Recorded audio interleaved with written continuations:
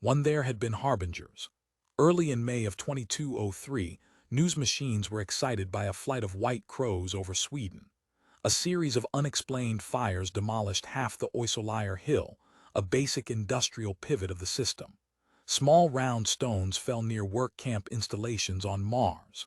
At Batavia, the directorate of the Nine-Planet Federation, a two-headed Jersey calf was born, a certain sign that something of incredible magnitude was brewing. Everybody interpreted these signs according to his own formula. Speculation on what the random forces of nature intended was a favorite pastime. Everybody guessed, consulted, and argued about the bottle, the socialized instrument of chance. Directorate fortune-tellers were booked up weeks in advance. But one man's harbinger is another man's event. The first reaction from Oisolayer Hill to its limited catastrophe was to create total catastrophe for 50% of its classified employees. Fealty oaths were dissolved, and a variety of trained research technicians were tossed out. Cut adrift, they became a further symptom of the nearing moment of importance for the system. Most of the severed technicians floundered, sank down, and were lost among the unclassified masses. But not all of them. Ted Benteley yanked his dismissal notice from the board the moment he spotted it. As he walked down the hall to his office, he quietly tore the notice to pieces and dropped the bits down a disposal slot. His reaction to dismissal was intense, overpowering, and immediate. It differed from the reaction of those around him in one significant respect. He was glad to have his oath severed. For 13 years he had been trying every legal stratagem to break his fealty oath with Oisolayer. Back in his office, he locked the door, snapped off his Interplan Visual Industries screen, and did some rapid thinking. It took only an hour to develop his plan of action, and that plan was refreshingly simple. At noon, Oisolayer's outworker department returned his power card, obligatory when an oath was severed from above. It was odd seeing the card again after so many years. He stood holding it awkwardly a moment, before he carefully put it away in his wallet. It represented his one chance out of 6 billion in the great lottery, his fragile possibility of being twitched by the random motion of the bottle to the number 1 class position. Politically speaking, he was back 33 years. The P card was coded at the moment of birth. At 2:30, he dissolved his remaining fealty connections at Oisolayer. They were minor and mostly with himself as protector and somebody else as serf. By 4:00, he had collected his assets, liquidated them on an emergency basis, taking a high percentage loss on the fast exchange, and bought a first-class ticket on a public transport. Before nightfall, he was on his way out of Europe, heading directly toward the Indonesian Empire and its capital. In Batavia, he rented a cheap room in a boarding house and unpacked his suitcase. The rest of his possessions were still back in France. If he was successful, he could get them later, and if he wasn't, they wouldn't matter. Curiously, his room overlooked the main directorate building. Swarms of people like eager tropical flies crept in and out of its multiple entrances. All roads and all space lanes led to Batavia. His funds didn't amount to much. He could stall only so long, and then action was obligatory. From the public information library, he picked up armloads of tape and a basic scanner. As the days passed, he built up an armory of information relating to all phases of biochemistry, the subject on which his original classification had been one. As he scanned and crammed, he kept one grim thought in mind. Applications for positional fealty oaths to the Quizmaster were processed only once. If he failed on the first try, he was through. That first try was going to be something. He was free of the Hill system, and he wasn't going back. During the next 5 days, he smoked endless cigarettes, paced an infinite number of times around his room, and finally got out the yellow section of the IPVIC directory to look up the local bed girl agencies. His favorite agency had a nearby office. He made a grateful call, and within an hour most of his psychological problems were in the past. Between the slim blonde sent by the agency and the swank cocktail bar down the street, he was able to last another 24 hours. But that was as far as he could string it out. The time to act had come. It was now or never. A cold chill lay over him as he got out of bed that morning. Quizmaster Verrick's hiring was integrated on the basic principle of minimax. Positional oaths were apparently passed out on a random basis. In 6 days, Benteley hadn't been able to plot a pattern. It was impossible to infer what factor, if any, determined successful application. He perspired, took a quick shower, and perspired again. In spite of his days of cramming, he had learned nothing. He was going in blind. He shaved, dressed, paid Lori her wages, and then sent her back to the agency. Loneliness and fear hit him hard. He surrendered his room, stored his suitcase, and for a better margin of safety bought himself a second good luck charm. In a public washroom, he buttoned the charm inside his shirt and dropped a dime in the phenolbarb dispenser. The sedative calmed him a trifle. He emerged and flagged down a robot taxi. "Main Directorate Building," he told the driver. "And take your time." "All right, sir or madam," the Macmillan robot answered, adding, "Whatever you say." Macmillans weren't capable of fine discriminations. Warm spring air billowed into the cab as it zipped above the rooftops. Benteley wasn't interested. His eyes were fixed on the growing syndrome of buildings ahead. The night before, his written papers had been shot in. He had waited about the right time. They should be appearing on the desk of the first checker along the unlimited chain of directorate officials. "Here we are, sir or madam." The robot taxi settled down and grappled itself to a halt. Benteley paid it and stepped from the open door. People hurried everywhere. The air buzzed with a constant murmur of excitement. The tension of the last few weeks had risen to fever pitch. Ramp hawkers were peddling methods, low-priced surefire theories guaranteed to predict bottle twitches and beat the whole Minimax game. The hawkers were ignored by the hurrying throngs of people. Anybody with a genuine system of prediction would be using it, not selling it. On a main pedestrian artery, Benteley paused to light a cigarette. His hands weren't shaking, not really. He shoved his briefcase under his arm and put his hands in his pockets as he continued slowly toward the processing lounge. The heavy check arch passed around him, and he was inside. Perhaps by this time next month he would be under fealty to the directorate. He gazed up hopefully at the arch and touched one of the charms inside his shirt. "Ted," a voice came, small and urgent. "Wait," he halted. Breasts bobbing, Lori threaded her way through the tight-packed crowd and came quickly up to him. "I have something for you," she said breathlessly. "I knew I'd catch you here." "What is it?" Benteley demanded tautly. He was conscious that the directorate's teep core was close by. He didn't particularly want his intimate thoughts in the hands of 80 bored telepaths. "Here." Lori reached around his neck and clicked something in place. Passers-by grinned in sympathetic amusement. It was another good luck charm. Benteley examined the charm. It looked like an expensive one. "You think it'll do me any good?" he asked her. Seeing Lori again wasn't part of his plans. "I hope so." She touched his arm briefly. "Thanks for being so nice. You hustled me off before I could tell you." She lingered plaintively. "You think you have much of a chance?" "Gee, if you get taken on, you'll probably stay here in Batavia." Irritated, Benteley answered, "You're being teeped while you stand here. Verrick has them planted all over the place." "I don't mind," Lori said wistfully. "A bed girl has nothing to conceal." Benteley wasn't amused. "I don't like it. I've never been teeped in my life." He shrugged. "But I guess if I'm going to lock on here, I'll have to get used to it." He moved toward the central desk, his ID and power cards ready. The line moved rapidly. A few moments later, the Macmillan official accepted them, devoured them, and then addressed him peevishly. "All right, Ted Benteley, you may go in now." "Well," Lori said wanly, "I guess I'll be seeing you. If you get locked on here." Benteley stubbed out his cigarette and turned toward the entrance of the inner offices. "I'll look you up," he murmured, scarcely aware of the girl. He pushed past the rows of waiting people, swept his briefcase tight against him, and stepped quickly through the door. The door snapped instantly shut behind him. He was inside. It had begun. A small middle-aged man with steel-rimmed glasses and a tiny waxed mustache was standing by the door watching him intently. "You're Benteley, are you?" "That's right," Benteley answered.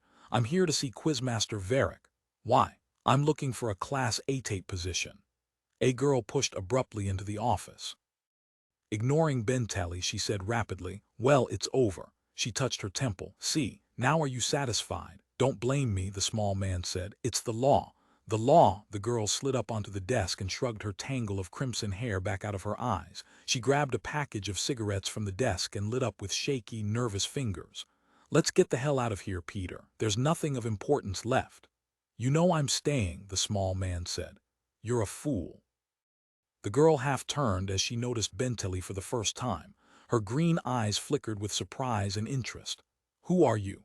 Maybe you better come back some other time, the small man said to Benteley. This is exactly I didn't come this far to get the runaround, Benteley said hoarsely. Where Reese Verrick? The girl eyed him curiously. You want to see Reese? What are you selling? I'm a biochemist, Benteley answered savagely.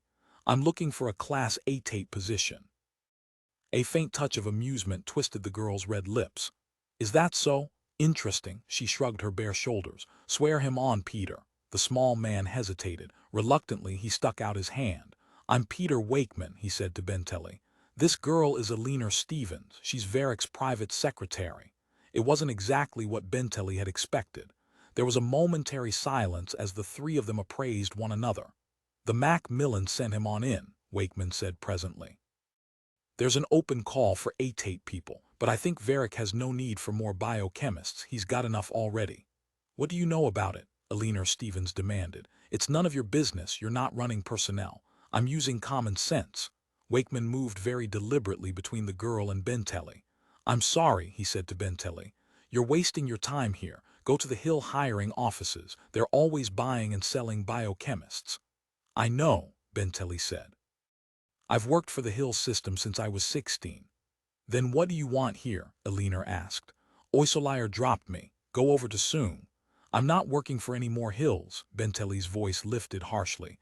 I'm through with the Hills. Why? Wakeman asked. Benteley grunted angrily. The Hills are corrupt. The whole system's decaying. It's up for sale to the highest bidder and bidding-s going on, Wakeman pondered. I don't see what that matters to you. You have your work, that's what you're supposed to be thinking about. For my time, skill, and loyalty I get money, Benteley agreed. I have a clean white lab and the use of equipment that costs more to build than I'll earn in a lifetime. I get status insurance and total protection, but I wonder what the end result of my work is. I wonder what it's finally put to. I wonder where it goes. Where does it go? Eleanor asked. Down the rat hole. It doesn't help anybody. Whom should it help? Benteley struggled to answer. I don't know, somebody somewhere. Don't you want your work to do some good? I stood the smell hanging around Oisolier as long as possible. The Hills are supposed to be separate and independent economic units. Actually, they're shipments and expense padding and doctored tax returns. It goes deeper than that. You know the Hills slogan, service is good and better service is best. That's a laugh. You think the Hills care about serving anybody? Instead of existing for the public good, they're parasites on the public. I never imagined the Hills were philanthropic organizations, Wakeman said dryly. Benteley moved restlessly away from the two of them. They were watching him as if he were a public entertainer. Why did he get upset about the Hills? Playing classified serf to a Hill paid off. Nobody had complained yet, but he was complaining.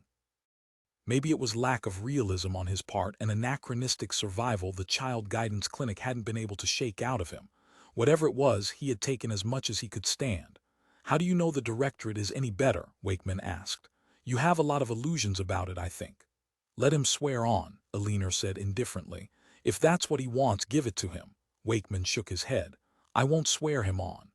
I will then, the girl answered. You'll pardon me, Wakeman said. From the desk drawer he got a fifth of scotch and poured himself a drink. Anybody care to join me? No, thanks, Eleanor said. Benteley turned his back irritably. What the hell is all this? Is this the way the directorate is run? Wakeman smiled. You see, your illusions are being shattered. Stay where you are, Benteley. You don't know when you're well off. Eleanor slid from the desk and hurried out of the room. She returned in a moment with the customary symbol representation of the Quizmaster. Come over here, Benteley. I'll accept your oath. She placed a small plastic flesh-colored bust of Reese Verrick in the center of the desk and turned briskly to Benteley. Come on.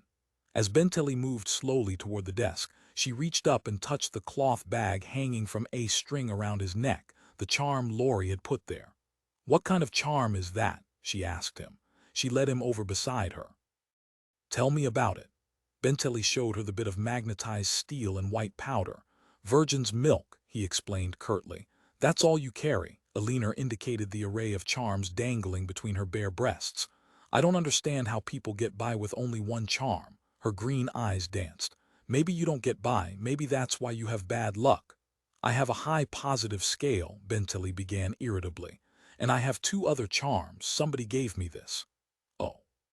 She leaned close and examined it intently. It looks like the kind of charm a woman would buy, expensive but a little too flashy. Is it true, Benteley asked her, that Verrick doesn't carry any charms?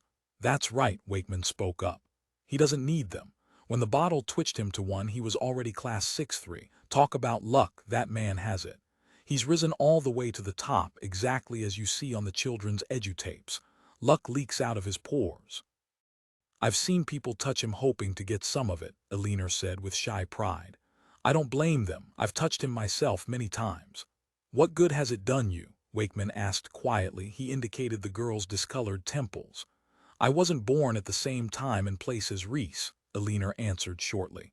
I don't hold with astrocosmology, Wakeman said calmly. I think luck can be won or lost. It comes in streaks.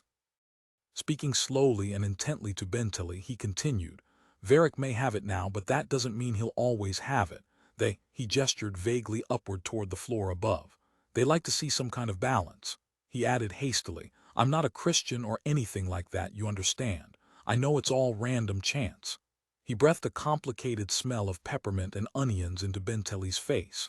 But everybody gets his chance someday, and the high and mighty always fall. Alina shot Wakeman a warning look. Be careful.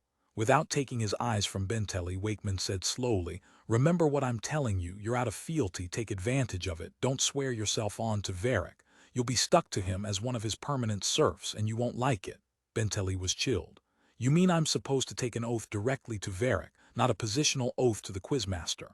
That's right, Alina said. Why? Things are a little uncertain right now. I can't give you any more information. Later on, there'll be an assignment for you in terms of your class requirements, that's guaranteed. Benteley gripped his briefcase and moved aimlessly away. His strategy, his plan, had fallen apart. Nothing that he had run up against here corresponded to his expectations. Then I'm in, he demanded half angrily. I'm acceptable. Sure, Wakeman said listlessly. Verrick wants all the 8/8s he can get. You can't miss. Benteley retreated helplessly from the 2 of them. Something was wrong. Wait, he said, confused and uncertain. I have to think this out. Give me time to decide. Go right ahead, Alina said indifferently. Thanks. Benteley withdrew to restudy the situation. Alina wandered around the room, hands in her pockets. Any more news on that fellow? She asked Wakeman. I'm waiting. Only the initial closed-circuit warning to me, Wakeman said. His name is Leon Cartwright. He's a member of some kind of cult, a crackpot splinter organization. I'm curious to see what he's like. I'm not. Alina halted at the window and stood gazing moodily out at the streets and ramps below.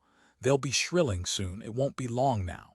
She reached up jerkily and ran her thin fingers over her temples. God, maybe I made a mistake, but it's over. There's nothing I can do. It was a mistake, Wakeman agreed. When you're a little older, you'll realize how much of a mistake. A flash of fear slithered over the girl's face. I'll never leave Verrick. I have to stay with him. Why? I'll be safe. He'll take care of me. He always has. The Corps will protect you. I don't want to have anything to do with the Corps. Her red lips drew back against her even white teeth. My family, my willing Uncle Peter up for sale like his hills. She indicated Benteley. And he thinks he won't find it here. It's not a question of sale, Wakeman said. It's a principle. The Corps is above man. The Corps is a fixture like this desk. Alina scraped her long nails against the surface of the desk. You buy all the furniture, the desk, the lights, the Ipvix, the Corps. Disgust glowed in her eyes. A Prestonite, is that it? That's it. No wonder you're anxious to see him. In a morbid way, I suppose I'm curious too. Like I would be about some sort of bizarre animal from one of the colony planets. At the desk, Benteley roused himself from his thoughts. All right, he said aloud. I'm ready. Fine. Alina slipped behind the desk, one hand raised, the other on the bust. You know the oath. Do you need help? Benteley knew the fealty oath by heart, but knowing doubt slowed him almost to a halt. Wakeman stood examining his nails and looking disapproving and bored, a small negative field of radiation. Eleanor Stevens watched avidly, her face intense with a complex series of emotions that altered each moment. With a growing conviction that things were not right, Benteley began reciting his fealty oath to the small plastic bust. As he was halfway through, the doors of the office slid back and a group of men entered noisily. One towered over the rest. He was a huge man, lumbering and broad-shouldered, with a gray, weathered face and thick iron-streaked hair. Reese Verrick, surrounded by those of his staff in personal fealty to him, halted as he saw the procedure taking place at the desk. Wakeman glanced up and caught Verrick's eye. He smiled faintly and said nothing, but his attitude clearly showed.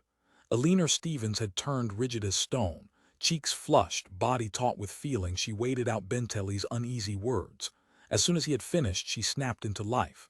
She carefully hurried the plastic bust out of the office and then returned, hand held out. "I want your P-card, Mr. Benteley. We have to have it." Benteley, numbed, turned over his card. There it went once again. "Who's this fellow?" Verrick rumbled with a wave toward Benteley. "He swore on just now, an ATATE." Eleanor nervously grabbed up her things from the desk. Between her breasts her good luck charms dangled and vibrated excitedly. "I'll get my coat." "ATATE biochemist." Verrick eyed Benteley with interest. "Is he any good?" "He's all right," Wakeman said. "What I teach seemed to be top-notch." Eleanor hurriedly slammed the closet door, threw her coat around her bare shoulders, and stuffed her pockets full. "He just came in from Oysolire." She rushed breathlessly up to join the group clustered around Verrick. "He doesn't know yet." Verrick's heavy face was wrinkled with fatigue and worry, but a faint spark of amusement lit his deep-set eyes, the hard gray orbs far down in the ridge of thick brow bone. "The last crumbs for a while. The rest goes to Cartwright the Prestonite." He addressed Benteley. "What's your name?" They shook hands as Benteley mumbled his name. Verrick's massive hand crunched his bones in a death grip as Benteley feebly asked, "Where are we going?" "I thought Farbin Hill." Verrick and his group moved toward the exit ramp, all but Wakeman, who remained behind to await the new Quizmaster. To Eleanor Stevens, Verrick explained briefly, "We'll operate from there. The lock I put on Farbin last year was to me personally. I can still claim loyalty there in spite of this." "In spite of what?" Benteley demanded, suddenly horrified. The outside doors were open. Bright sunlight flooded down on them, mixed with the roar of street noises. For the first time the cries of the news machines burst up loudly to his ears. As the party moved down the ramp toward the field and the waiting intercon transports, Benteley demanded hoarsely, "What happened?" "Come on," Verrick grunted. "You'll know all about it before long. We've got too much work ahead to stand around here talking." Benteley slowly followed the party, the copper taste of horror thick in his mouth. He knew now. It was being shrilled on all sides of him, screamed out by the excited mechanical voices of the public news machines. Verrick quacked, the machines cried as they moved among the groups of people. "Prestonite bottled to 1. A twitch of the bottle this morning at 9:30 Batavia time. Verrick totally quacked." The random power at which had come, the event the harbingers had anticipated. Verrick had been twitched from the number 1 position. He was no longer Quizmaster. He had plunged to the bottom, out of the directorate completely. And Benteley had sworn an oath to him. It was too late to turn back. He was on his way to the Farbin Hill. All of them were caught up together in the rush of events that was shivering through the 9-planet system like a breathless winter storm. Too early in the morning, Leon Cartwright drove carefully along the narrow, twisting streets in his ancient '82 Chevrolet, his competent hands firmly gripping the wheel, his eyes on the traffic ahead. As usual, he wore an outmoded but immaculate double-breasted suit. A shapeless hat was crushed against his head, and in his vest pocket a watch ticked to itself. Everything about him breathed obsolescence and age. He was perhaps 60, a lean, sinewy-built man, very tall and straight, but small-boned, with mild blue eyes and liver-spotted wrists. His arms were thin but strong and wiry. He had a quiet, almost gentle expression on his gaunt face. He drove as if not completely trusting either himself or the aged car. In the back seat lay heaps and stacks of mailing tapes ready to be sent out. The floor sagged under heavy bundles of metal foil to be imprinted and franked. An old raincoat was wadded in the corner, together with a stale container of lunch and a number of discarded overshoes. Wedged under the seat was a loaded hopper popper, stuck there years ago. The buildings on both sides of Cartwright were old and faded, thin peeling things of dusty windows and drab neon signs. They were relics of the last century, like himself and his car. Drab men in faded pants and work jackets, hands in their pockets, eyes blank and unfriendly, lounged in doorways and against walls. Dumpy middle-aged women in shapeless black coats dragged rickety shopping carts into dark stores, to pick fretfully over the limp merchandise, stale food to be lugged back to their stuffy urine-tinged apartments, to their restless families. Mankind's lot, Cartwright observed, hadn't changed much of late. The classification system, the elaborate quizzes, hadn't done most people any good. The unks, the unclassified, remained. In the early 20th century, the problem of production had been solved. After that, it was the problem of consumption that plagued society. In the 1950s and 60s, consumer commodities and farm products began to pile up in vast towering mountains all over the Western world. As much as possible was given away, but that threatened to subvert the open market. By 1980, the pro tem solution was to heap up the products and burn them, billions of dollars worth, week after week. Each Saturday, townspeople had collected in sullen, resentful crowds to watch the troops squirt gasoline on the cars and toasters and clothes and oranges and coffee, and cigarettes that nobody could buy, igniting them in a blinding conflagration. In each town there was a burning place, fenced off, a kind of rubbish and ash heap, where the fine things that could not be purchased were systematically destroyed. The quizzes had helped a trifle. If people couldn't afford to buy the expensive manufactured goods, they could still hope to win them. The economy was propped up for decades by elaborate giveaway devices that dispensed tons of glittering merchandise. But for every man who won a car and a refrigerator and a TV set, there were millions who didn't. Gradually, over the years, prizes in the quizzes grew from material commodities to more realistic items, power and prestige. And at the top, the final exalted post, dispenser of power, Quizmaster, and that meant running the quiz itself. The disintegration of the social and economic system had been slow, gradual, and profound. It went so deep that people lost faith in natural law itself. Nothing seemed stable or fixed. The universe was a sliding flux. Nobody knew what came next. Nobody could count on anything. Statistical prediction became popular. The very concept of cause and effect died out. People lost faith in the belief that they could control their environment. All that remained was probable sequence. Good odds in a universe of random chance. The theory of minimax, the endgame, was a kind of stoic withdrawal, a non-participation in the aimless swirl in which people struggled. The endgame player never really committed himself. He risked nothing, gained nothing, and wasn't overwhelmed. He sought to hoard his pot and strove to outlast the other players. The endgame player sat waiting for the game to end. That was the best that could be hoped for. Minimax, the method of surviving the great game of life, was invented by two 20th-century mathematicians, von Neumann and Morgenstern. It had been used in the Second World War, in the Korean War, and in the Final War. Military strategists and then financiers had played with the theory. In the middle of the century, von Neumann was appointed to the U.S. Atomic Energy Commission, recognition of the burgeoning significance of his theory, and in 2 centuries and a half it became the basis of government. That was why Leon Cartwright, electronics repairman and human being with a conscience, had become a Prestonite. Signaling, Cartwright pulled his ancient car to the curb. Ahead of him, the society building gleamed dirty white in the May sun, a narrow 3-story structure of wood, its single sign jutting up above the laundry next door, Preston Society main offices at rear. This was the back entrance, the loading platform. Cartwright opened the back of the car and began dragging cartons of mailing literature onto the sidewalk. The people swarming by ignored him. A few yards up, a fishmonger was unloading his truck in similar fashion. Across the street, a looming hotel shielded a motley family of parasitic stores and dilapidated business establishments. loan shops, cigar stores, girl houses, bars. Rolling a carton onto his knees, Cartwright trundled it down the narrow walk and into the gloomy storage room of the building. A single electronic bulb glowed feebly in the dank darkness. Supplies were stacked on all sides, towering columns of crates and wire-bound boxes. He found an empty spot, set down his heavy load, and then passed through the hall and into the cramped little front office. The office and its barren reception room were as usual empty. The front door of the building was standing wide open. Cartwright picked up a heap of mail. Sitting down on the sagging couch, he spread the mail out on the table and began going through it. There was nothing of importance. Bills for printing, freight, rent, overdue penalties for power and garbage collection, water and raw supplies.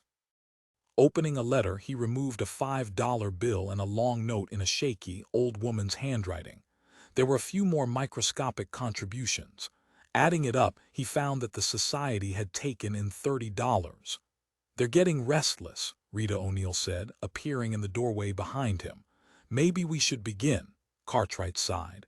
The time had come.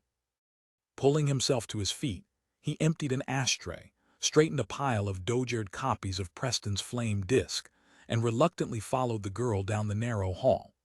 Below the fly-specked photograph of John Preston, just to the left of the row of scarf hooks, he stepped forward and passed through the false slot into the vague interior passage that ran parallel to the ordinary corridor.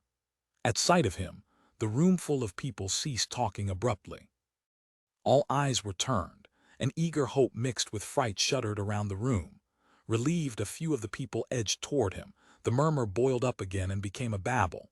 Now they were all trying to get his attention. A ring of excited, gesturing men and women formed about him as he moved toward the center. "Here we go," Bill Conklin said, relieved. Beside him, Mary Usich said eagerly, "We've waited so long, we just can't wait any longer." Cartwright felt in his pockets until he found his checklist. A bewildering variety of people crowded anxiously around him. Mexican laborers, mute and frightened, clutching their belongings, a hard-faced urban couple, a jet stoker, Japanese optical workman, a red-lipped bed girl, the middle-aged owner of a retail dry goods store that had gone quack, an agronomy student, a patent medicine salesman, a cook, a nurse, a carpenter. All of them were perspiring, shoving, listening, watching intently. These were people with skill in their hands, not their heads. Their abilities had come from years of practice and work, from direct contact with objects. They could grow plants, sink foundations, repair leaking pipes, maintain machinery, weave clothing, cook meals. According to the classification system, they were failures. "I think everybody's here," Jarity said tensely. Cartwright took a deep breath of prayer and raised his voice so all could hear. "I want to say something before you leave. The ship is ready to go. It's been checked over by our friends at the field." "That's correct," Captain Groves corroborated. He was an impressive, stern-faced Negro in leather jacket, gloves, and boots. Cartwright rattled his scrap of crumpled metal foil. "Well, this is it. Anybody have any doubts? Anybody want to back out?" There was excitement and tension, but none of them stirred.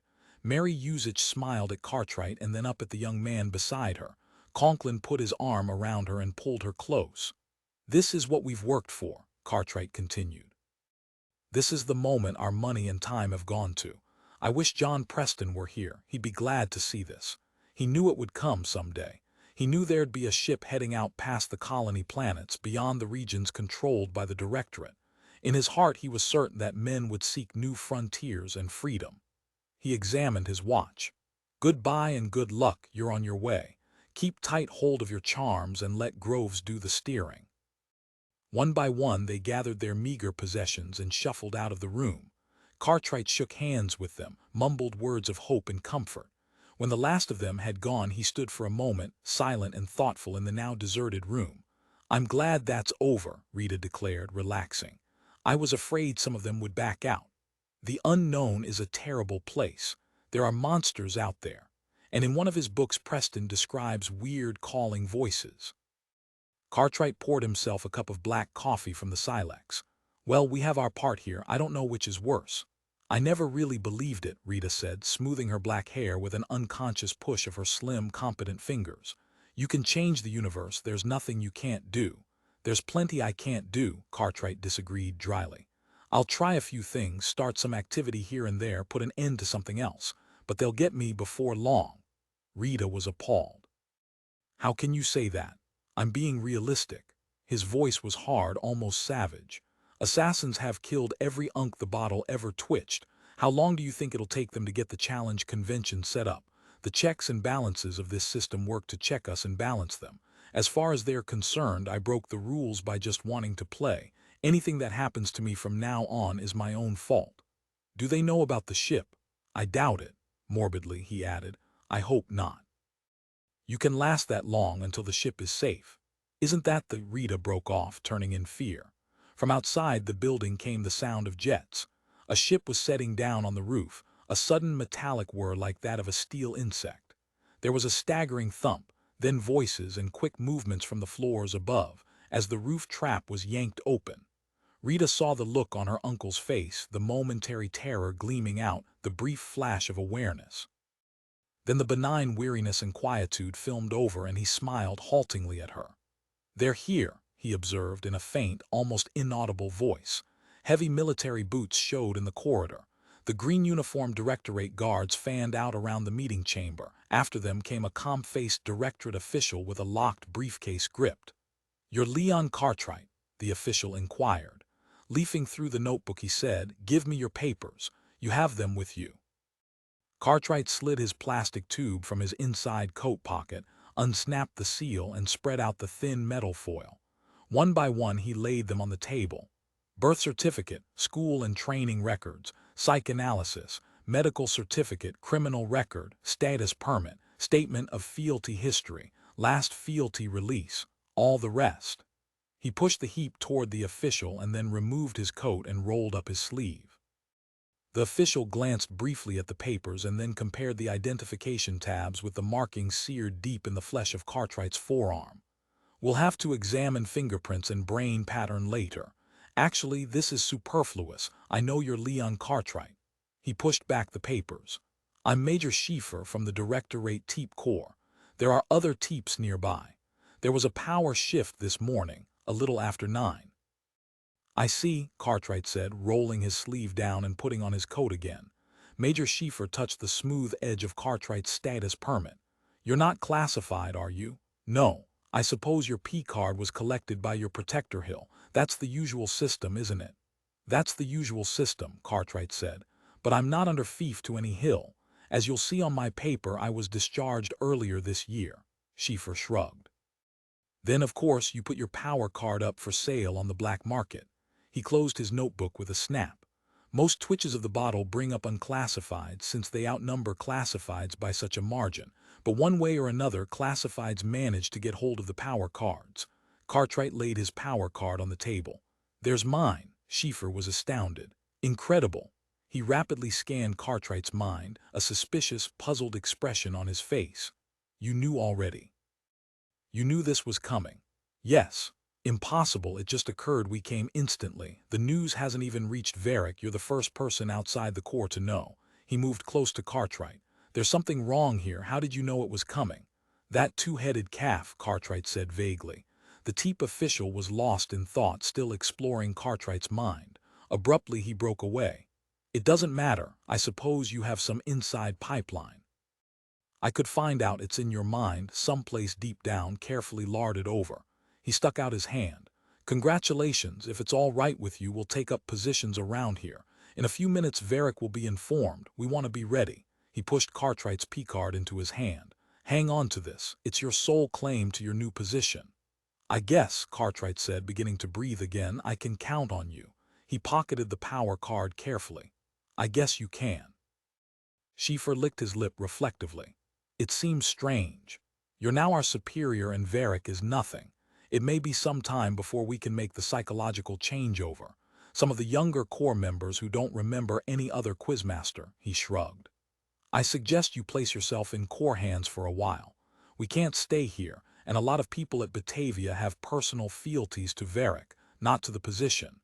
We'll have to screen everybody and systematically weed them out. Verrick has been using them to gain control over the hills. I'm not surprised.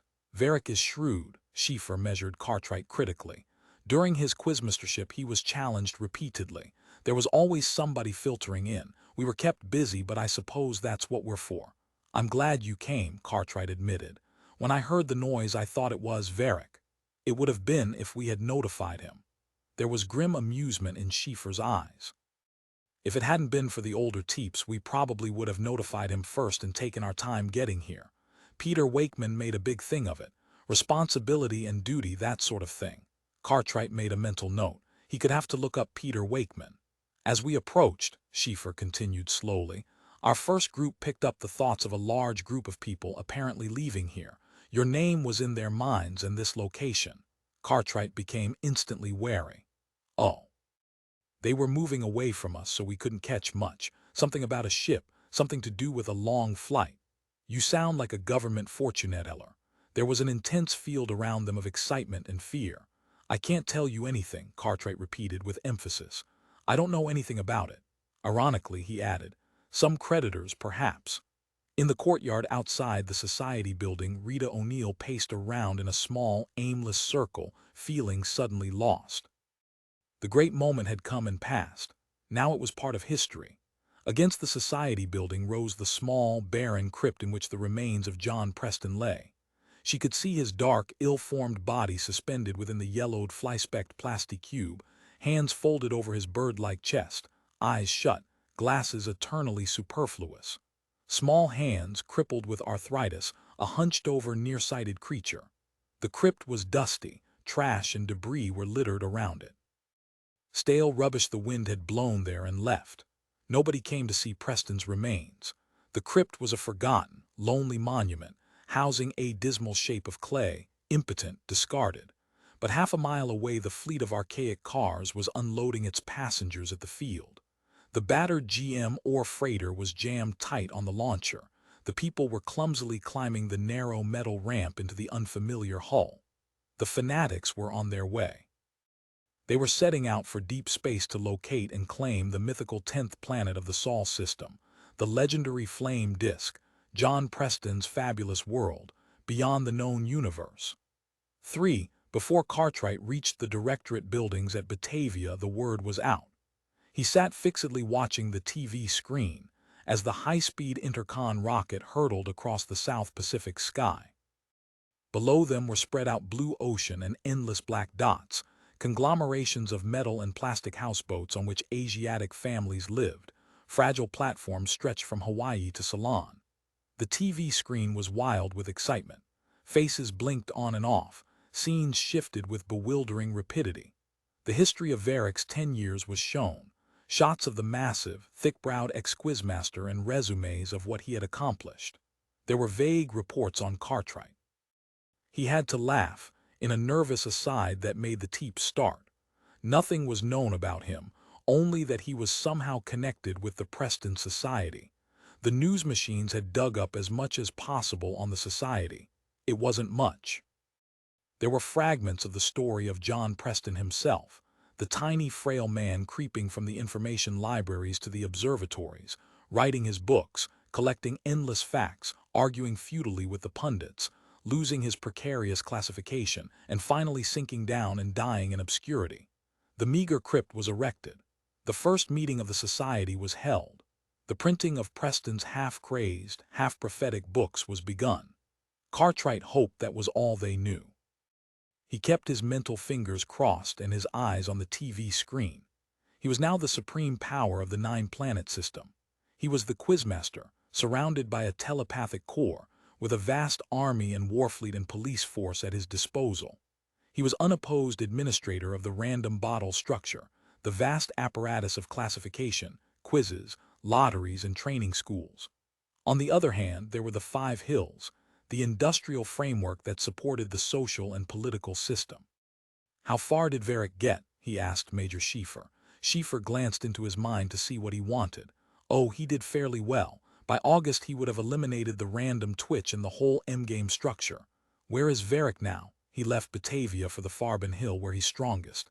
He'll operate from there. We caught some of his plans. I can see your core is going to be valuable. Up to a point. Our job is to protect you, that's all we do. We're not spies or secret agents. We merely guard your life. What's been the ratio in the past? The Corps came into existence 160 years ago. Since then, we've protected 59 Quizmasters. Of that number, we've been able to save 11 from the challenge. How long did they last? Some a few minutes, some several years. Verrick lasted about the longest, although there was old McRae, back in '78, who ran his whole 13 years. For him, the Corps intercepted over 300 challengers, but we couldn't have done it without McRae's help. He was a wily bastard. Sometimes I think he was a teep. A telepathic Corps, Cartwright mused, which protects me, and public assassins to murder me. Only one assassin at a time. Of course, you could be murdered by an amateur unsanctioned by the convention, somebody with a personal grudge, but that's rare. He wouldn't get anything out of it except the loss of his P-card. He'd be politically neutralized, he'd be barred from becoming Quizmaster, and the bottle would have to be stepped ahead one twitch, a thoroughly unsatisfactory event. Give me my length ratio. Average 2 weeks. 2 weeks, and Verrick was shrewd. The challenge conventions wouldn't be sporadic affairs put together by isolated individuals, hungry for power. Verrick would have everything organized. Efficient, concerted machinery would be turning out one assassin after another, creeping and crawling toward Batavia without end, until at last the goal was reached and Leon Cartwright was destroyed. In your mind, Schieffer said, is an interesting vortex of the usual fear and a very unusual syndrome I can't analyze. Something about a ship. You're permitted to scan whenever you feel like it. I can't help it. If I sat here mumbling and talking, you couldn't help hearing me. When I'm with a group, their thoughts blur like a party of people all babbling at once, but there's just you and me here. The ship is on its way, Cartwright said. It won't get far. The first planet it tries to squat, Mars or Jupiter or Ganymede. The ship is going all the way out. We're not setting up another squatter's colony. You're counting a lot on that antiquated old ore carrier. Everything we have is there. You think you can hold on long enough? I hope so. So do I, Schieffer said dispassionately. By the way, he gestured toward the blooming island coming into existence ahead and below. When we land, there will be an agent of Verrick's waiting for you, Cartwright moaned sharply. Already, not an assassin. There's been no challenge convention yet. This man is under fief to Verrick, a personal staff member named Herb Moore. He's been searched for weapons and passed. He just wants to talk to you. How do you know this? Within the last few minutes, I've been getting the Corps headquarters. It's all processed information going around from one to the next. We're a chain, actually. You have nothing to worry about. At least 2 of us will be with you when you talk to him. Suppose I don't want to talk to him. That's your privilege. Cartwright snapped off the TV set as the ship lowered over the magnetic grapples. What do you recommend? Talk to him. Hear what he has to say. It'll give you more of an idea what you're up against. Herbert Moore was a handsome, blonde-haired man in his early 30s. He arose gracefully as Cartwright, Schieffer, and 2 other corpsmen entered the main lounge of the Directorate building. Greetings, Moore said to Schieffer in a bright voice. Schieffer pushed open the doors to the inner offices and stood aside as Cartwright entered. This was the first time the new Quizmaster had seen his inheritance. He stood in the doorway, his coat over his arm, completely entranced by the sight. This is a long jump from the Society building, he said finally. Wandering slowly over, he touched the polished mahogany surface of the desk. It's a strange thing. I had all the abstract significance figured out in terms of power to do this, power to do that. I had it all down in symbolized form, but the sight of these carpets and this big desk. This isn't your desk, Major Schieffer told him. This is your secretary's desk, Eleanor Stevens, an ex-deep. Oh, Cartwright reddened. Well, then where is she? She left with Verrick, an interesting situation. Major Schieffer slammed the door after them, leaving Herb Moore in the plush lounge outside. She was new in the Corps. She came after Verrick was Quizmaster. She was just 17, and Verrick was the only person she ever served. After a couple of years, she changed her oath from what we call a positional oath to a personal oath. When Verrick left, she packed up her stuff and trailed along. Then Verrick has use of a teep. She loses her superlobe according to law. Interesting that such personal loyalty could be built up. As far as I know, there's no sexual relationship. In fact, she's been the mistress of Moore, the young man waiting outside there. Cartwright roamed around the luxurious office examining file cabinets, the massive Ipvic sets, the chairs, the desk, the shifting random paintings on the walls. "Where's my office?" Schiefer kicked open a heavy door. He and the two other corpsmen followed Cartwright past a series of checkpoints and thick protective stages into a bleak solid Rixurid chamber. "Big, but not as lush," Schiefer said. Verrick was a realist. When he came, this was a sort of Arabian erotic house. Bed girls lying around on all sides, plenty of liquor to drink, couches, music and colors going constantly. Verrick ripped all the bric-a-brac out, sent the girls to the Martian work camps, tore down the fixtures and gingerbread and built this. Schiefer rapped on the wall. It echoed dully. A good 20 feet of Rixurid. It's bomb-proof, bore-proof, shielded from radiation, has its own air-pumping system, its own temperature and humidity controls, its own food supply. He opened a closet. "Look." The closet was a small arsenal. Verrick could handle every kind of gun known. "Once a week we all went out in the jungle and shot up everything in sight. Nobody can get into this room except through the regular door." Or, he ran his hands over one of the walls. Verrick never missed a trick. He designed this and supervised every inch of it. When it was finished, all the workmen went off to the camps, like Pharaoh and his tombs. During the final hours, the core was excluded. Why? Verrick had equipment installed he didn't plan to use while Quizmaster. However, we teeped some of the workmen as they were being loaded aboard transports. Teeps are always curious when someone tries to exclude them. He slid a section of wall aside. "This is Verrick's special passage. Ostensibly, it leads out. Realistically, it leads in." Cartwright tried to ignore the chill perspiration coming out on his palms and armpits. Passage opened up behind the big steel desk. It wasn't hard to picture the Rixurid wall sliding back and the assassin emerging directly behind the new Quizmaster. "What do you suggest? Should I have it sealed?" "The strategy we've worked out doesn't involve this apparatus. We'll sew gas capsules under the flooring the length of the passage and forget about it. The assassin will be dead before he reaches this inner lock." Schiefer shrugged. "But this is minor." "I'll take your advice," Cartwright managed to say. "Is there anything else I ought to know at this point?" "You ought to hear more. He's a top-flight biochemist, a genius in his own way. He controls the Farben research labs. This is the first time he's been around here in years. We've been trying to scan something on his work, but frankly, the information is too technical for us." One of the other Teeps, a small dapper man with mustache and thinning hair, a shot glass in one hand, spoke up. "It would be interesting to know how much of that stuff more deliberately formulates in technical jargon to throw us off." "This is Peter Wakeman," Schiefer said. Cartwright and Wakeman shook hands. The Teep's fingers were dainty and fragile, diffident fingers with none of the strength Cartwright was used to finding in his unclassifieds. It was hard to believe this was a man who headed the Corps, who had swung it away from Verrick at the critical moment. "Thanks," Cartwright said. "You're welcome. But it had nothing to do with you." The Teep showed equal interest in the tall old man. "How does one get to be a Prestonite? I haven't read any of the books. Are there 3, 4? Preston was the oddball astronomer who got the observatories to watch for his planet right. They trained their telescopes and found nothing. Preston went out after it and finally died in his ship. Yes, I once thumbed through Flame Disk. The man who owned it was a real crackpot. I tried to teep him. All I got was a chaotic jumble of passion." "How do I teep?" Cartwright asked tightly. There was a time of absolute silence. The 3 Teeps were all at work on him. He forced his attention on the elaborate TV set in the corner and tried to ignore them. "About the same," Wakeman said presently.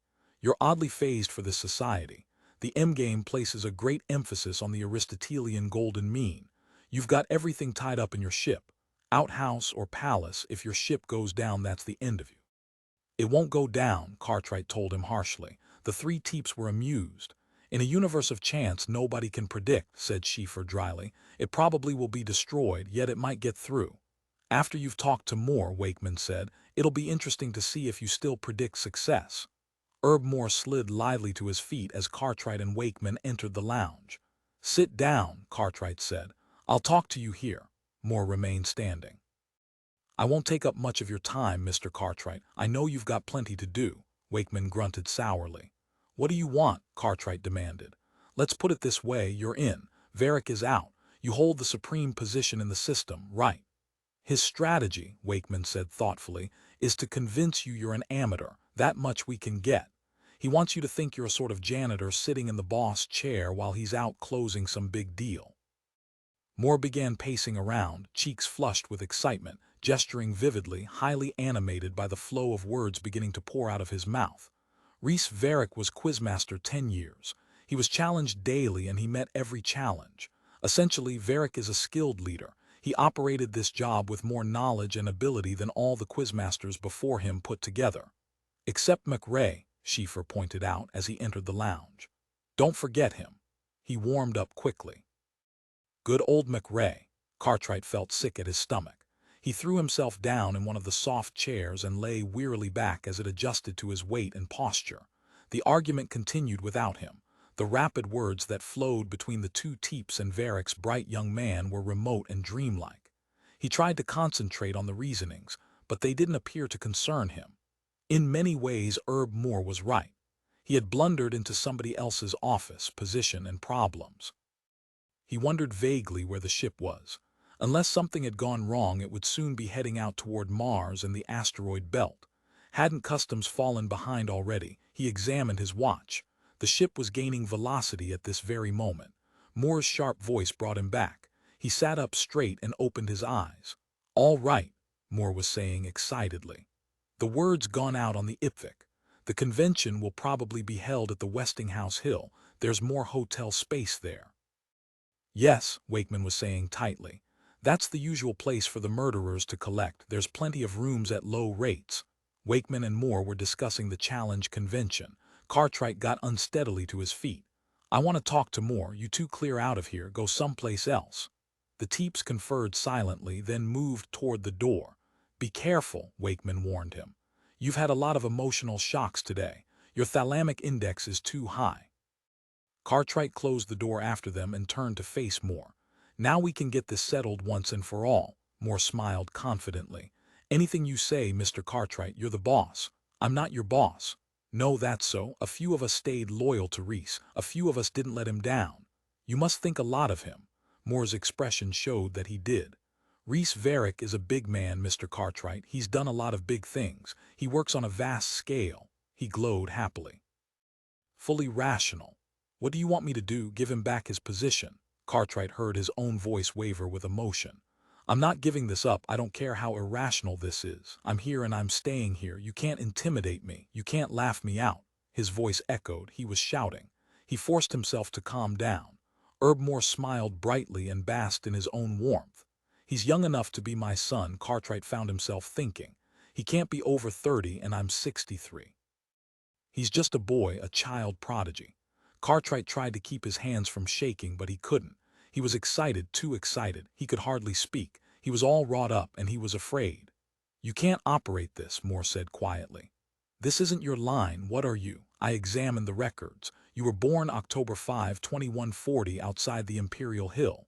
You've lived there all your life. This is the first time you've been on this side of Earth, let alone on another planet. You had 10 years of nominal schooling in the charity department of the Imperial Hill. You never excelled in anything. From high school on you dropped courses that dealt with symbolization and took manual shop courses. You took welding and electronic repair, that sort of thing. You tried printing for a while.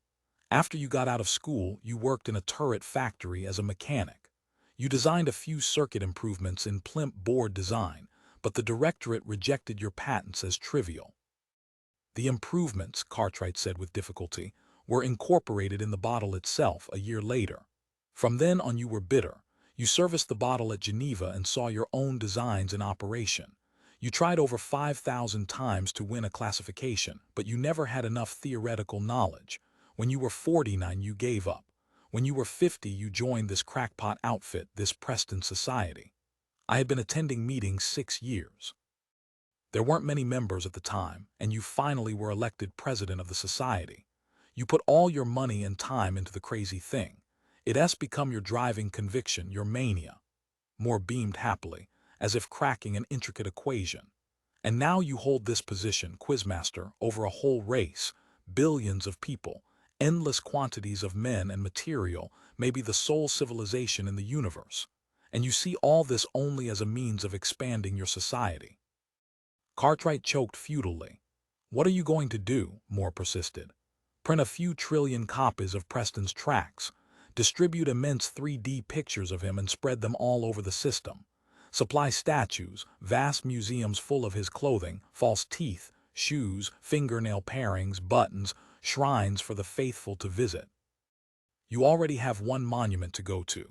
His worldly remains in a broken-down wooden building in the imperial slums, his bones on exhibit, the remains of the saint to be touched and prayed over. Is that what you're planning? A new religion, a new god to worship? Are you going to organize vast fleets of ships, send out endless armadas to search for his mystic planet? Moore saw Cartwright flinch white. He plowed on. Are we all going to spend our time combing space for his flame disk or whatever he called it? Remember Robin Pitt, Quizmaster number 34. He was 19 years old, a homosexual, a psychotic. He lived with his mother and sister all his life. He read ancient books, painted pictures, wrote psychiatric stream of consciousness material. Poetry. He was Quizmaster one week. Then the challenge got him, thank God. He was wandering around the jungle back of these buildings, gathering wild flowers and writing sonnets. You've read about that. Maybe you were alive, you're certainly old enough. I was 13 when he was murdered. Remember what he had planned for mankind. Think back. Why does the challenge process exist? The whole bottle system is to protect us. It elevates and deprives at random, chooses random individuals at random intervals. Nobody can gain power and hold it. Nobody knows what his status will be next year, next week. Nobody can plan to be a dictator. It comes and goes according to subatomic random particles. The challenge protects us from something else. It protects us from incompetence, from fools and madmen. We're completely safe. No despots and no crackpots.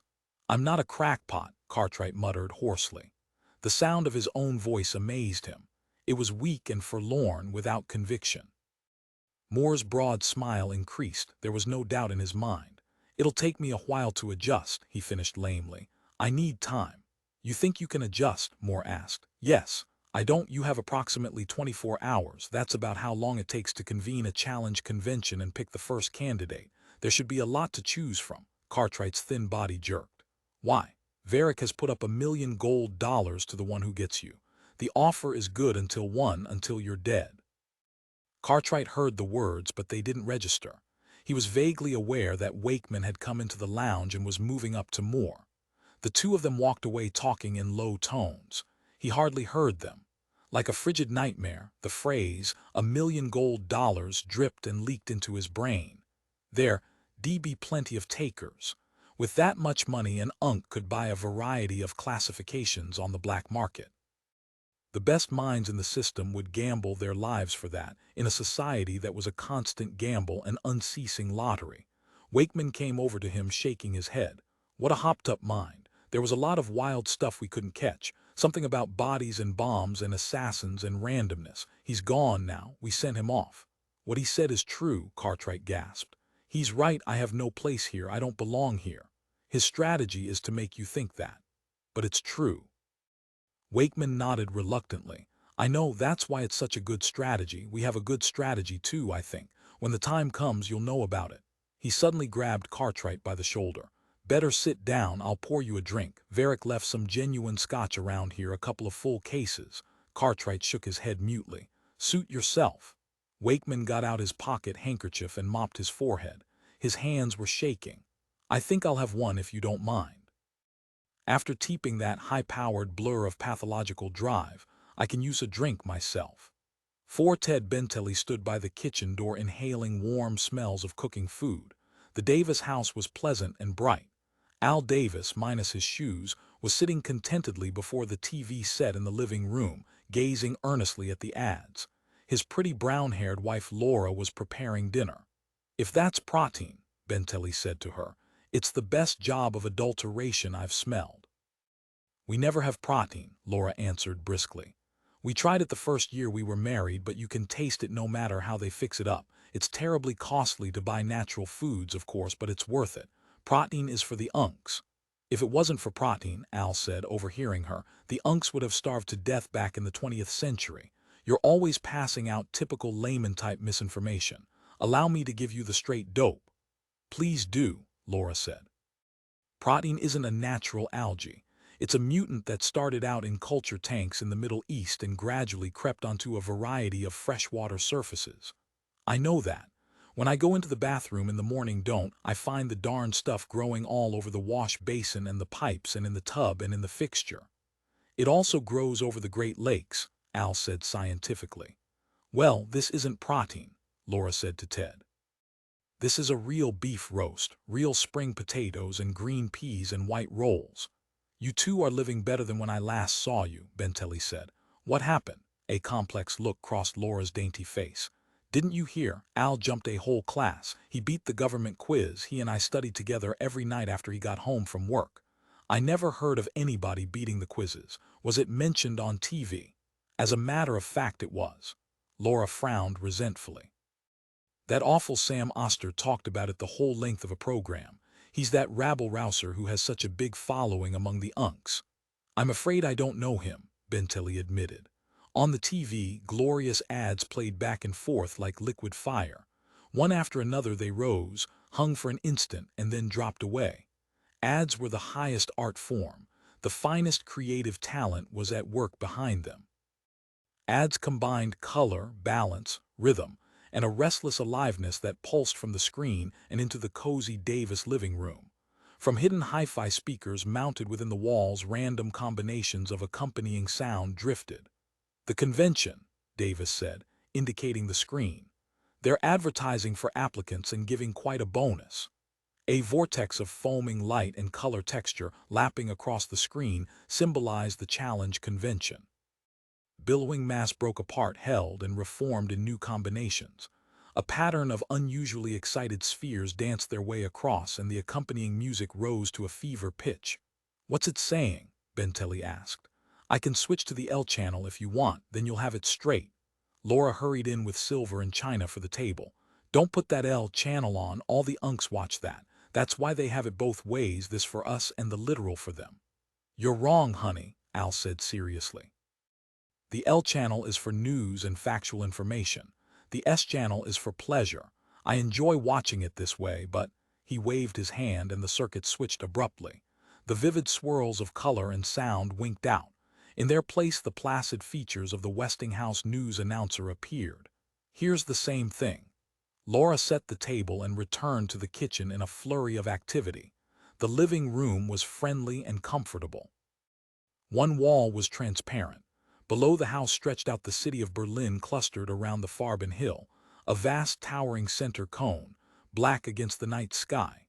Bits of cold light drifted and rushed in the gloom, surface cars dancing like yellow sparks in the chill night shadows, disappearing into the vast cone like incandescent moths into the chimney of a cosmic lamp. "How long have you been in fealty to Verrick?" Benteley asked Al Davis. Al tore himself away from the TV screen. It was now describing new experiments in C+ reactors. "What's that, Ted? I guess about 3 or 4 years. You're satisfied?" "Sure, why not?" Al gestured around the pleasant, well-furnished living room. "Who wouldn't be satisfied? I'm not talking about this. I had the same thing over at Oisolier. Most classified people have setups like this. I'm talking about Verrick." Al Davis struggled to catch Benteley's drift. "I never see Verrick. He's been at Batavia up until today." "You knew I'd sworn into Verrick. You told me this afternoon." Davis' kindly face beamed up at Benteley, relaxed and untroubled. "I hope that means you'll be moving over here." "Why?" Davis blinked. "Well, because then we'll see more of you and Julie." "I haven't been living with Julie for 6 months," Benteley said impatiently. "That's all off. She's on Jupiter as some sort of work camp official." "Well, I didn't know. I haven't seen you for a couple of years. I was as surprised as hell to see your face on the Ipvik." "I came over with Verrick and his staff." Benteley's voice hardened with irony. "When Oisolier released me, I headed directly for Batavia. I wanted to get out of the Hill system once and for all. I went straight to Reese Verrick." "You did the right thing." "Verrick tricked me. He was quacked out of the directorate completely. I knew somebody was bidding up the hills, somebody with plenty of funds. I wanted nothing to do with it, and now look." Benteley's resentment increased. "Instead of getting away from it, I'm where it's dirtiest. It's the last place on earth I wanted to be. Indignation crept into Davis' tolerant face. Some of the nicest people I know are Verrick serfs. They're people who don't care how they make their money. You want to penalize Verrick because he's a success. He's made this hill run. Is it his fault nobody else can operate like he can? There's a natural selection and evolution. Those who can't survive fall by the way. Verrick fired our research labs. Say you're with Verrick now, Davis' indignation boiled over. That's a hell of a way to talk. Verrick is your protector and you're standing here. All right, boys, Laura exclaimed, cheeks flushed with domestic prowess.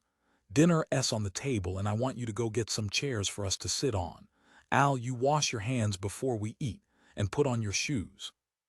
Sure, honey, Davis said obediently, getting to his feet. Can I help? Benteley asked. Just find yourself a chair and sit down. We have real coffee. Do you take cream? I can't remember. Yes, Benteley said. Thanks. He pulled up a couple of chairs and sat down moodily. Don't look so sad, Laura said to him. See what you're getting to eat. Aren't you living with Julie anymore? I'll bet you eat out all the time at restaurants where they serve that awful protein stuff. Benteley toyed with his knife and fork. You have a nice place here, he said presently. When I saw you last you were living in a hill dorm, but you weren't married then. Remember when you and I were living together? Laura began cutting the twine that held the rolled roast together. That wasn't more than a month, as I remember. A little under a month, Benteley agreed, remembering back. He relaxed somewhat, thawed by the smell of hot food, the bright living room, the pretty woman sitting across from him. That's when you were still under fealty to Oisolire before you lost your classification. Al appeared, sat down, unfolded his napkin and rubbed his hands together with anticipation. It sure smells good, he announced. Let's get going, I'm starved. While they ate, the TV murmured and spilled out a flickering tide of light into the living room. Benteley listened between conversations, his mind only half on what Laura and Al were saying. Quizmaster Cartwright has announced the dismissal of 200 directorate employees, the announcer was saying. The reason given is BSR. Bad security risk, Laura murmured, sipping her coffee. That's what they always say. The announcer continued. Convention plans are booming. Already, hundreds of thousands of applications are flooding the convention board and the Westinghouse Hill office. Reese Verrick, the former Quizmaster, has agreed to handle the multiplying technical details in order to set in motion what promises to be the most exciting and spectacular event of the decade. You bet, Al said. Verrick has that hill under lock. He'll have this thing humming. Is old Judge Waring still sitting on the board? Laura asked him. He must be 100 years old by now. He's still on the board. He won't resign, not until he's dead. That crusty old fossil. He ought to get out of the way and let somebody younger take over. But he knows everything about the challenge, Laura said. He's kept it all on a high moral plane. I remember when I was a little girl still in school, that Quizmaster was quacked, that funny one who stuttered. And that good-looking young man got in, that black-haired assassin who made such a wonderful Quizmaster. An old Judge Waring set up the board and ruled over the convention like Jehovah in the old Christian myths. He has a beard, Benteley said. A long white beard. The TV set had changed announcers. A view of the massive auditorium in which the convention was being formed swam into focus. Seats were already set up, and the huge platform at which the board sat in judgment. People milled back and forth. The auditorium boomed and echoed with sounds of furious activity and shouted instructions. Just think, Laura said. All that momentous business going on while we sit here quietly eating our dinner. It's a long way off, Al said indifferently. Reese Verrick's offer of $1 million gold has galvanized the convention proceedings. Statisticians estimate a record number of applications, and they're still pouring in. Everybody is eager to try his hand at the most daring role in the system, the greatest risk and the highest stakes. The eyes of 6 billion people on 9 planets are turned on the Westinghouse Hill tonight. Who will the first assassin be? Out of these many brilliant applicants, representing all classes and hills, who will be the first to try his hand for the $1 million gold and the applause and acclamation of a whole civilization? How about you? Laura said suddenly to Benteley. Why don't you put in your application? You don't have an assignment right now. It's out of my line, Laura laughed. Make it your line. Al, don't we have that big tape they put out, all the successful assassins of the past, their lives and everything about them. Show it to Ted. I've seen it, Benteley said curtly. When you were a boy, didn't you dream of growing up to be a successful assassin? Laura's brown eyes were dim with nostalgia. I remember how I hated being a girl because then I couldn't be an assassin when I grew up. I bought a lot of charms, but they didn't turn me into a boy. Al Davis pushed his empty plate away with a gratified belch. Can I let out my belt? Sure, Laura said. Al let out his belt. That was a good meal, honey. I wouldn't mind eating like that every day. You do, practically. Laura finished her coffee and daintily touched her napkin to her lips. More coffee, Ted. Experts predict that the first assassin will have a 70-30 chance of destroying Quizmaster Cartwright and winning the $1 million prize put up by Reese Verrick, the previous Quizmaster, quacked less than 24 hours ago by an unexpected twitch of the bottle. If the first assassin fails, the dopesters have their money 60-40 on the second assassin. According to their scratch sheets, Cartwright will have better control over his army and telepathic core after the initial 2 days. For the assassin, speed rather than form will count high, especially in the opening phase. During the last lap, the situation will be tight because there's already a lot of private betting, Laura said. She leaned contentedly back, a cigarette between her fingers, and smiled at Benteley. It's good to have you come by again. You think you'll move your things here to Farbin? You could stay with us for a while until you find a decent place. A lot of places that used to be good are being taken over by unks, Al observed. They're moving everywhere, Laura agreed. Ted, remember that wonderful area near the synthetics research lab? All those new housing units, those green and pink buildings. Unks are living there, and naturally it's all run down and dirty and bad-smelling. It's a disgrace. Why don't they sign up for work camps? That's where they belong, not loafing around here, Al yawned. I'm sleepy. He picked a date from the bowl in the center of the table. A date? What the hell's a date? He ate it slowly. Too sweet. What planet's it from? Venus. It tastes like one of those pulpy Venusian fruits. It's from Asia Minor, Laura said. Here on Earth, who muted it? Nobody. It's a natural fruit, from a palm tree. Al shook his head wonderingly. The infinite diversity of God's creations. Laura was shocked. Suppose somebody at work heard you talk like that. Let them hear me. Al stretched and yawned again. I don't care. They might think you were a Christian. Benteley got slowly to his feet. Laura, I have to get going. Al rose in amazement. Why? I have to collect my things and get them over here from Oysolire. Al thumped him on the shoulder. Farbin'll transport them. You're one of Verrick's serfs now, remember. Give the Hill Traffic Office a call and they'll arrange it. No charge. I'd rather do it myself, Benteley said. Why? Laura asked, surprised. Lest things get broken, Benteley answered obliquely. I'll hire a taxi and load up over the weekend. I don't think he'll want me before Monday. I don't know, Al said doubtfully. You better get your stuff over here as soon as possible. Sometimes Verrick wants a person right now, and when he wants you right now. The hell with Verrick, Benteley said. I'm taking my time. Their dazed, shocked faces danced around him as he moved away from the table. His stomach was full of warm, well-cooked food, but his mind was thin and empty, a sharp acid rind over what, he didn't know. That's no way to talk, Al said. That's the way I feel. You know, Al said, I don't think you're being realistic. Maybe not, Benteley found his coat. Thanks for the meal, Laura, it was terrific. You don't sound convinced. I'm not, Benteley answered.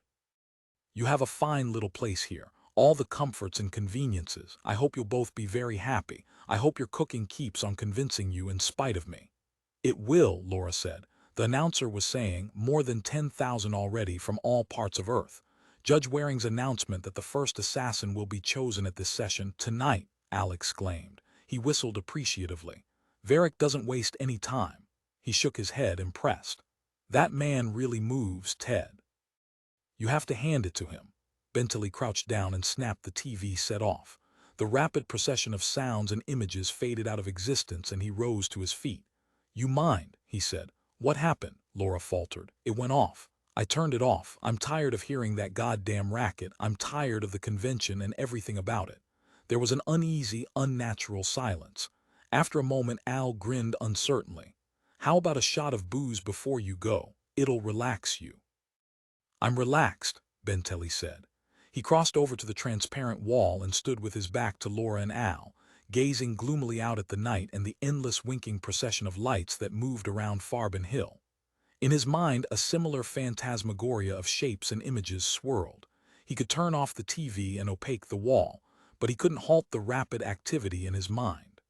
"Well," Laura said finally, to no one in particular, "I guess we don't get to watch the challenge convention." "You'll see review tapes the rest of your life," Al said genially. "I want to see it now." "It'll be a while anyhow," Al said, automatically seeking to smooth things out. "They're still testing their equipment." Laura made a short breathing sound and whirled the dinner table back into the kitchen. Roaring water leaped in the sink, dishes banged and scraped furiously. "She's mad," Al observed. "It's my fault," Benteley said without conviction. "She'll get over it, you probably remember." "Say if you want to tell me what's wrong, I'm all ears." "What am I supposed to say?" Benteley thought futilely. "I went to Batavia expecting to get in on something big," he said. "Something beyond people grabbing for power, struggling to get to the top of the heap over each other's dead bodies. Instead, I find myself back here, with that shrill thing yelling at the top of its lungs." He gestured at the TV. "Those ads are like bright, shiny sewer bugs." Al Davis solemnly extended a chubby finger. "Reese Verrick will be back in the #1 spot inside a week. His money picks the assassin. The assassin is under fealty to him. When he kills this Cartwright person, the spot returns to Verrick. You're just too damn impatient, that's all. Wait a week, man. It'll be back the way it was, maybe better." Laura appeared at the doorway. Her rage was gone. Now her face was flooded with peevish anxiety. "Al, couldn't we please get the convention? I can hear the neighbors set and they're choosing the assassin right now." "I'll turn it on," Benteley said wearily. "I'm going anyhow." He squatted down and snapped on the power. The TV set warmed rapidly. As he made his way out onto the front porch, its tinny scream rose in a frenzy behind him. The metallic cheers of thousands rolled out after him into the chill night darkness. "The assassin!" the TV set shrieked as he plunged down the dark path, hands deep in his pockets. "They're handing up his name right now. I'll have it for you in a second." The cheering rose to an orgiastic crescendo. Like the rolling waves of the sea, it momentarily blotted the announcer out. "Pellig," the announcer's voice filtered through, rising above the tumult. "By popular acclamation, by the wishes of a planet, the assassin is Keith Pellig."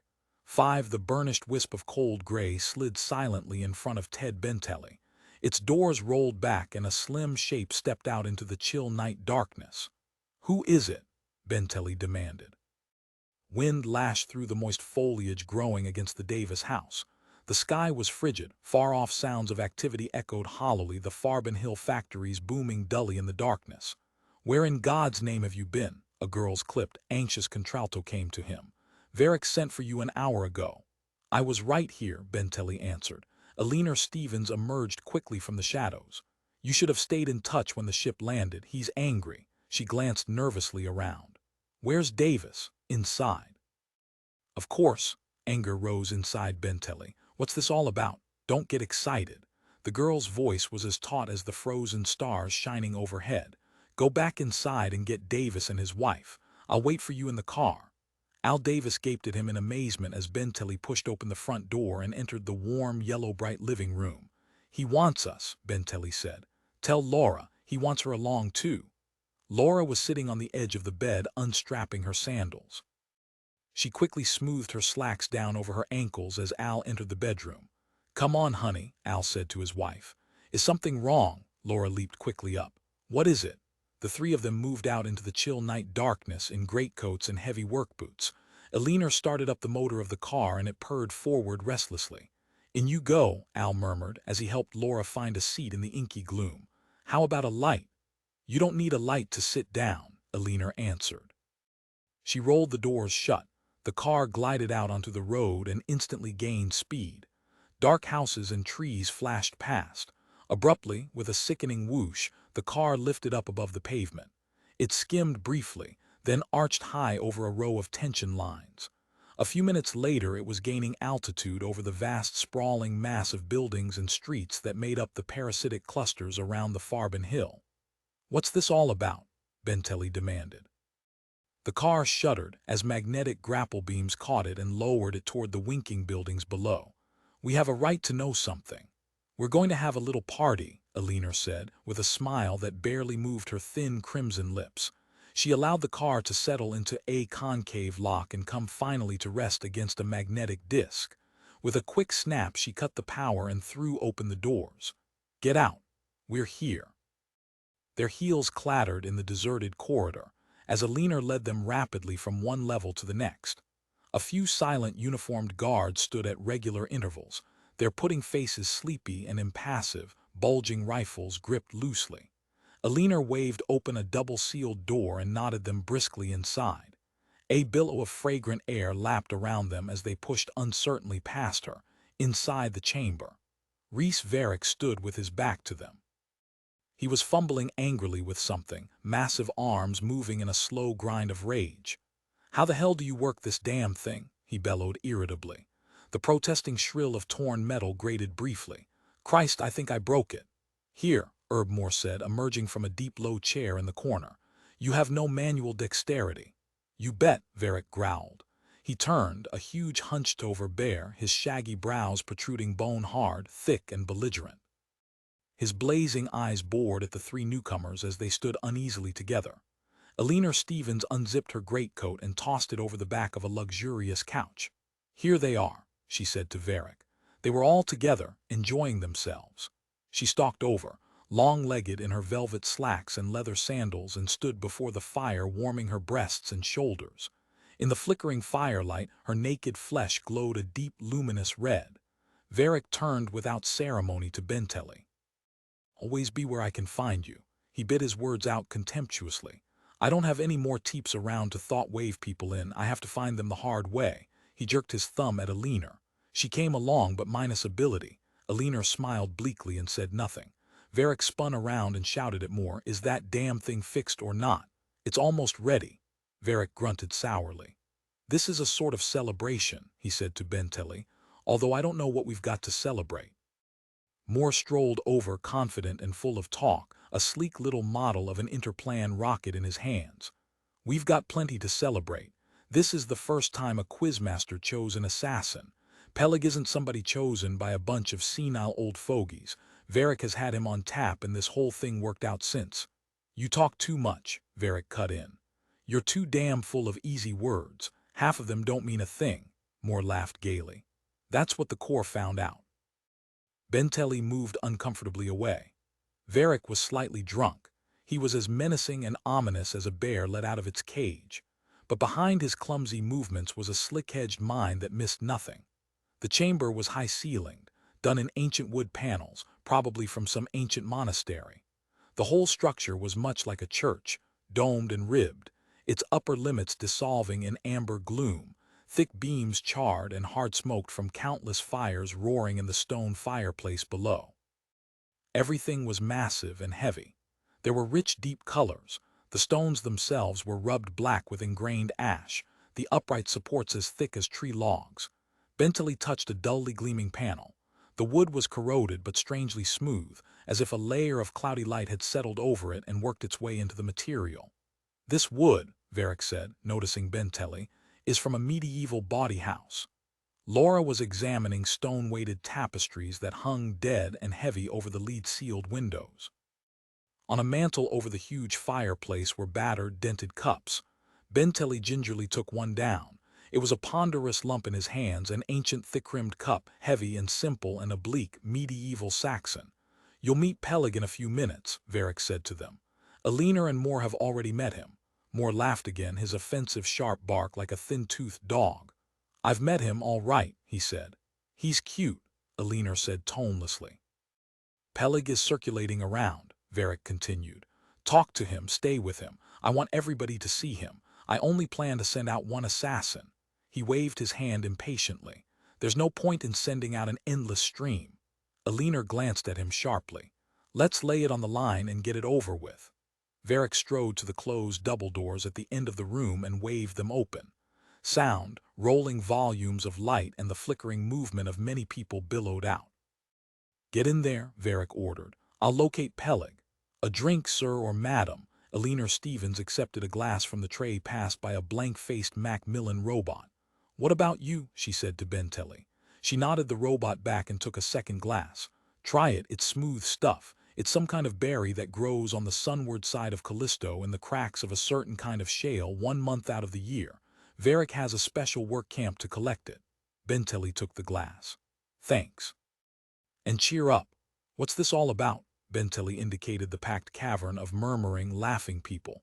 They were all well dressed in a variety of color combinations. Every top-level class was represented. I expect to hear music and see them start dancing. There was dinner and dancing earlier. Good grief, it's almost 2 a.m. A lot has happened today. The Twitch, the challenge convention, all the excitement. Alina moved off, eyes intent on something. Here they come. A sudden rustle of nervous silence swept over the nearby people. Benteley turned, and so did everyone else. They were all watching nervously, avidly, as Reese Verrick approached. With him was another man. The latter was a slender man in an ordinary gray-green suit, his arms loose at his sides, his face blank and expressionless. A taut ripple of sound swirled after him. There were hushed exclamations and a burst of appreciative tribute. "That's him," Alina grated between her white teeth, eyes flashing. She grabbed fiercely at Benteley's arm. "That's Pellig, look at him." Pellig said nothing. His hair was straw-yellow, moist and limply combed. His features were uncertain, almost nondescript. He was a colorless, silent person almost lost from sight as the rolling giant beside him propelled him among the alertly watching couples. After a moment, the two of them were swallowed up by satin slacks and floor-length gowns, and the buzz of animated conversation around Benteley resumed. "They'll be over here later," Alina said. She shivered. "He gives me the creeps." "Well," she smiled up quickly at Benteley, still holding on tight to his arm. "What do you think of him?" "I didn't get any impression." Off in the distance, Verrick was surrounded by a group of people. Herb Moore's enthusiastic voice lifted above the uniform blur of sound. He was expounding again. Annoyed, Benteley pulled a few steps away. "Where are you going?" Alina asked. "Home." The word slipped out involuntarily. "Where do you mean?" Alina smiled wryly. "I can't keep you any more, darling. I gave all that up." She lifted her flaming crimson hair to show the 2 dead circles above her ears, lead gray spots that marred the smooth whiteness of her skin. "I can't understand you," Benteley said. "An ability you were born with, a unique gift." "You sound like Wakeman. If I had stayed with the Corps, I would have had to use my ability against Reese. So what else could I do but leave?" There was tight agony in her eyes. "You know, it's really gone. It's like being blinded. I screamed and cried a long time afterward. I couldn't face it. I broke down completely." "How are you now?" She gestured shakily. "I'll live. Anyhow, I can't get it back, so forget it, darling. Drink your drink and relax." She clinked glasses with him. "It's called methane gale. I suppose Callisto has a methane atmosphere."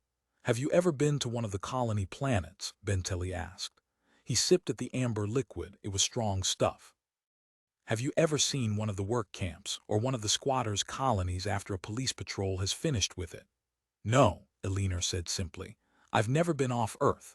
I was born in San Francisco 19 years ago. All telepaths come from there, remember. During the final war, the big research installations at Livermore were hit by a Soviet missile. Those who survived were badly bathed. We're all descendants of one family, Earl and Verna Phillips. The whole Corps is related. I was trained for it all the time I was growing up, my destiny." A vague blur of music had started up at one end of the chamber. A music robot creating random combinations of sound, harmonic colors and shades that flitted agilely, too subtle to pin down. Some couples started dancing listlessly. A group of men had gathered together and were arguing in loud, angry tones. Snatches of words carried to Benteley. "Out of the lab in June, they say. Would you make a cat wear trousers? It's inhuman. Plow into something at that velocity. Personally, I'll stick to plain old subsea. Near the double doors, a few people were seeking out their wraps and wandering away, dull-faced, vacant-eyed, mouths slack with fatigue and boredom. "It gets like this," Alina said. "The women wander off to the powder room. The men start arguing some point. What does Verrick do? You're hearing it now." Verrick's deep tones rolled out over everybody else's. He was dominating the argument. People nearby gradually stopped talking and began filtering over to listen. A tight knot of men formed, grim-faced and serious, as Verrick and Moore waved louder and hotter. "Our problems are of our own making," Verrick asserted. "They're not real, like problems of supply and labor surplus." "How do you figure?" Moore demanded. This whole system is artificial. This endgame was invented by a couple of mathematicians during the early phase of the Second World War. You mean discovered. They saw that social situations are analogs of strategy games like poker. A system that works in a poker game will work in a social situation like business or war. What's the difference between a game of chance and a strategy game? Laura Davis asked from where she and Al stood. Annoyed, Moore answered, everything. In a game of chance, no conscious deception is involved. In a poker game, every player has a deliberate strategy of bluff, false leads, putting out misleading verbal reports and visual horseplay to confuse the other players as to his real position and intentions. He has a pattern of misrepresentation by which he traps them into acting foolishly. You mean like saying he has a good hand when he hasn't? Moore ignored her and turned back to Verrick. You want to deny society operates like a strategy game. Minimax was a brilliant hypothesis. It gave us a rational scientific method to crack any strategy and transform the strategy game into a chance game, where the regular statistical methods of the exact sciences function. All the same, Verrick rumbled, this damn bottle throws a man out for no reason and elevates an ass, a crackpot, picked at random, without regard to his ability or class. Sure, Moore exclaimed, wildly excited. Our whole system is built on Minimax. The bottle forces everybody to play a Minimax game or be squashed. We're forced to give up deception and adopt a rational procedure. There's nothing rational in this random twitching, Verrick answered angrily. How can random machinery be rational? The random factor is a function of an overall rational pattern. In the face of random twitches, no one can have a strategy. It forces everybody to adopt a randomized method. Best analysis of the statistical possibilities of certain events, plus the pessimistic assumption that any plans will be found out in advance. Assuming you're found out in advance frees you of the danger of being discovered. If you act randomly, your opponent can find out nothing about you because even you don't know what you're going to do. So we're all a bunch of superstitious fools, Verrick complained. Everybody's trying to read signs and harbingers. Everybody's trying to explain two-headed calves and flocks of white crows. We're all dependent on random chance. We're losing control because we can't plan. How can you plan with Teeps around? Teeps perfectly fulfill the pessimistic expectations of Minimax. They find out every strategy. They discover you as soon as you begin playing. Verrick pointed to his great barrel chest. There are no sissy-kissing charms hanging around my neck. No rose petals and ox dung and boiled owl spit. I play a game of skill, not chance, and maybe not strategy when you pin me down. I never did go by a lot of theoretical abstractions. I go by rule of thumb. He displayed his thumb. I do what each situation demands. That's skill. I've got it. Skill is a function of chance. It's an intuitive best use of chance situations. You're so goddamn old you've been in enough situations to know in advance the pragmatic. What about Pellig? That's strategy, isn't it? Strategy involves deception, and with Pellig nobody is going to be deceived. Absurd, Verrick growled. You've been knocking yourself out keeping the Corps from knowing about Pellig. That was your idea, Moore flushed angrily. I said then and I say now, let them all know because there's nothing they can do. If I had my way I'd announce it over TV tomorrow. You goddamn fool, Verrick rasped. You certainly would. Pellig is unbeatable. Moore was furious at being humiliated in front of everybody. We've combined the essence of Minimax. Taking the bottle twitch as my starting point, I've evolved a— Shut up, Moore, Verrick muttered, turning his back. You talk too much. He moved a few steps away. People hurriedly stepped aside from him. This random stuff has got to go. You can't plan anything with it hanging over your head. That's why we have it, Moore shouted after him. Then drop it. Get rid of it. Minimax isn't something you turn on and off. It's like gravity. It's a law, a pragmatic law. Benteley had moved over to listen. You believe in natural law, he demanded. An 8-8 like you. Who's this fellow? Moore snarled, glaring furiously at Benteley. What's the idea of butting into our conversation? Verrick swelled another foot taller. This is Ted Benteley, class 8-8, same as you. We just now took him on, Moore blanched. 8-8, we don't need any more 8-8s. His face glowed an ugly yellow. Benteley. You're someone Oisolier tossed out, a derelict.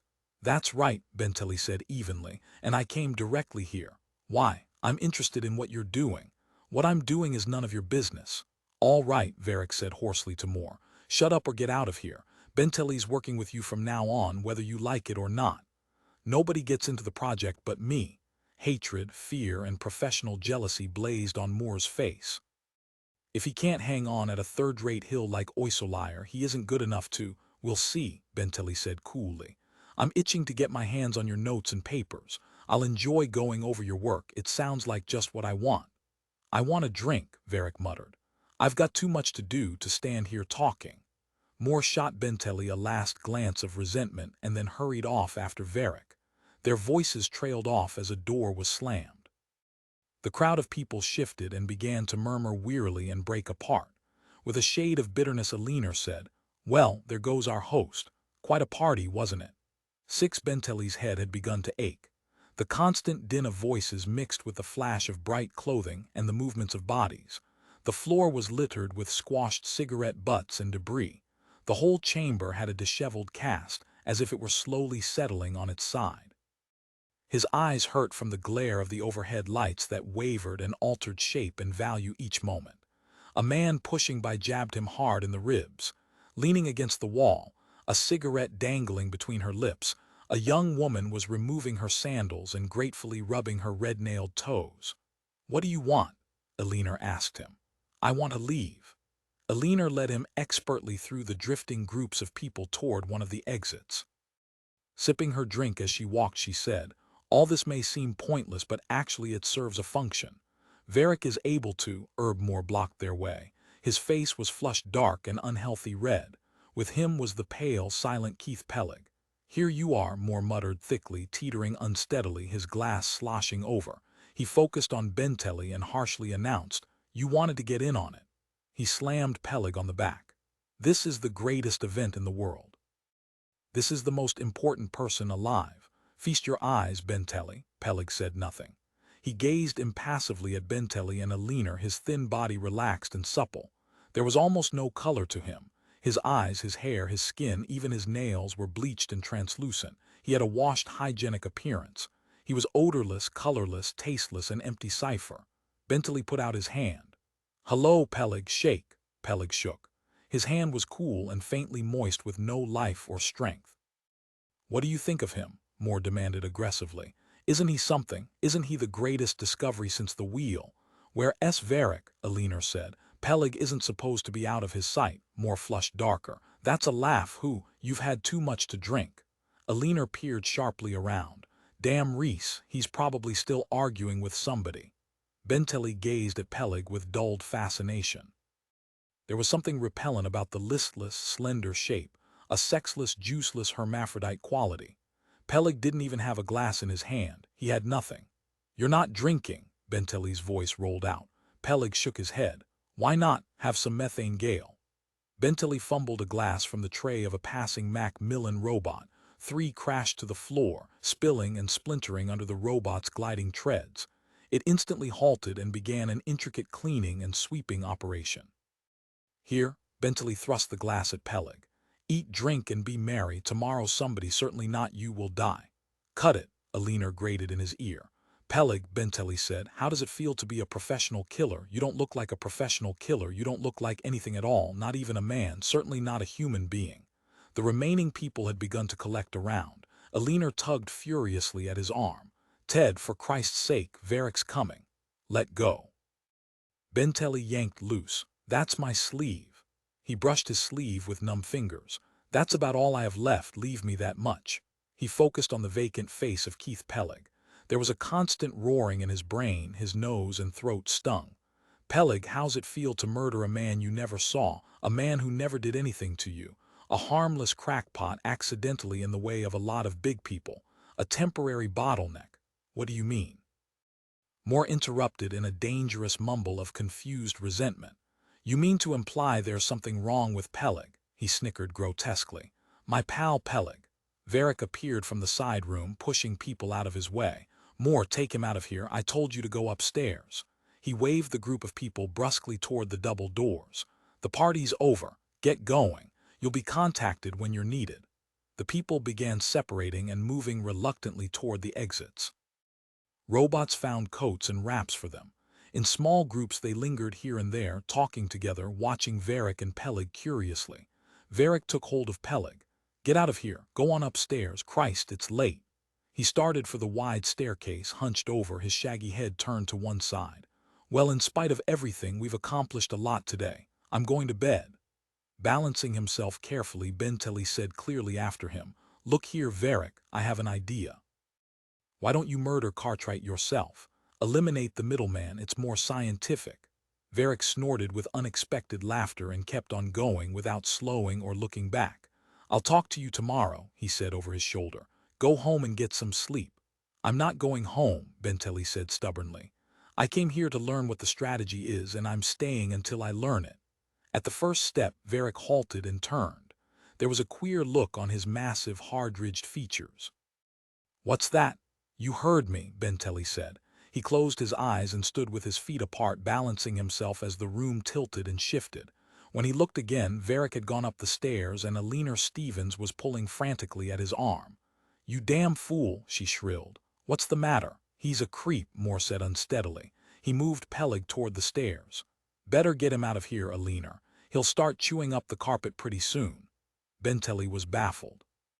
He opened his mouth numbly, but no sound came.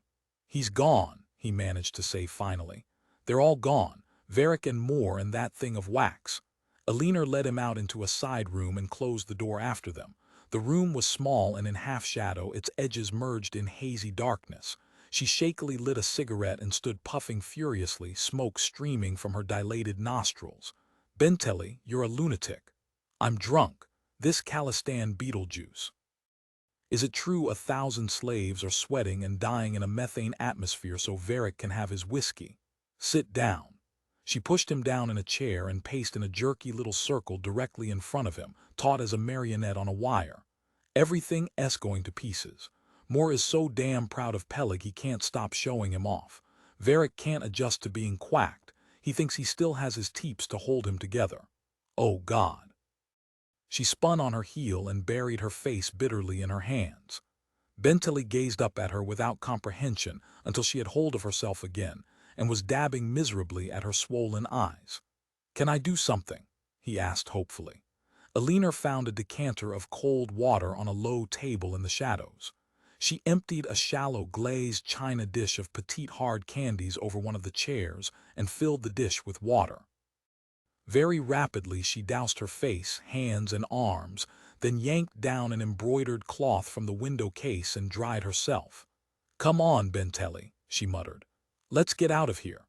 She started blindly from the room, and Benteley struggled to his feet and after her.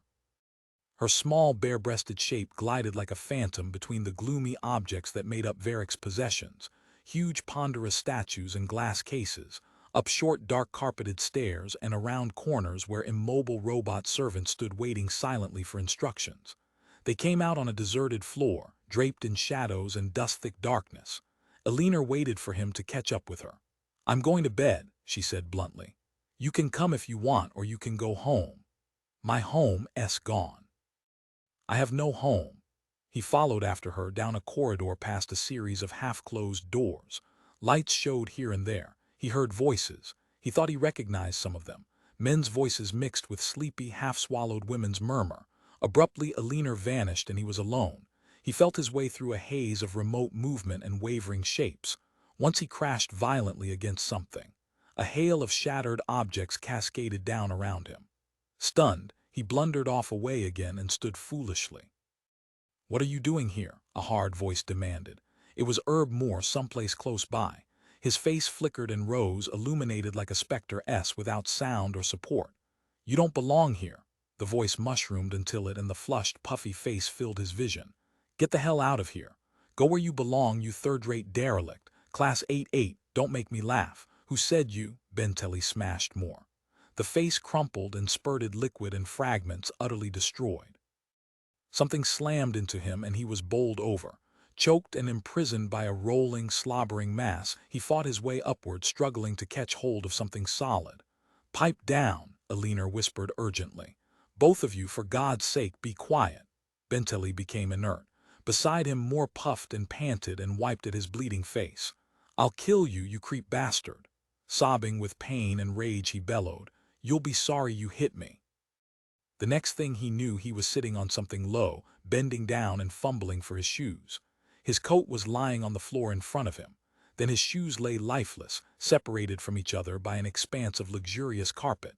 There was no sound. The room was utterly silent and cold. A dim light flickered off in a distant corner. "Lock the door," Eleanor's voice came from nearby. "I think Moore's gone off his rocker or something. He's out there in the hall shambling around like a berserker." Benteley found the door and locked its old-fashioned manual bolt. Eleanor was standing in the center of the room, one leg pulled up, foot thrust behind her, carefully unlacing the thongs of her sandals. As Benteley watched in dazed silence, awed and astonished, she kicked off her sandals, unzipped her slacks, and stepped from them. For a moment, bare ankles gleamed in the lamplight. Pale, shimmering calves. The sight danced in front of him until, overcome, he closed his eyes tight. The slim lines, small-boned, delicate, perfectly smooth legs, all the way up to her knees, at which point her undergarment began. Then he was stumbling his way down, and she was reaching up for him.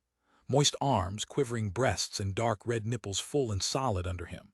She gasped and shuddered and locked her arms around him. The roaring in his head boiled up and over. He closed his eyes and peacefully allowed himself to sink down into the torrent. Much later he awoke. The room was deathly cold. Nothing stirred. There was no sound, no life. He struggled stiffly up, bewildered, his mind broken in vague fragments. Through the open window, gray early morning light filtered, and a cold, ominous wind whipped icily around him. He backed away, halted, tried to collect himself. Figures lay sprawled out, mixed with disordered clothing and covers in heaps here and there. He stumbled between outstretched limbs, half-covered arms, stark white legs that shocked and horrified him. He distinguished Eleanor lying against the wall on her side, one arm thrust out, thin fingers curled, legs drawn up under her, breathing restlessly between half-parted lips. He wandered on and stopped dead. The gray light filtered over another face and figure, his old friend Al Davis, peaceful and content in the arms of his soundly sleeping wife. The two of them were pressed tight together, both oblivious to everything else. A little further on were more persons, some of them snoring dully, one stirring into fitful wakefulness. Another groaned and groped feebly for some covering. His foot crushed a glass, splinters and a pool of dark liquid leaked out. Another face ahead was familiar. Who was it? A man, dark-haired, good features. It was his own face. He stumbled against a door and found himself in a yellow-lit hall. Terror seized him and he began running blindly. Silently, his bare feet carried him down vast carpeted corridors, endless and deserted, past stone-gray windows, up noiseless flights of steps that never seemed to end. He blundered wildly around a corner and found himself caught in an alcove, a full-length mirror rising up ahead of him, blocking his way. A wavering figure hovered within the mirror. An empty, lifeless insect thing caught momentarily, suspended in the yellowed, watery depths. He gazed mutely at it, at the waxen hair, the vapid mouth and lips, the colorless eyes, arms limp and boneless at its sides, a spineless, bleached thing that blinked vacantly back at him without sound or motion. He screamed and the image winked out. He plunged on along the gray-lit corridors, feet barely skimming the dust-thick carpets. He felt nothing under him. He was rising, carried upward by his great terror, a screaming, streaking thing that hurtled toward the high-domed roof above. Arms out, he shot soundlessly, through walls and panels, in and out of empty rooms, down deserted passages. A blinded, terrorized thing that flashed and wheeled desperately, beat against lead-sealed windows in desperate, futile efforts to escape. With a violent crash, he struck stunningly against a brick fireplace, broken, cracked. He fluttered helplessly down to the soft, dust-heavy carpet. For a moment he lay bewildered, and then he was stumbling on, hurrying frantically, mindlessly, hurrying anywhere, hands in front of his face, eyes closed, mouth open. There were sounds ahead. A glowing yellow light filtered through a half-open doorway. In a room, a handful of men were sitting around a table spilled over with tapes and reports. An atronic bulb burned in the center, a warm, unwavering miniature sun that pulled him hypnotically. Surrounded with coffee cups were writers, the men murmuring and poring over their work. There was one huge heavy-set man with massive, sloping shoulders. "Verrick," he shouted at the man. His voice came out thin and tiny, a feeble, fluttering insect voice. "Verrick, help me." Reese Verrick glanced up angrily. "What do you want? I'm busy. This has to be done before we can begin moving." "Verrick," he screamed, pulsing with terror and mindless panic. "Who am I?" "You're Keith Pellig," Verrick answered irritably, wiping his forehead with one immense paw and pushing his tapes away. "You're the assassin picked by the convention. You have to be ready to go to work in less than 2 hours. You have a job to do." 7 Eleanor Stevens appeared from the gray-shadowed hall. "Verrick, this isn't Keith Pellig. Get Moore down here and make him talk. He's getting back at Benteley. They had a fight." Verrick's eyes widened. "This is Benteley, that goddamn Moore. He has no sense. This'll foul up things." Benteley was beginning to get back some sanity. "Can this be fixed?" he muttered. "He was out cold," Eleanor said in a thin, clipped voice. She had pulled on her slacks and sandals and thrown a greatcoat over her shoulders. Her face was colorless, her deep red hair was stringy and vapid. "He can't go through with it in a conscious condition. Get one of the lab doctors in here to black him, and don't try to utilize this. Put him back before you say anything to him. He can't take it now, you understand." Moore appeared, shaken and afraid. "There's no harm done. I jumped the gun a little, that's all." He caught hold of Benteley's arm. "Come along, we'll get this straightened around right away." Benteley pulled loose. He retreated from Moore and examined his alien hands and face. "Verrick," his voice said, thin and empty. "Help me." "We'll fix it up," Verrick said gruffly. "It'll be all right. Here's the doctor now." Both Verrick and the doctor had hold of him. Herb Moore fluttered a few paces off, afraid to come near Verrick. At the desk Eleanor wearily lit a cigarette and stood smoking as the doctor inserted the needle in Benteley's arm and squashed the bulb. As darkness dissolved him, he heard Verrick's heavy voice dim and recede. "You should have killed him or let him alone, not this kind of stuff. You think he's going to forget this?" Moore answered something, but Benteley didn't hear. The darkness had become complete and he was in it. A long way off, Eleanor Stevens was saying, "You know, Reese doesn't really understand what Pellig is. Have you noticed that? He doesn't understand any kind of theory." Moore's voice sullen and resentful. "He doesn't have to understand theory. Why should he when he can hire infinite numbers of bright young men to understand it for him? I suppose you mean me. Why are you with Reese? You don't like him. You don't get along with him." "Verrick has money to invest in my kind of work. If he didn't back it, I'd be out of luck. When it's all over, Reese gets the output. That's not important. Look, I took Macmillan's papers, all that basic stuff he did on robots. Whatever came of that? Just these witless hulks, glorified vacuum cleaners, stoves, dumbwaiters. Macmillan had the wrong idea. All he wanted was something big and strong to lift things, so the unks could lie down and sleep. So there wouldn't be any more unk servants and laborers. Macmillan was pro-unk. He probably bought his classification on the black market. There was the sound of movement, people stirring, getting up and walking, the clink of a glass. "Scotch and water," Eleanor said. There was the sound of sitting down. A man sighed gratefully. "I'm tired. What a night. I'm going to turn in early. A whole day gone to waste." "It was your fault." He'll be there for good old Keith Pellig. "You're not going to go over the implementation, not in your condition." Moore's voice was full of outrage. "He's mine, isn't he? He belongs to the world," Eleanor said icily. "You're so wrapped up in your verbal chess games you can't see the danger you're putting us in. Every hour that crackpot has gives him a better chance of survival. If you hadn't gone berserk and turned everything on its head to pay off a personal grudge, Cartwright might already be dead." It was evening. Benteley stirred. Sat up a little, surprised to find himself strong and clear-headed. The room was in semi-darkness. A single light gleamed, a tiny glowing dot that he identified as Eleanor's cigarette. Moore sat beside her, legs crossed, a whiskey glass in his hand, face moody and remote. Eleanor stood up quickly and turned on a table lamp. "Ted, what time is it?" Benteley demanded. 8:30. She came over to the bed, hands in her pockets. "How are you feeling?" He swung his legs shakily onto the floor. They had wrapped him in a standard nightrobe. His clothes were nowhere in sight. "I'm hungry," he said. Suddenly he clenched his fists and struck wildly at his face. "It's you," Eleanor said, matter of fact. Benteley's legs wobbled under him as he stood unsteadily. I'm glad of that, it really happened. It happened. She reached around to find her cigarette. It'll happen again too, but next time you'll be prepared, you and 23 other bright young men. Where are my clothes? Why? I'm getting out of here. Moore got up quickly. You can't walk out, face facts. You discovered what Pellig is, you think Verrick would turn you loose. You're violating the challenge convention rules. Benteley found his clothes in a side closet and spread them out on the bed. You can only send one assassin at a time. This thing of yours is rigged so it looks like one, but not so fast, Moore said. You haven't got it quite doped out. Benteley unfastened his nightrobe and tossed it away. This Pellig is nothing but a synthetic. Right. Pellig is a vehicle. You're going to slam a dozen high-grade mines into it and head it for Batavia. Cartwright will be dead, you'll incinerate the Pellig thing and nobody'll know.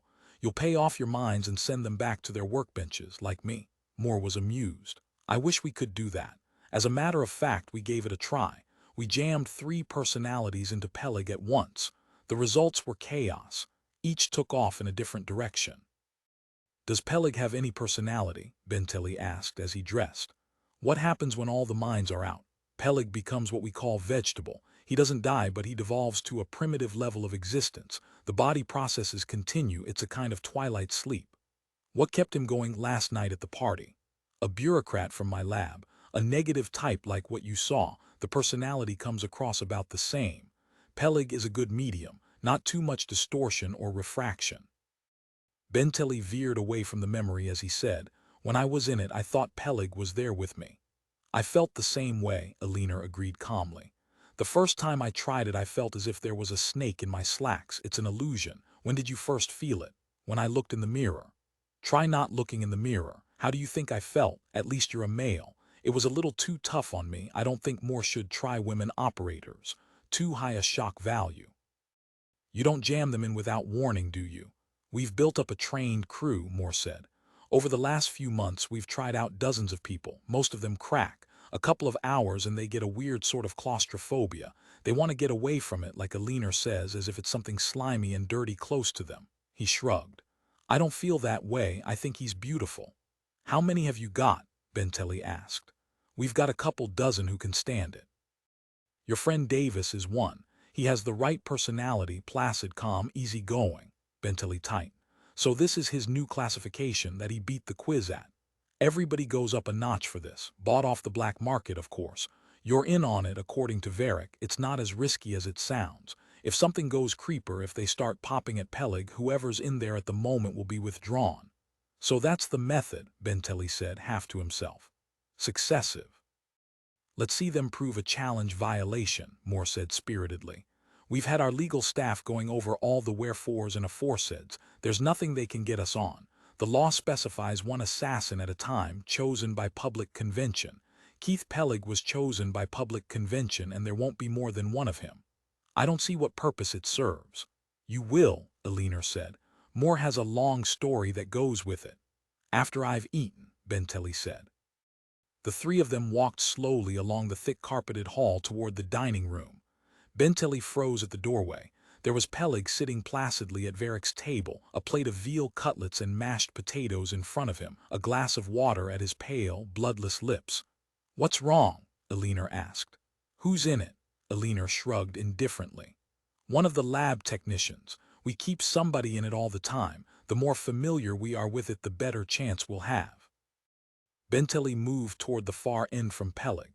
Its waxen pallor made him uncomfortable. It was like some insect newly out of its shell, not yet hardened and dried by the sun, and then it came back to him.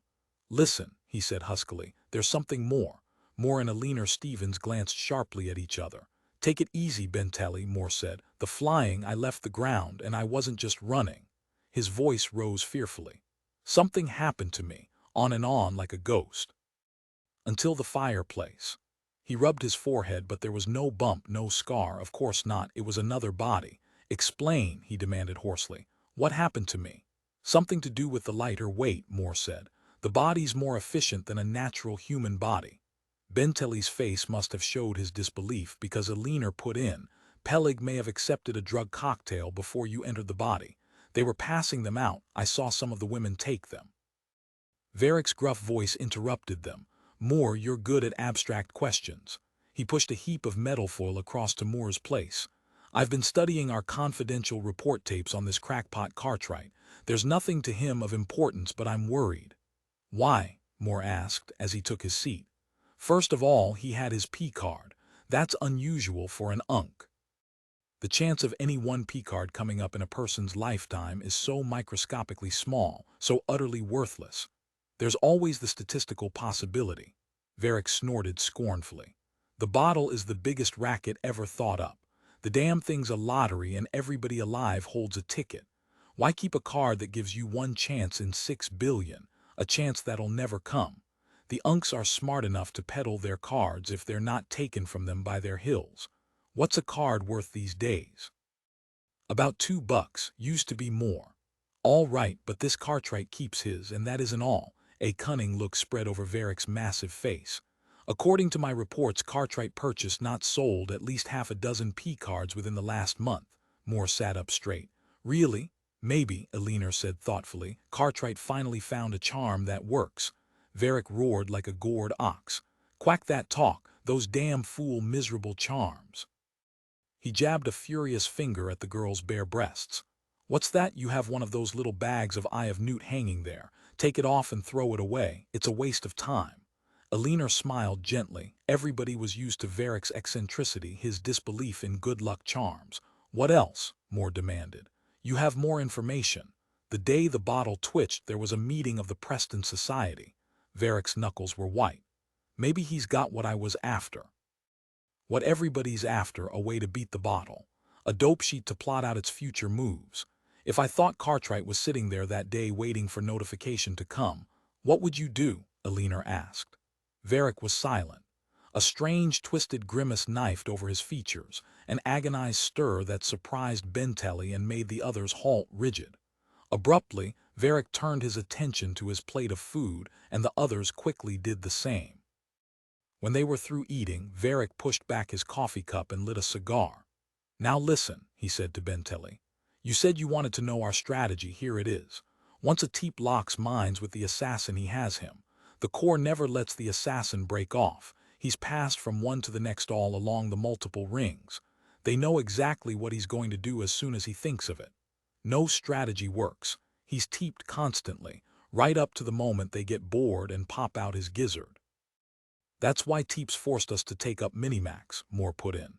You can't have a strategy against telepaths. You have to act randomly. You have to not know what you're going to do next. You have to shut your eyes and run blindly. The problem is, how can you randomize your strategy yet move purposefully toward your goal? Assassins in the past, Verrick continued, tried to find ways of making random decisions. Plimp helped them. Essentially, Plimp is assassin practice. The pocket boards turn up random combinations by which any complexity of decisions can be made. The assassin threw on his board, read the number, and acted according to a prearranged agreement. The Teep wouldn't know in advance what the board was going to show, any more than the assassin would. But that wasn't good enough. The assassin played this damn M-game, but he still lost. He lost because the Teeps were playing it too, and there were 80 of them and only one of him. He got squeezed out statistically, except once in a long while. Assassins have occasionally got in. De Falla made it by opening Gibbon's Decline and Fall of the Roman Empire at random and making some kind of complicated utilization of the material presented. Pellig is obviously the answer, Moore burst in. We have 24 different minds. There'll be no contact between them. Each of the 24 sits in a different cube here at Farbin. Each is hooked to the implementation machinery. At random intervals we switch in a different mind, picked at random. Each mind has a fully developed strategy, but nobody knows which mind is coming up next or when. Nobody knows which strategy, which pattern of action is about to start. The Teeps won't know from 1 minute to the next what the Pellig body is going to do. Benteley felt a chill of admiration for this ruthless, super-logical technician. Not bad, he admitted. You see, Moore said proudly, Pellig is Heisenberg's random particle. The Teeps can trace his path, directly to Cartwright, but not his velocity. Where Keith Pellig will be along that path at a given moment nobody knows. 8 Eleanor Stevens' apartment was a series of attractive rooms in the classified living quarters of the Farbin Hill. Benteley gazed around appreciatively as Alina closed the door and moved around, turning on lights and straightening things. "I just moved in," she explained. "It's a mess. Where's more? Somewhere in the building, I suppose. I thought you were living with him." "Not now." Alina lowered the translucent filter over the view wall of the apartment. The night sky with its cold host of stars, the glittering sparks and shapes that made up the hill, dimmed and faded. Alina glanced at him sideways, a little embarrassed, and said, "To tell you the truth, I'm not living with anybody right now." "I'm sorry," Benteley said awkwardly. "I didn't know." Alina shrugged and smiled, bright-eyed, red lips twitching. "It's a heck of a thing, isn't it? After I lived with Moore, I lived with one of the other research technicians, a friend of his, and then somebody in the planning board. I was a teep, remember? A lot of non-teeps won't live with a teep, and I never got along with the core. That's over with now. It sure is." She strolled around the room, hands deep in her pockets, suddenly solemn and thoughtful. "I guess I've wasted my life. I never saw anything in being telepathic. It meant I had to be trained for the Corps or submit to a removal probe. I signed up to keep out of the work camps. I don't have a classification. Did you know that? If Verrick drops me, that's the end. I can't go back to the Corps, and I can't really do anything to beat the quiz." She glanced appealingly at Benteley. "Do you think differently about me because I'm unattached?" "Not at all. I feel so damn funny, loose like this." She gestured tensely. "I'm completely cut off. On my own. This is a terrible ordeal for me, Ted. I had to go with Verrick. He's the only man I've ever felt completely safe with, but it cut me off from my family." She gazed up at him pathetically. "I hate being alone. I get so frightened." "Don't get frightened. Spit in their eye." Alina shuddered. "I couldn't do that. How can you live like that? You've got to have people you can depend on, somebody strong, somebody to take care of you. This is a big frigid world, completely bleak and hostile and empty of warmth. You know what happens to you if you let go and fall?" "I know," he nodded. "They pack them off by the million.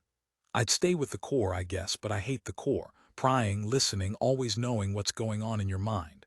You don't really live, not as a separate individual. You're a sort of collective organism. You can't really love, you can't really hate. All you have is your job.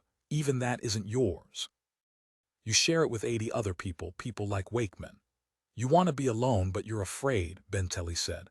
"I want to be me. I don't want to be alone. I hate waking up in the morning and finding nobody beside me. I hate coming home to an empty apartment. Dinner alone, cooking and keeping the place fixed up for myself. Turning on the lights at night, pulling down the shades. Watching TV, just sitting, thinking. You're young, you'll get used to it. I'm not going to get used to it." She brightened. "Of course, I've done better than some." She tossed her flame-red mane of hair, and her eyes clouded, green and luxurious and cunning. "I've lived with a lot of men since I was 16. I can't remember how many. I meet them the way I met you, at work or at parties, sometimes through friends. We live together a while and then we quarrel. Something always goes wrong. It never lasts." Her terror shivered back, violent and overwhelming. "They leave. They stay around a while and then they take off. They let me down, or they throw me out." "It happens," Benteley said. He hardly heard her. He was thinking his own thoughts.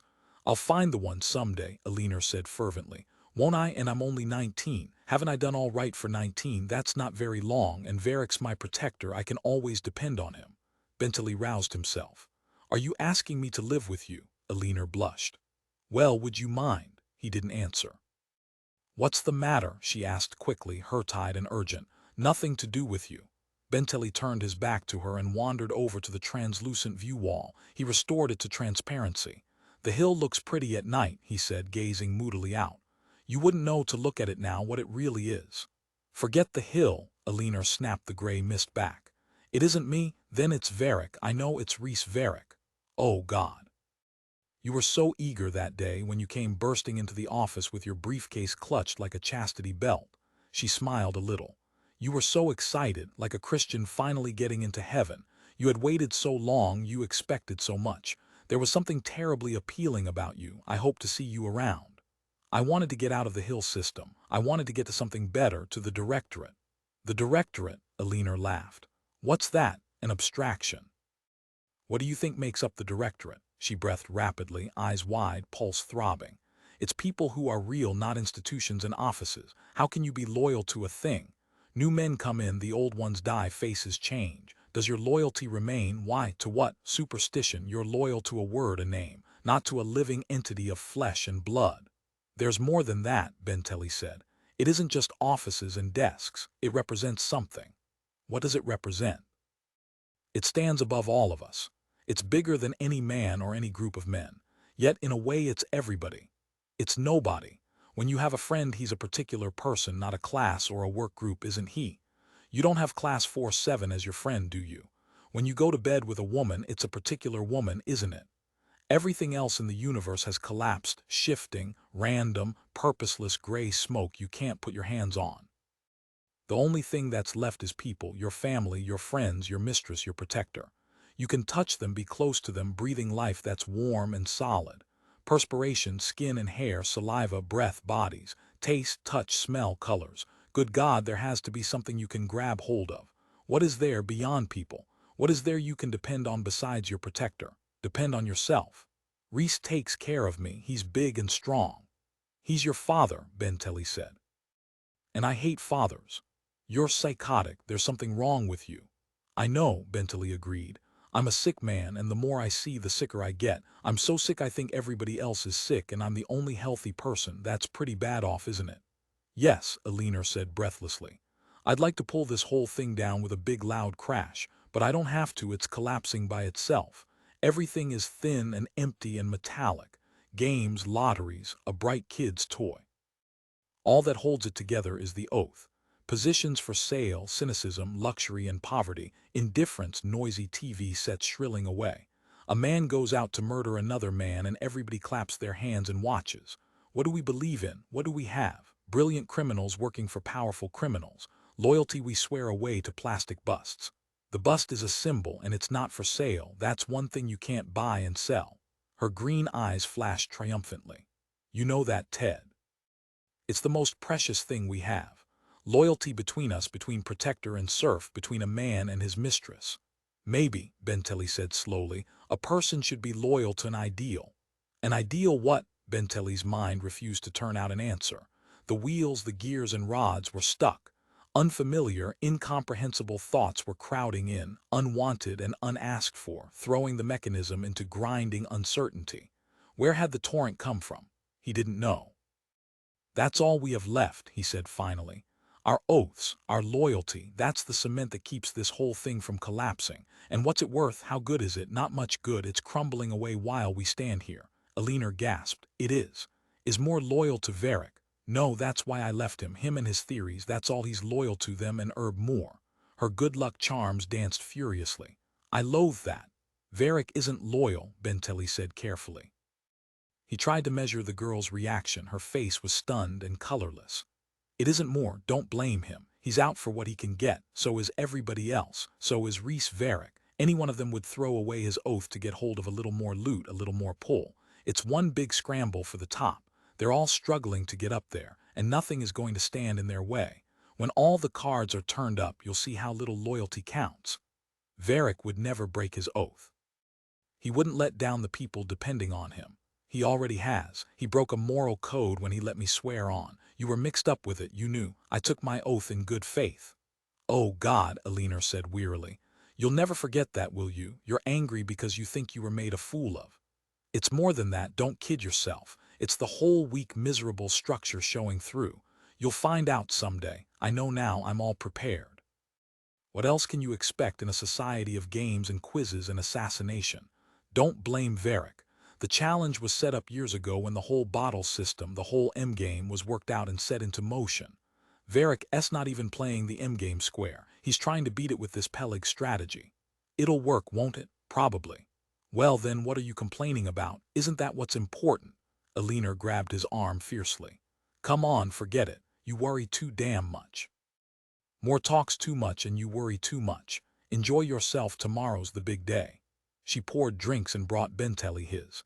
He sat sipping moodily, Eleanor beside him on the couch. In the half-light of the apartment, the girl's crimson hair glowed and sparkled. She had drawn her legs up under her. Above each ear the lead gray spot had faded slightly, but they were still there. Leaning against Benteley, her eyes closed, glass cupped in her red-tipped fingers, she said softly, I want you to tell me. Are you going along with us? Benteley was silent a moment. Yes, he said finally. Eleanor sighed. Thank God, I'm so glad. Benteley leaned over and set down his glass on the low table. I swore I took an oath to Verrick. I don't have any choice unless I want to break my oath and run out on him. It's been done. I've never broken my oath. I got fed up with Oysolire years ago, but I never tried to get away. I could have. I'd take the risk of being caught and killed. I accept the law that gives a protector the power of life and death over escaped serfs, but I don't think an oath should be broken by either the serf or the protector. I thought you said it was crumbling. It is, but I don't want to help it along. Eleanor set her glass down and reached up to put her smooth, bare arms around his neck. What kind of a life have you had? What have you done? Have you lived with very many women? A few. What were they like? Benteley shrugged. Various kinds. Were they nice? I guess so. Who was the last? Benteley thought back. A few months ago, a class 7-9 girl named Julie. Eleanor's green eyes were fixed on him intently. Tell me what she was like. Small, pretty, very much like me. Your hair is nicer. He touched the girl's soft, flame-red hair. You have very nice hair and eyes. He took her tight against him and held her for a long time. You're very nice. The girl's small fist was clutched around the charms that rested between her breasts. It's all coming out right. Luck, very good luck. She stretched up to kiss him on the mouth. Her warm, intense face vibrated against his for a moment, and then she sank back down with a sigh. It's going to be good, all of us working here together, being together. Benteley said nothing. After a time, Eleanor detached herself from him and lit a cigarette. She sat gazing seriously at him, arms folded, chin up, eyes large and solemn. You're going a long way, Ted. Verrick thinks a lot of you. I was so afraid when you did that last night, when you said those things, but he liked it. He respects you. He thinks you have something on the ball, and he's right. There's something unique and strong inside you. She added pathetically, golly, I wish I could teep you. But it's gone, it's really gone. I wonder if Verrick knows how much you gave up. Verrick has more important things to think about. Her voice caught with sudden excitement. Tomorrow maybe we'll be back in. Things will be the way they were before, the way you wanted them to be. Won't that be wonderful? I guess so. Eleanor put down her cigarette and leaned over quickly to kiss him. And you really will be along with us. You'll really help operate Pellig. Benteley nodded faintly. Yes. Then everything's perfect. She gazed up hungrily into his face, green eyes hot and excited in the semi-gloom. Her breath came quick and harsh, sweet-scented in his face. Are these rooms all right? Are they large enough? Do you have many things to bring? Not many, Benteley said. A dull, heavy weight seemed to hang over him, a listless torpor. This is fine. With a contented sigh, Eleanor slid away from him and with a single lithe motion swept up her glass. She snapped off the lamp and lay back happily against him. The only light was the glow of her cigarette resting in the little copper ashtray. The deep, low color of burning flame radiated from the girl's hair and lips. The nipples of her breasts seemed darkly luminous in the twilight. After a time, Benteley turned to her, stirred by the steady lights of her body. They lay satiated and languid among their crumpled clothes, bodies steaming moistly with fulfilled love. Eleanor stretched her bare arm to collect what remained of her cigarette.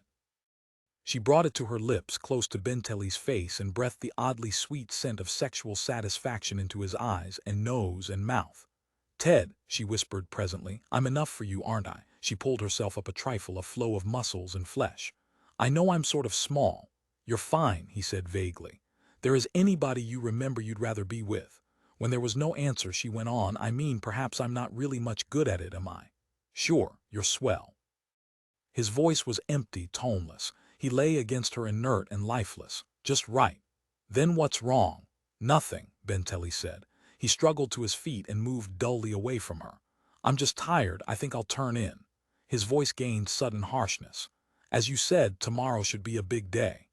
9 Leon Cartwright was eating breakfast with Rita O'Neill and Peter Wakeman when the IPVC relay operator notified him that a closed-circuit transmission from the ship had been picked up.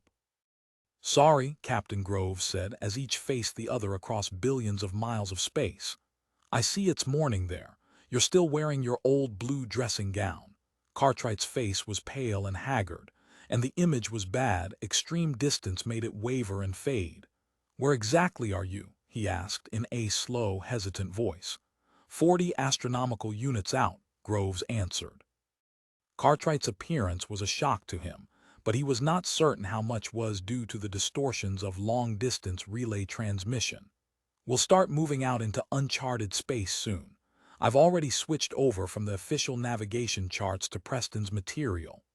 The ship had gone perhaps halfway. Flame Disk held an orbit of twice the radius vector of Pluto, assuming that it existed. The orbit of the ninth planet marked the limit of charted exploration. Beyond it lay an infinite waste about which little was known and much had been conjectured.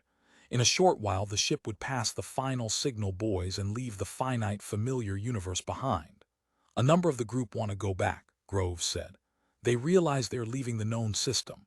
This is their last chance to jump ship. If they don't do it now, they're stuck to the end. How many would jump if they could? Perhaps 10. Or more. Can you go on without them? We'll have more foodstuffs and supplies. Conklin and his girl Mary are staying. The old carpenter, Jarity, the Japanese optical workers are Jet Stoker. I think we can make it. Let them jump then if it won't jeopardize the ship. When you and I talked before, Groves said, I didn't have a chance to congratulate you. Cartwright's distorted image roused itself wearily. Congratulate me. All right, thanks.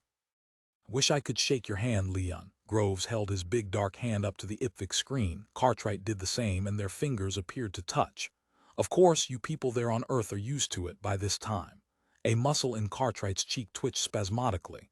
I have trouble believing it myself. It seems like a kind of nightmare I can't wake up from. Nightmare? You mean the assassin? That's right, Cartwright grimaced. He's supposed to be on his way. I'm sitting here waiting for him to show up. When he had concluded the transmission, Groves called Conklin and Mary into the control bubble and briefed them in a few unemotional words. Cartwright agrees to let them jump ship. That takes care of them. At dinner, I'll make the announcement. He indicated a dial that had glowed into life.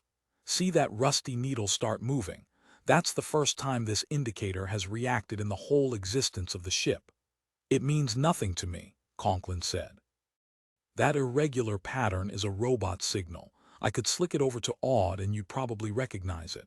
That marks the final limit of charted space. No ships go beyond this distance except scientific expeditions making abstract tests. When we claim the disk, Mary said, eyes wide, that marker will be pulled down. The expedition of '89 found nothing, Conklin pointed out easily. And they had all Preston's data, everything he did. Maybe what Preston saw was an extra-large space serpent, Mary suggested half humorously, half wanly. Maybe it'll devour us like in the stories people tell. Groves eyed her stonily.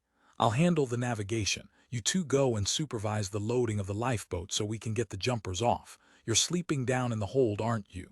Down with everybody else, Conklin said. When the lifeboat's gone you can probably claim one of the cabins. Most of them will be empty. Take anyone you want. Sourly, Groves added, most of the ship will be empty, I'm afraid. The hold had been the infirmary. The two of them carefully swept and cleaned every surface inch. Mary washed the walls and ceiling, mopped the floor, and painstakingly dusted the vent grills. There's not so much metallic grit in here, she said hopefully to Conklin, as she lugged waste debris to the disposal slot. This was for the crew. If the ship lands all right, perhaps we could use this for our permanent living quarters. Better than I had back on Earth. Throwing herself wearily down on the little iron cot, she slid off her sandals. You have a cigarette, mine are gone. Conklin moodily gave her his pack. That's the works. Lighting up gratefully, Mary leaned back and closed her eyes. It's peaceful here, nobody standing out in the corridors shouting. Too quiet, I keep thinking of what's outside, no man's land, between systems. God, the cold, it's all around us out there. Coldness, silence, death, if not worse. Don't think about it. We should keep busy. When it comes down to it, we're not such fanatics after all. It seemed like a good idea, a 10th planet for everybody to migrate to. But now that we're really out here, troubled, Mary asked, are you mad at me? I'm mad at all of us. Half the group has already jumped. I'm mad because Groves is sitting up there in the control bubble trying to plot a course on the basis of a madman's mystic guess instead of accurate scientific data. I'm mad because this ship is a broken-down old ore carrier about to burst apart. He finished. I'm mad because we've passed the last marker and nobody comes this way but visionaries and crackpots. Which are we? Mary asked in a small voice. We'll find out one of these days. Mary reached up shyly and took hold of his hand. Even if we don't get there, this will be awfully nice. This little cell, like a monk's cell, I think so. She gazed up at him earnestly. This is what I wanted before. When I was moving around aimlessly, looking everywhere, going from one person to the next. I didn't want to be a bed girl, but I didn't really know what I wanted. Now I think I've found it. Maybe I shouldn't tell you, you'll be mad again. I have a charm I made up to bring you to me. Janet Sibley helped me with it. She's good at fixing them. I wanted you to love me very much. Conklin smiled and leaned down to kiss her. Abruptly, soundlessly, the girl winked out of existence. A sheet of glaring white flame filled the room around him. There was nothing else, only the cold, glittering fire that billowed everywhere. A universe of shimmering incandescence that ate away all shapes and being, that left nothing but its own self. He pulled back, stumbled, and fell into the lapping sea of light. He wept, cried piteously, tried to creep away, scrabbled and clutched and moaned. He groped futilely for something, anything to hang on to, but there was only the limitless expanse of dazzling phosphorescence. And then the voice began. It started deep inside him and bloomed to the surface in a vast rush. The sheer force of it stunned him. He sank down, babbled crazed nonsense, lay in a fetal heap, bewildered and helpless, blasted to limp, inert protoplasm. The voice thundered in him and around him, a world of sound and fire that consumed him completely. He seemed a wad of shriveled-up debris, a seared ruin cast out by the raging inferno of living energy. "Earth ship," the voice said. "Where are you going? Why are you here?" The sound thrilled through Conklin as he lay helpless, sprawled in the lake of foaming light. The voice ebbed and flowed like the fire itself, a pulsing mass of raw energy that lashed at him relentlessly within and without. "This is beyond your system," the voice echoed through his crushed brain. "You have gone outside. Do you understand that? This is the middle space, the emptiness between your system and mine. Why have you come so far? What is it you are after?" In the control bubble, Groves struggled desperately against the current of fury that washed over his body and mind. He crashed blindly against the navigation table. Instruments and charts rained down and danced around him like hot sparks. The voice continued harshly, without pause, a burning arrogance roaring in it, a vast contempt for the beings it spoke to. "Fragile Earthmen, venturing out here, go back to your own system. Go back to your little orderly universe, your strict civilization. Stay away from the regions you do not know. Stay away from darkness and monsters." Groves stumbled against the hatch. Groping feebly, he managed to creep from the bubble into the corridor. The voice came again, a staggering crash of pure force that impaled him against the battered hull of the ship. "I see you seek the 10th planet of your system, the legendary flame disk."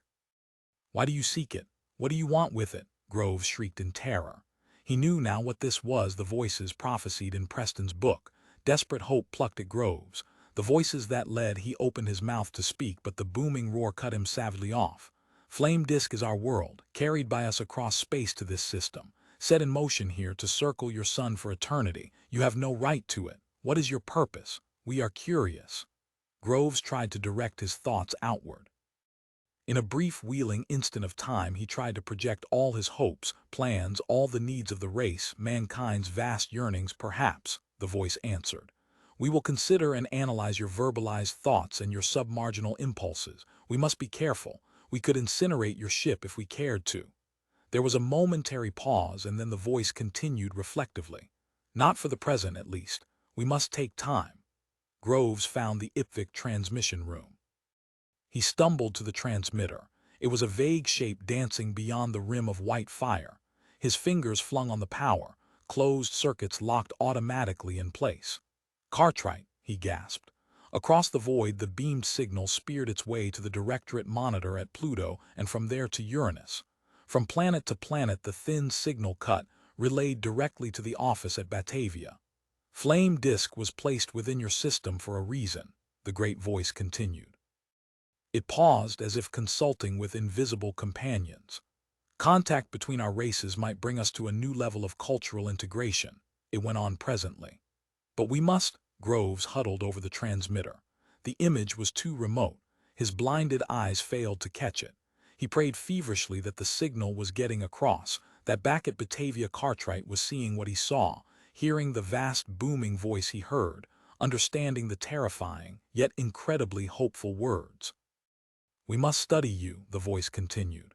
"We must know more about you. We do not decide quickly. As your ship is guided toward Flame Disk, we will reach a decision. We will decide whether to destroy you or to lead you to safety on Flame Disk to a successful conclusion of your expedition." Reese Verrick accepted the IPVC technician's hurried call. "Come along," he snapped to Herb Moore. "The bug on Cartwright's ship. A transmission S coming across to Batavia, something important." Seated before the vid-tap, the IPVC technicians had set up for Farbin. Verrick and Moore gazed with incredulous amazement at the scene. Groves, a miniature figure lost in rolling flame, was dwarfed to the size of a helpless insect by the surge of pure energy that played around him. From the odd speaker above the screen, the booming voice, distorted and dimmed by millions of miles of space, thundered out, "Our warning. If you attempt to ignore our friendly efforts to guide your ship, if you try to navigate on your own, then we cannot promise." "What is it?" Verrick croaked, blank-faced and dazed. "Is this rigged? Are they glimmed on the bug trying to dazzle us with this setup?" He began to tremble. "Or is this really—" "Shut up," Moore grated. He peered hastily around. "You have a tape running on this." Verrick nodded, slack-jawed. "What have we got in God's name?" "There's those legends and rumors of fabulous beings out there, but I never believed them. I never thought it could really be true."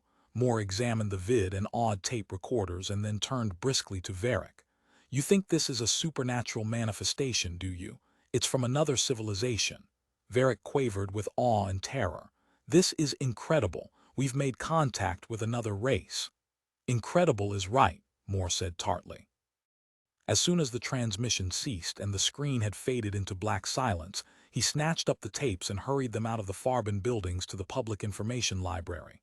Within an hour the analysis was in from the main quiz research organs in Geneva. Moore grabbed the report up and carried it to Reese Verrick. "Look at this."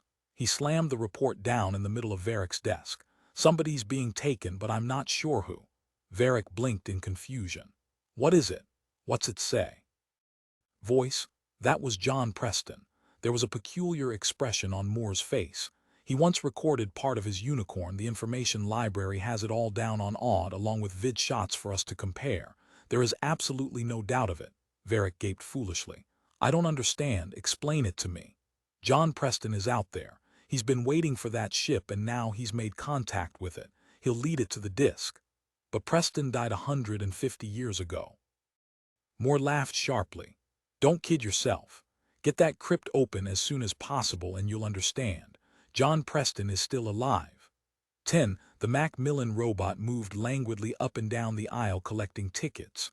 Overhead, the midsummer sun beat down and was reflected from the gleaming silver hull of the sleek Intercon rocket liner.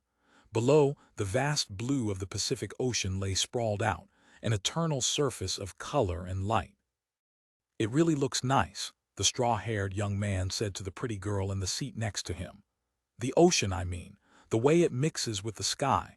Earth is about the most beautiful planet in the system." The girl lowered her portable TV lenses, blinked in the sudden glare of natural sunlight and glanced in confusion out the window. "Yes, it's nice," she admitted shyly. She was a very young girl, not over 18 at the most. Her breasts were small and up-tilted. Her hair was curly and short, a halo of dark orange, the latest color style around her slim neck and finely cut features. She blushed and returned hastily to her TV lenses. Beside her, the harmless, pale-eyed young man got out his package of cigarettes, took one, and then politely offered her the gold-encased pack. "Thanks," she said nervously in a throaty quaver, as her long crimson-tipped fingernails grappled with the cigarette. "Thanks," she said again as he applied his gold cigarette lighter in her behalf. "How far are you going?" the young man inquired presently. "To Peking. I have a job at the Soong Hill, I think. I got a notice for an interview." She fluttered with her miniature purse. "I have it somewhere. Maybe you can look at it and tell me what it means. I don't understand all those legal phrases they use." She added quickly, "Of course, when I get to Batavia, then Walter can. You're classified." The girl's blush deepened. "Yes, class 1176, it isn't much, but it helps." Hurriedly, she brushed ashes from her silk-embroidered neck scarf and right breast. I just got my classification last month. After a hesitation, she asked, "Are you classified? I know some people are touchy, especially those who are." The young man indicated his sleeve. "Class 56-3. You sound so cynical." The young man laughed his thin, colorless laugh. "Maybe I am." He eyed the girl benignly. "What's your name?" "Margaret Lloyd." She lowered her eyes shyly. "My name's Keith Pellig," the young man said, and his voice was even thinner and drier than before. The girl thought about it a moment. Keith Pellig. For an instant her smooth forehead wrinkled unnaturally. "I think I've heard that name, haven't I?" "You may have." There was ironic amusement in the toneless voice. "It isn't important, though. Don't worry about it. It always bothers me when I don't remember things." Now that she knew the young man's name, it was permissible to speak openly. "I wouldn't have got my classification except that I'm living with a very important person. He's meeting me at Batavia." Pride mixed with modesty showed on her guileless face. "Walter fixed things up for me. Otherwise I never would have made it." "Good for him," Keith Pellig said. The Macmillan robot slid up beside them and extended its grapple. Margaret Lloyd quickly passed over her ticket and Keith Pellig did the same. "Greetings, brother," Pellig said cryptically to the robot as his ticket stub was punched and returned. After the robot was gone, Margaret Lloyd said to him, "Where are you going?" "Batavia." "On business?" "I'd call it business." Pellig smiled humorlessly. "When I've been there a while I may start calling it pleasure. My attitude varies." "You talk so strangely," the girl said, puzzled and more than somewhat awed by the complexities of an older man. "I'm a strange person. Sometimes I hardly know what I'm going to do or say next. Sometimes I seem a stranger to myself. Sometimes what I do surprises me and I can't understand why I do it." Pellig stubbed out his cigarette and lit another. The ironic smile had left his face and he scowled dark and troubled. His words slowed down until they came out painfully, intensely. "It's a great life if you don't weaken." "What does that mean? I never heard that before." "A phrase from an old manuscript." Pellig peered past her out the wide window at the ocean below. "We'll be there soon. Come upstairs to the bar and I'll buy you a drink." Margaret Lloyd fluttered with fear and excitement.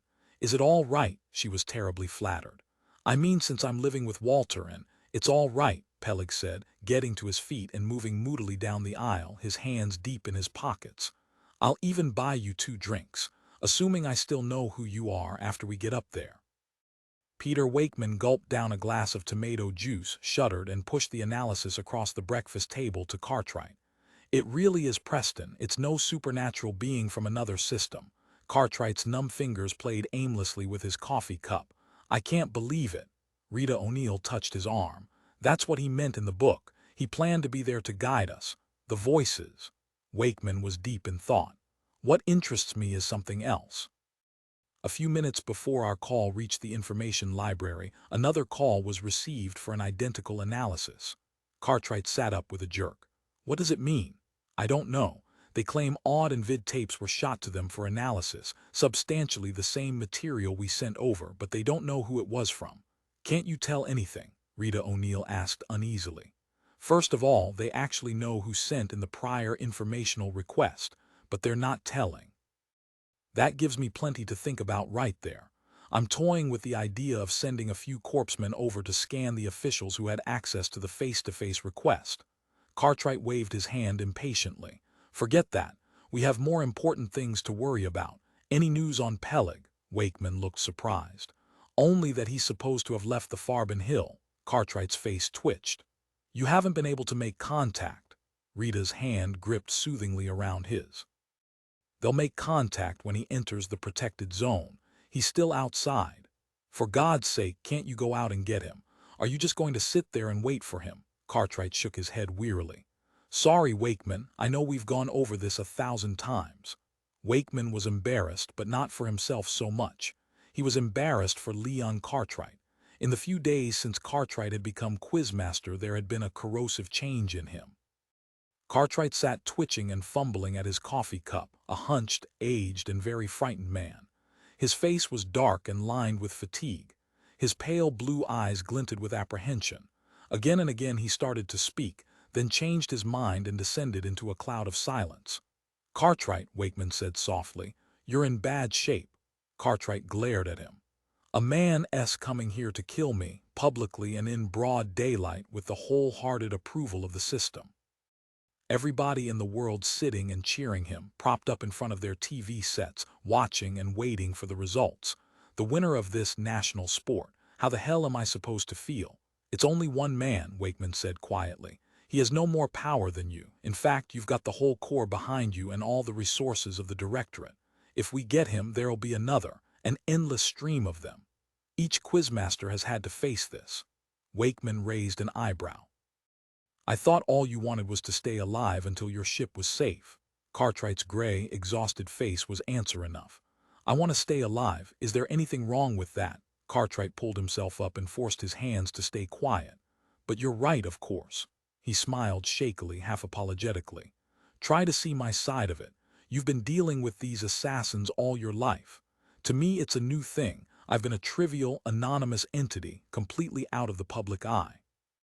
Now I'm chained here under a 10 billion watt searchlight. A perfect target, his voice rose. And they're trying to kill me. What in the name of God is this strategy of yours? What are you going to do? He's pitifully scared, Wakeman thought to himself. He's falling apart. He doesn't care a damn about his ship. Yet that's why he's here in the first place. In Wakeman's mind, Schieffer's answering thoughts came. Schieffer was at his desk on the other side of the directorate building, acting as the nexus between Wakeman and the Corps. This is the time to get him over there. Although I don't really think Pellig is very close, but in view of Verrick's sponsorship we should leave a wide margin for error. True, Wakeman thought back. Interesting. At any other time Cartwright would be overwhelmed to learn that John Preston is alive. Now he pays only passing attention, and he can assume his ship has reached its destination. You assume there is a flame disk. Evidently, but that's no concern of ours, dryly Wakeman thought, and apparently no concern of Cartwright's. He managed to get himself in as Quizmaster as a function of slamming the ship all the way out to flame disk. But now that he's actually face to face with the situation, he sees it as a death trap. Wakeman turned to Cartwright and spoke to him aloud. All right, Leon, get ready. We're taking you out of here. We have plenty of time. No report on Pellig yet. Cartwright blinked and then eyed him suspiciously. Out where? I thought the protective chamber Verrick fixed up. Verrick assumes you'll use that. He'll try there first. We're taking you off Earth entirely. The Corps has arranged a retreat on Luna. It's registered as a conventional psychohealth resort. Actually, it's somewhat more elaborate than Verrick's installations here at Batavia. While the Corps battles it out with Pellig, you'll be 239,000 miles away. Cartwright gazed helplessly at Rita O'Neill. What should I do? Should I go? Here at Batavia, Wakeman said, 100 ships land every hour. Thousands of people pour in and out of the islands. This is the most populated spot in the universe. Christ, this is the functional center of the 9-planet system. But on Luna, a human being literally stands out. Our resort is set apart from the others. Our front organization bought land in an undesirable section. You'll be surrounded by thousands of miles of bleak, airless space. If Keith Pellig should manage to trace you to Luna and comes walking along in his bulky Farley suit, Geiger counter, radar cone and popper and helmet, I think we'll spot him. Wakeman was trying to joke, but Cartwright didn't smile. In other words, you can't defend me here. Wakeman sighed. We can defend you better if you're on Luna. It's nice there. We have it fixed up attractively. You can swim, play games, bask in the sun, relax, even sleep. We can put you in suspended animation until this blows over. I might never wake up again, Cartwright said cunningly. It was like talking to a child. Frightened, helpless, the old man had ceased to reason.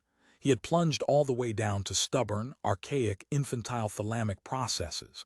Wakeman wished like hell it was late enough in the day for a drink. He got to his feet and examined his watch.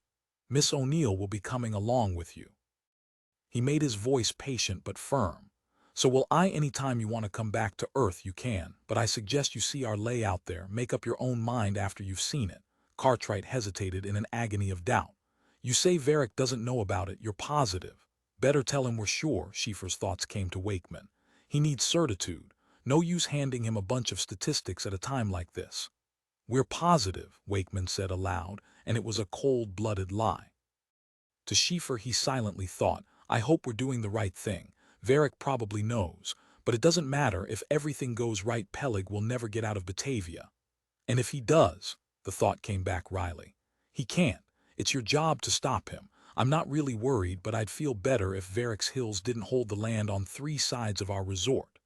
The lounge of the Intercon liner was swank and glittering with chrome.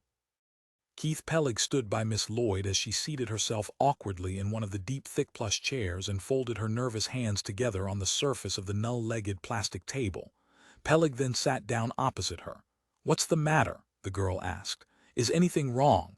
"No." Pellig moodily examined the menu. "What do you want to drink? Make it snappy. We're almost there." Miss Lloyd recoiled and her cheeks burned. The nice-looking man was grim-faced and sullen. She repressed a sudden desire to leap up and hurry downstairs to her seat. He was acting badly, insulting and nasty, but the needling fear that it was something she had done dissolved her resentment and made her fearful instead. "What hill are you under fief to?" she asked timidly. There was no answer. The Macmillan waiter glided up. "What do you wish, sir or madam?" Within the Pellig body, Ted Benteley was deep in stormy thought. He ordered bourbon and water for himself and a Tom Collins for Margaret Lloyd. He scarcely noticed the two glasses the Macmillan slid before them. He paid the chit automatically and began to sip. Miss Lloyd was babbling youthful nonsense. She was excited with anticipation. Her eyes shone. White teeth sparkled, orange hair glowed like a candle flame. It was wasted on the man opposite her. Benteley allowed the Pellig fingers to take the bourbon and water back to the table. He fooled with the glass and continued reflecting. While he was reflecting, the mechanism switched. Silently, instantly, he was back at the Farben Labs. It was a shock. He closed his eyes and hung on tight to the circular metal band that enclosed his body, a combination support and focus. On his IPVC-engineered vidscreen, the scene he had just left glimmered brightly. The body cast a microwave sheet that bounced at close range and was relayed by IPVC along the control channel to Farben in the form of a visual image. A miniature Margaret Lloyd was seated across from a miniature Keith Pellig in a microscopic lounge. Tiny sounds filtered from the odd end of the system as Miss Lloyd bubbled away. "Who's in it?" Benteley demanded shakily. Herb Moore shoved him back down as he started to climb from the protective ring of metal. "Don't move. Unless you want half your psyche slammed over there and half left here. I was just in it.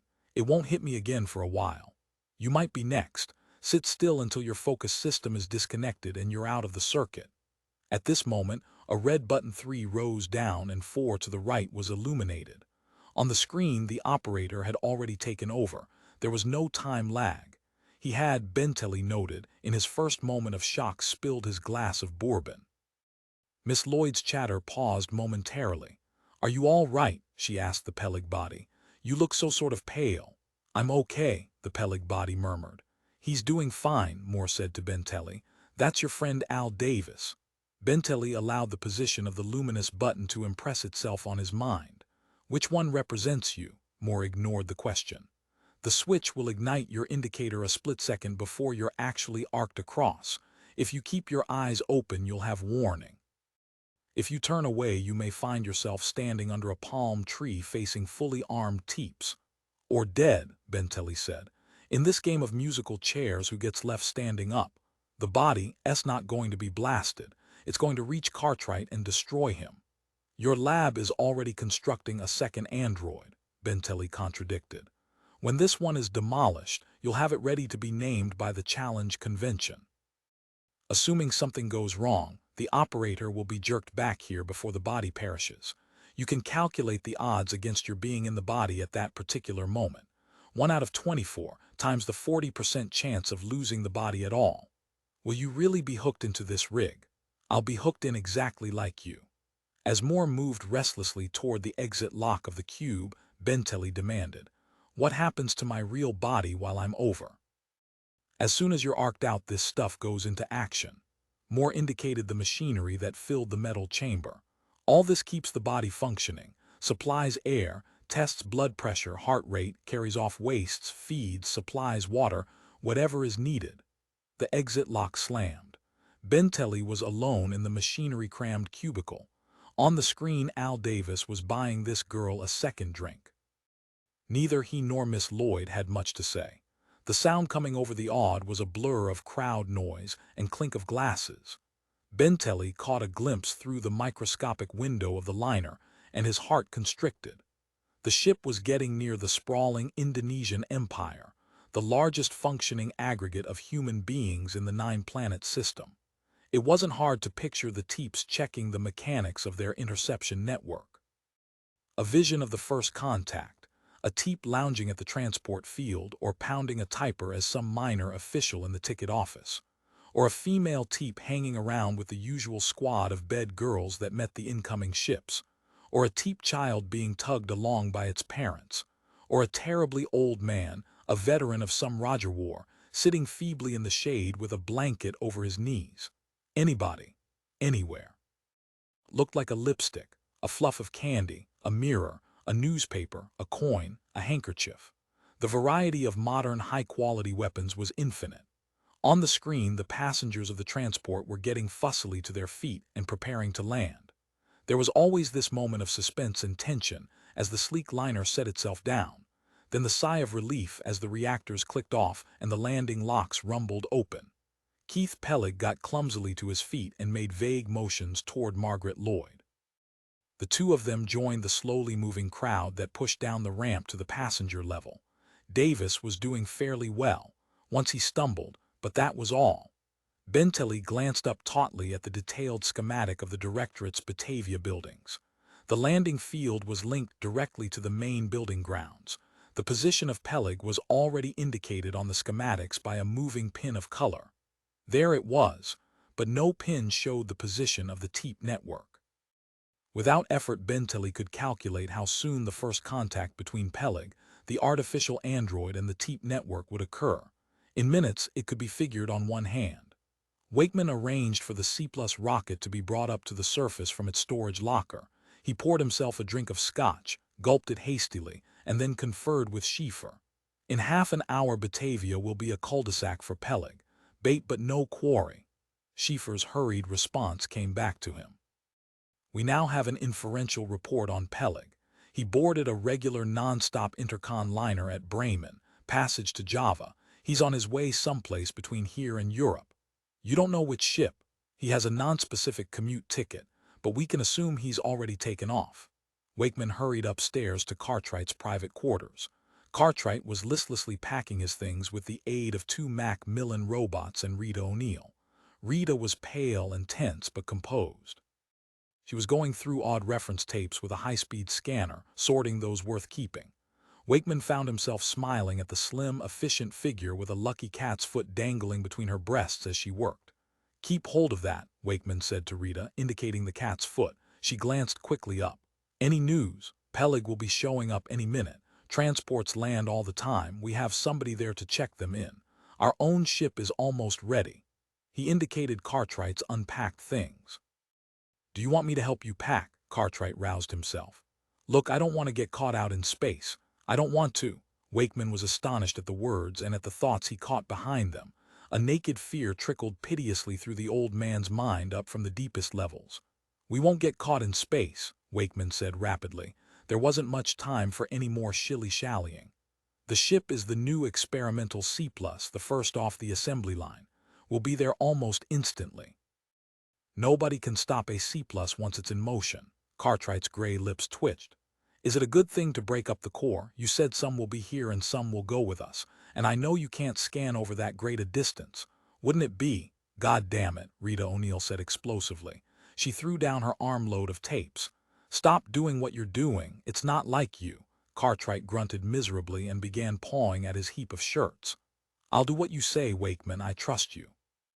He went on clumsily packing, but from his terrified and bewildered mind leaked the growing tendrils of his primitive, atavistic longing fear. It swelled and became stronger each moment. The overpowering urge to hurry into the reinforced inner office Verrick had constructed, and to lock himself in. Wakeman flinched as the raw primal panic hit him, the frantic desire to claw a way back into the womb. He deliberately turned his mind from Cartwright's to Rita O'Neill's. As he did so, Wakeman got a further shock. A thin, icy column of hate radiated from the girl's mind directly at him. He quickly began untangling it, surprised and taken aback by its suddenness. It hadn't been there before. Rita saw the expression on his face and her thoughts changed. Quick, canny, she had sensed his awareness. She was thinking now of the awed tape humming through her ears as she operated the scanner. She passed it on to him. He was deafened by a furious roar of voices, speeches, lectures, parts of Preston's books, arguments, comments. "What is it?" he said to her. "What's wrong?" Rita said nothing, but her lips pressed together until they were white. Abruptly, she turned and hurried out of the room. "I can tell you what it is," Cartwright said hoarsely. He slammed his battered suitcases and locked them. "She blames you for this." "For what?" Cartwright caught up his two eroded suitcases and moved slowly toward the hall door.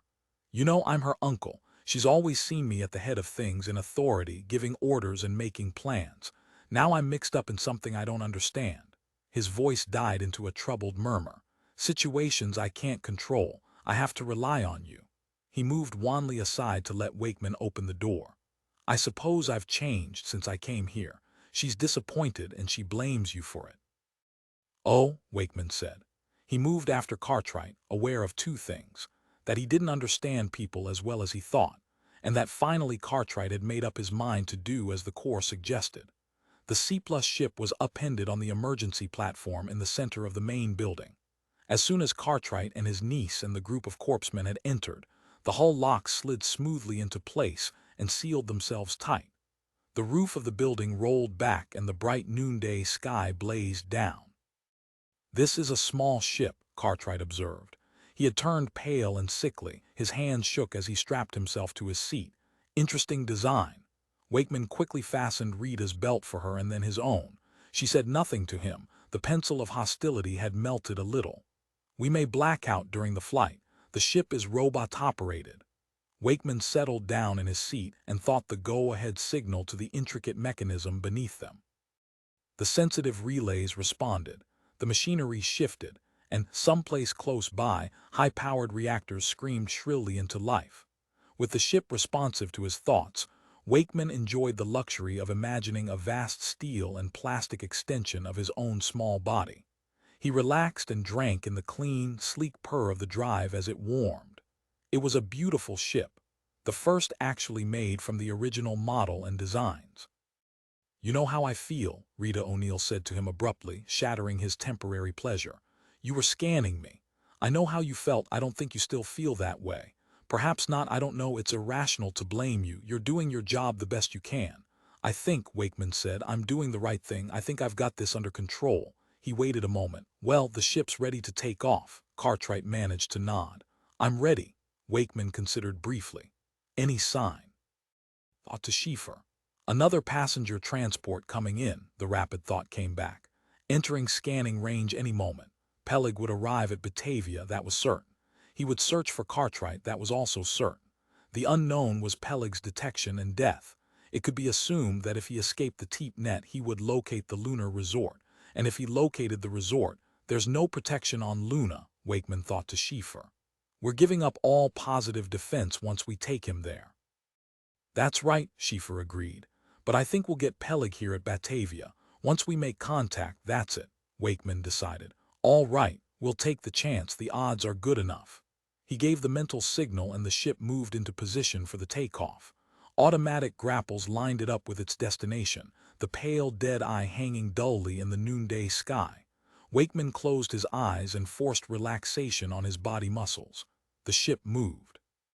First, there was the regular turbine thrust, then the furious lash of energy as the C-plus drive swung into life, sparked by the routine release of power. For a moment the ship hovered over the directorate buildings, glowing and shimmering. Then the C-plus drive caught, and in an instant the ship hurtled from the surface in a flash of blinding speed that rolled back waves of unconsciousness over the people within. As the darkness relentlessly collected Peter Wakeman, a vague blur of satisfaction drifted through his dwindling mind. Keith Pellig would find nothing at Batavia, nothing but his own death. The Corps strategy was working out. In the moment Wakeman's signal sent the glowing C-plus ship away from Batavia, the regular intercon liner rumbled to a slow halt at the space field and slid back its locks.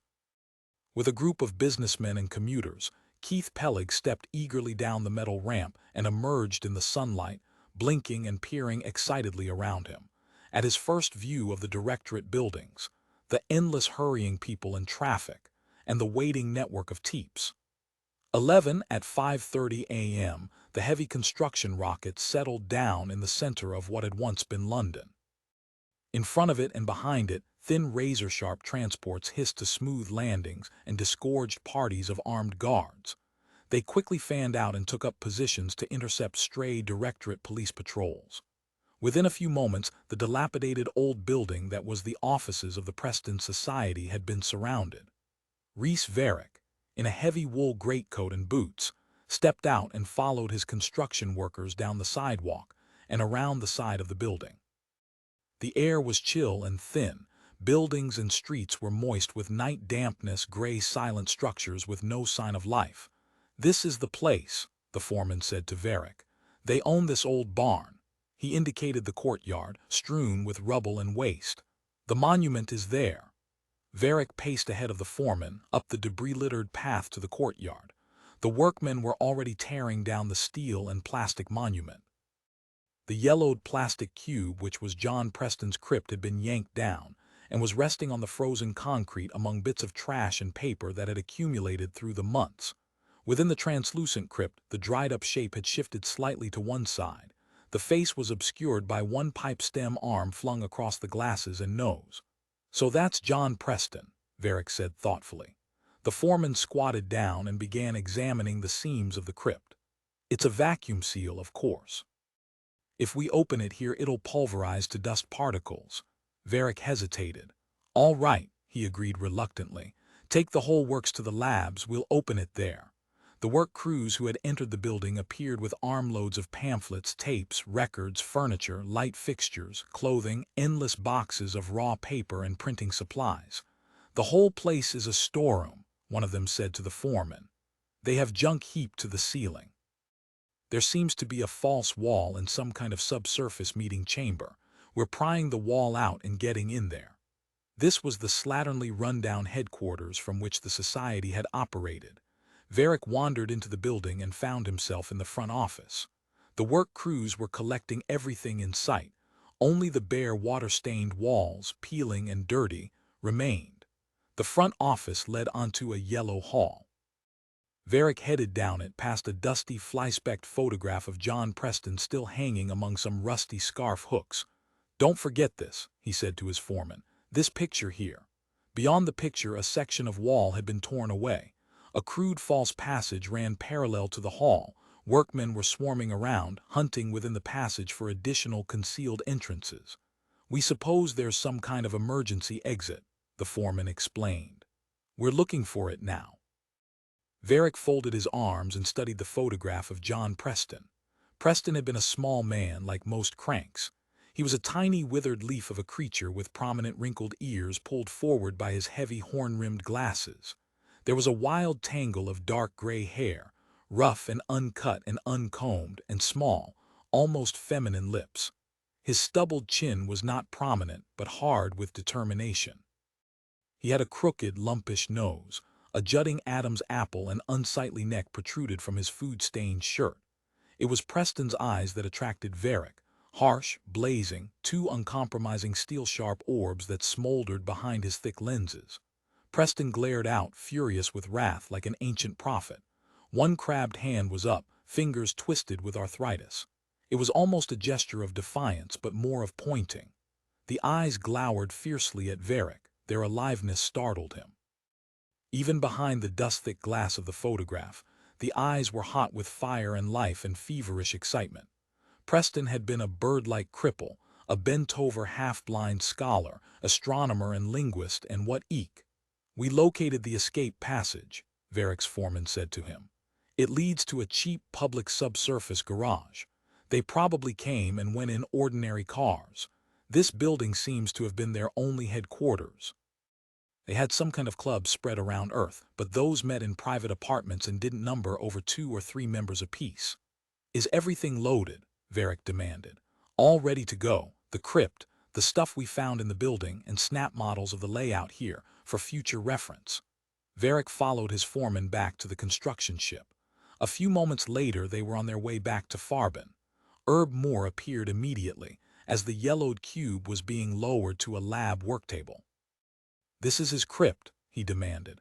"I thought you were hooked into that Pellig machinery," Verrick said, taking off his greatcoat.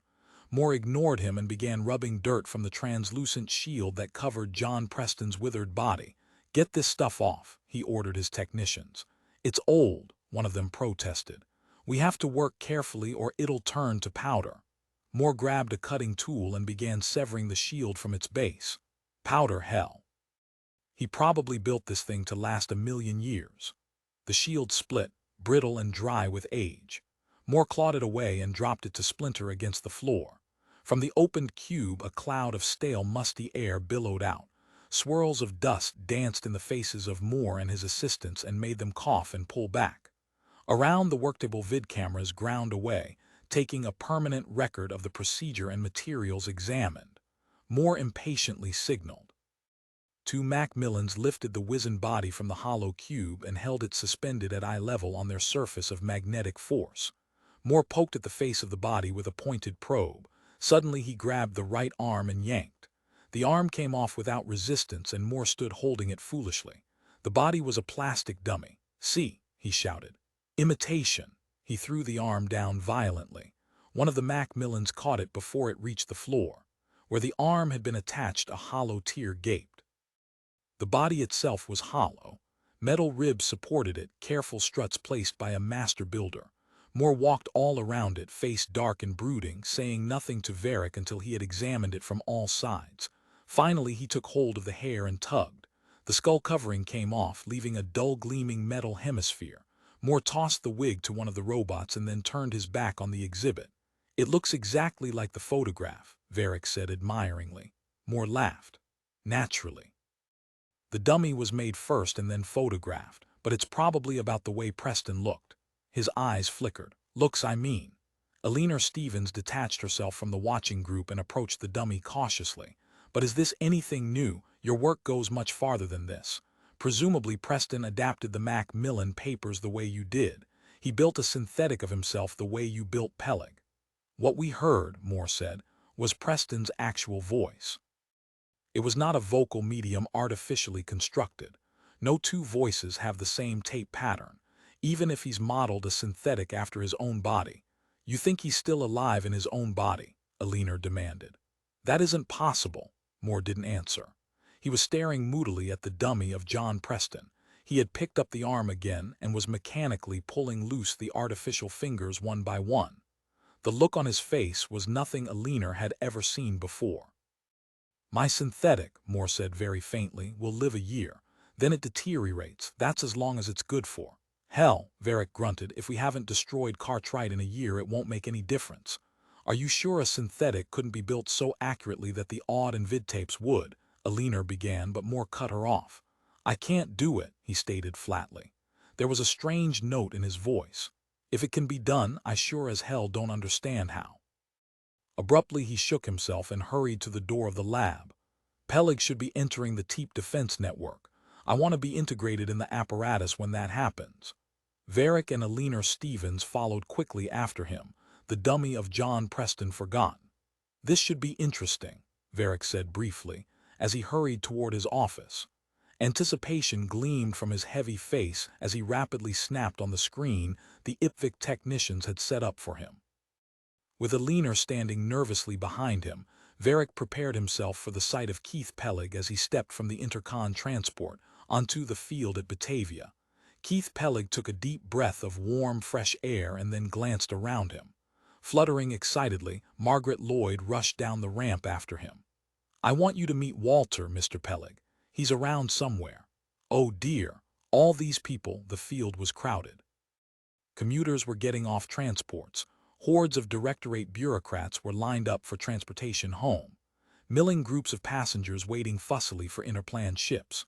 There were stacks of luggage and hard-working Macmillans everywhere, and a constant din of noise and furious activity.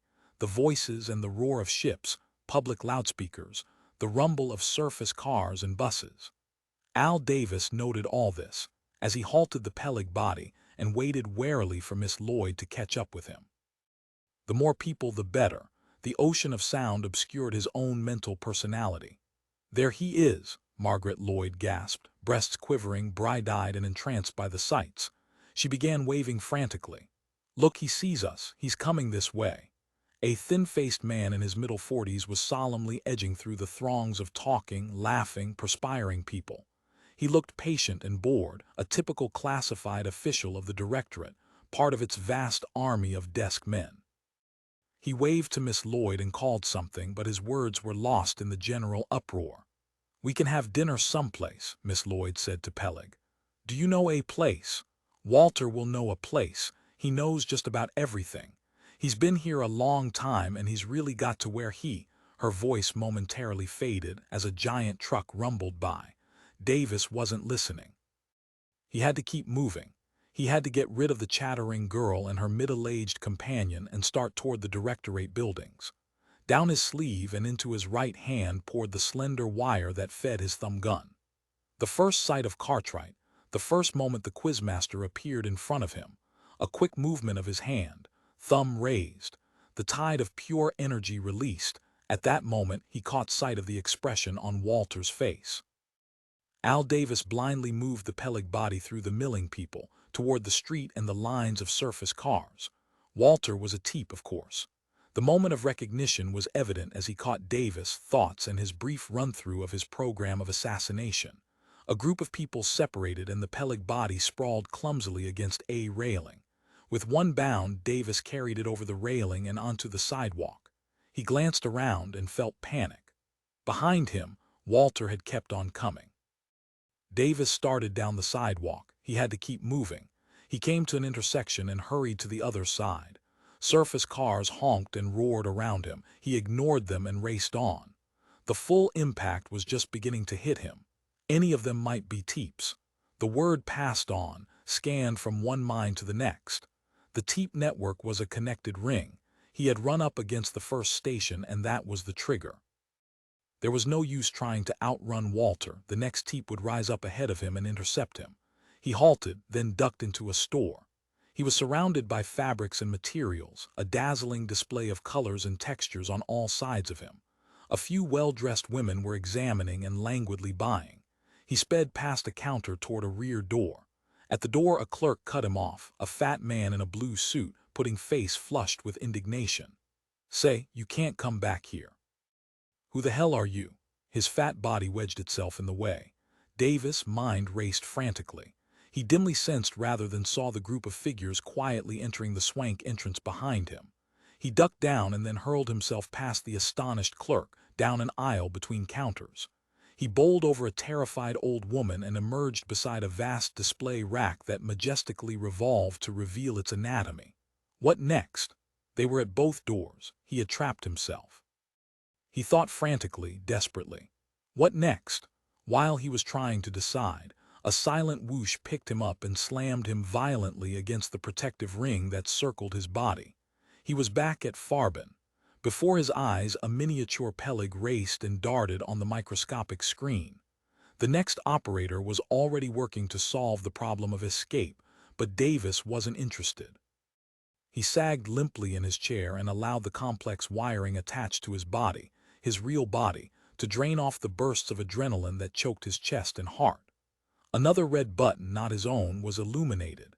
He could ignore the shrill sound scratching at his ears. Somebody else had to work out the answer for a while. Davis tried to reach his hand up to the good luck charm inside his shirt, but the protective ring stopped him. It didn't matter. He was already safe. On the screen, Keith Pellig burned through the plate plastic window of the luxurious clothing store and floundered out onto the street. People screamed in horror. There was pandemonium and confusion. The fat red-faced clerk stood as if turned to stone. While everyone else raced around frantically, he stood motionless, his lips twitching, his body jerking in convulsive spasms. Saliva dribbled from his thick mouth. His eyes rolled inward. Suddenly he collapsed in a blubbery heap. The scene shifted as Pellig escaped from the pack of people clustered around the front of the store. The clerk was lost from sight. Al Davis was puzzled. Had Pellig destroyed the clerk? Pellig was speeding lithely down the sidewalk, His body was built for rapid motion. He turned a corner, hesitated, and then disappeared into a public theater. The theater was dark. Pellig blundered in confusion. A bad strategy. Davis realized the darkness wouldn't affect the Teeps, who depended not on sight but on telepathic contact.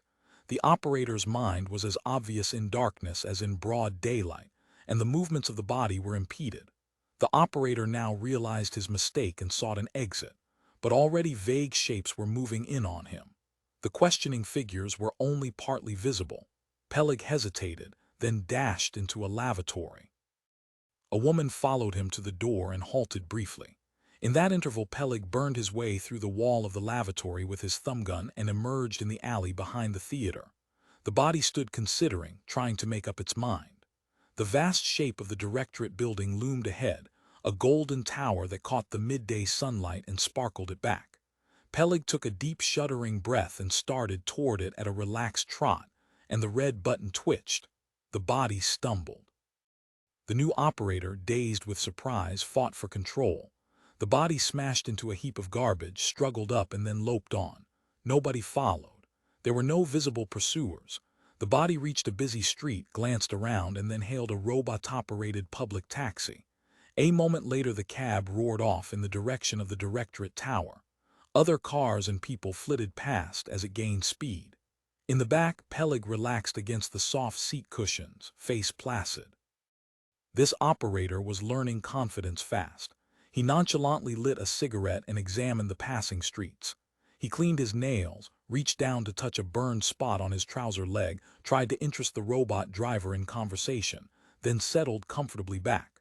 Something strange was happening. Davis turned his eyes to the location schematics, which showed the space relationship of the body to the directorate offices. The body had gone too far. Incredibly, the TEEP network had failed to stop it. Why? Sweat stood out on Davis' palms and armpits. A dazzling nausea licked through him. Maybe it was going to work. Maybe the body would actually get through. Calmly, confidently, lounging in the back seat of the public taxi, Keith Pellig sped toward the directorate offices, his thumbgun resting loosely in his lap. Major Schieffer stood in front of his desk and bellowed with fright. "It's not possible," drummed the disorganized thoughts of the corpsman nearest him. "It isn't possible." "There must be a reason," Schieffer managed to think back. "We lost him." Incredulous, fearful, the thoughts dinned back and forth through the web strands of the network. Schieffer, we lost him. Walter Remington picked him up as he stepped off the ship. He had him. He caught the whole syndrome, the assassin's thumbgun, his fear, his strategy, his personality characteristics. And then, you let him get away. Schieffer, he disappeared. A running stream of disbelief. Suddenly he was gone. He vanished in thin air. "I tell you, we did not lose him. At the second station he ceased to exist. How? I don't know." There was numb misery in the man. Remington passed him to Allison at the clothing store. The impressions came clear as glass, no doubt of it. The assassin began to run through the store. Allison kept lock easily. His thoughts stood out the way an assassin's thoughts do, that highly colored, etched intentness. He must have raised a shield. There was no diminution. The entire personality was cut off instantly, not merely the thoughts. Schieffer's mind dived crazily. "It's never happened to us before." He cursed in a loud, wild voice that shook the objects on his desk. "And Wakeman's on Luna. We can't teep him. I'll have to use the regular IPVIC. Tell him something's terribly wrong. Tell him the assassin disappeared into thin air." Schieffer hurried to the transmission room. As he was jerking the closed circuit to the lunar resort into life, a new flurry of excited thoughts chilled him. "I've picked him up," an eager corpsewoman relayed by the network from one to another. "I've got him." "Where are you?" A variety of insistent demands came from up and down the network. There were quick, urgent calls as the frantic Teeps collected for action. "Where is he?" "Theater, near the clothing store." Rapid, disjointed instructions. "He's heading into the men's room." "Only a few feet from me. Shall I go in?" "I can easily." The thought broke off. Schieffer squalled a shattering blast of despair and rage down the network. "Go on." Silence, and then the mind screamed. Schieffer clapped his hands futilely to his head and closed his eyes. Gradually the storm died down. All up and down the network the violence rolled and lapped. Mind after mind was smashed, short-circuited, blacked out by the overload. Shattering pain lashed through the entire web of telepaths back to the original mind, 3 in a row. "Where is he?" Schiffer shouted. "What happened?" The next station responded faintly. "She lost him, she's dropped from the network, dead I think, burned out." Bewilderment. "I'm in the area but I can't catch the mind she was scanning. The mind she was scanning is gone." Schiffer managed to raise Peter Wakeman on the Ipvik vidscreen. "Peter," he croaked aloud, "we're beaten." "What do you mean?" "Cartwright isn't even there. We picked up the assassin and then lost him. We picked him up again later on, a few minutes later in another location. Peter, he got past 3 stations and he's still moving. How he—" "Listen to me," Wakeman interrupted. "Once you get hold of his mind, stay with him, close ranks, follow him until the next station takes over. Maybe you're too far apart, maybe." "I've got him," a thought came to Schiffer. "He's near me. I'll find him, he's close by." The network yammered excitement and suspense. "I'm getting something strange." Doubt mixed with curiosity and was followed by startled disbelief. "There must be more than one assassin, but that's not possible." Growing excitement. "I can actually see him. Pellig just got out of a cab, he's walking along the street ahead of me. He's going to enter the directorate building by the main entrance, it's all there in his mind. I'll kill him. He's stopping for a street light. Now he's thinking of crossing the street and going." Nothing. Schiffer waited and still nothing came. "Did you kill him?" he demanded. "Is he dead?" "He's gone," the thought came, hysterical and giggling. "He's standing in front of me and at the same time he's gone. He's here and he isn't here. Who are you? Who do you want to see? Mr. Cartwright isn't here just now. What's your name? Are you the same man or is there that we haven't out? This is going out is out." The damaged Teep dribbled off into infantile mutterings and Schiffer dropped him from the network. It didn't make sense. It wasn't possible. Keith Pellig was still there, standing face to face with a corpsman in easy killing distance. Yet Keith Pellig had vanished from the face of the earth. At the viewing screen rigged up for monitoring the progress of the assassin, Verrick turned to Eleanor Stevens. "We were wrong. It's working better than we had calculated." "Why?" "Suppose you were talking to me," Eleanor said tightly, "carrying on a conversation, and I vanished completely. Instead of me, a totally different person appeared." "A different person physically," Verrick agreed. "Yes. Not even a woman, a young man or an old man. Some utterly different body who continued the conversation as if nothing had happened." "I see," Verrick said avidly. "Teeps depend on telepathic rapport," Eleanor explained. "Not visual image. Each person's mind has a unique taste. The teep hands-on by mental contact, and if that's broken," the girl's face was stricken. "Reese, I think you're driving them insane." Verrick got up and moved away from the screen. "You watch for a while." "No," Eleanor shuddered, "I don't want to see it." A buzzer sounded on Verrick's desk. "List of flights out of Batavia," a monitor told him. "Total count of time and destination for the last hour. Special emphasis on unique flights." "All right." Verrick nodded vaguely, accepting the metal foil sheet and dropping it with the litter heaped on his desk. "God," he said hoarsely to Eleanor. "It won't be long." Calmly, his hands in his pockets, Keith Pellig was striding up the wide marble stairs, into the main entrance of the Central Directorate building at Batavia, directly toward Leon Cartwright's suite of inner offices. 12 Peter Wakeman had made a mistake. He sat for a long time letting the realization of his mistake seep over him. With shaking fingers, he got a fifth of scotch from his luggage and poured himself a drink. There was a scum of dead, dried-up protein in the glass. He threw the whole thing in a disposal slot and sat sipping from the awkward bottle. Then he got to his feet and entered the lift to the top floor of the resort. Corpsmen, dressed in bright vacation colors, were relaxing and enjoying themselves around, and in a vast tank of sparkling blue water. Above them, a dome of transparent plastic kept the fresh spring-scented air in, and the bleak void of the lunar landscape out. Laughter, the splash of lithe bodies, the flutter of color and texture and bare flesh, blurred past him as he crossed the deck. Rita O'Neill had climbed from the water and was sunbathing drowsily a little way beyond the main group of people. Her sleek naked body gleamed moistly in the hot light that filtered down through the lens of the protective balloon. When she saw Wakeman, she sat up quickly, black hair cascading in a glittering tide of motion down her tan shoulders and back. "Is everything all right?" she asked. Wakeman threw himself down in a deck chair. A Macmillan approached him and he automatically took an old-fashioned from its tray. "I was talking with Schiffer," he said. Back at Batavia, Rita took a brush and began stroking out her heavy cloud of hair. A shower of sparkling drops steamed from the sun-baked deck around her. What did he have to say? She asked, as casually as she could. Her eyes were large and dark and serious. Wakeman sipped his drink aimlessly and allowed the bright warmth of the overhead sun to lull him to half-slumber. Not far off, the crowd of frolicking bathers splashed and laughed and played games in the chlorine-impregnated water. A huge shimmering water ball lifted itself up and hung like a living sphere before it plunged down in the grip of a flashing white-toothed corpsman.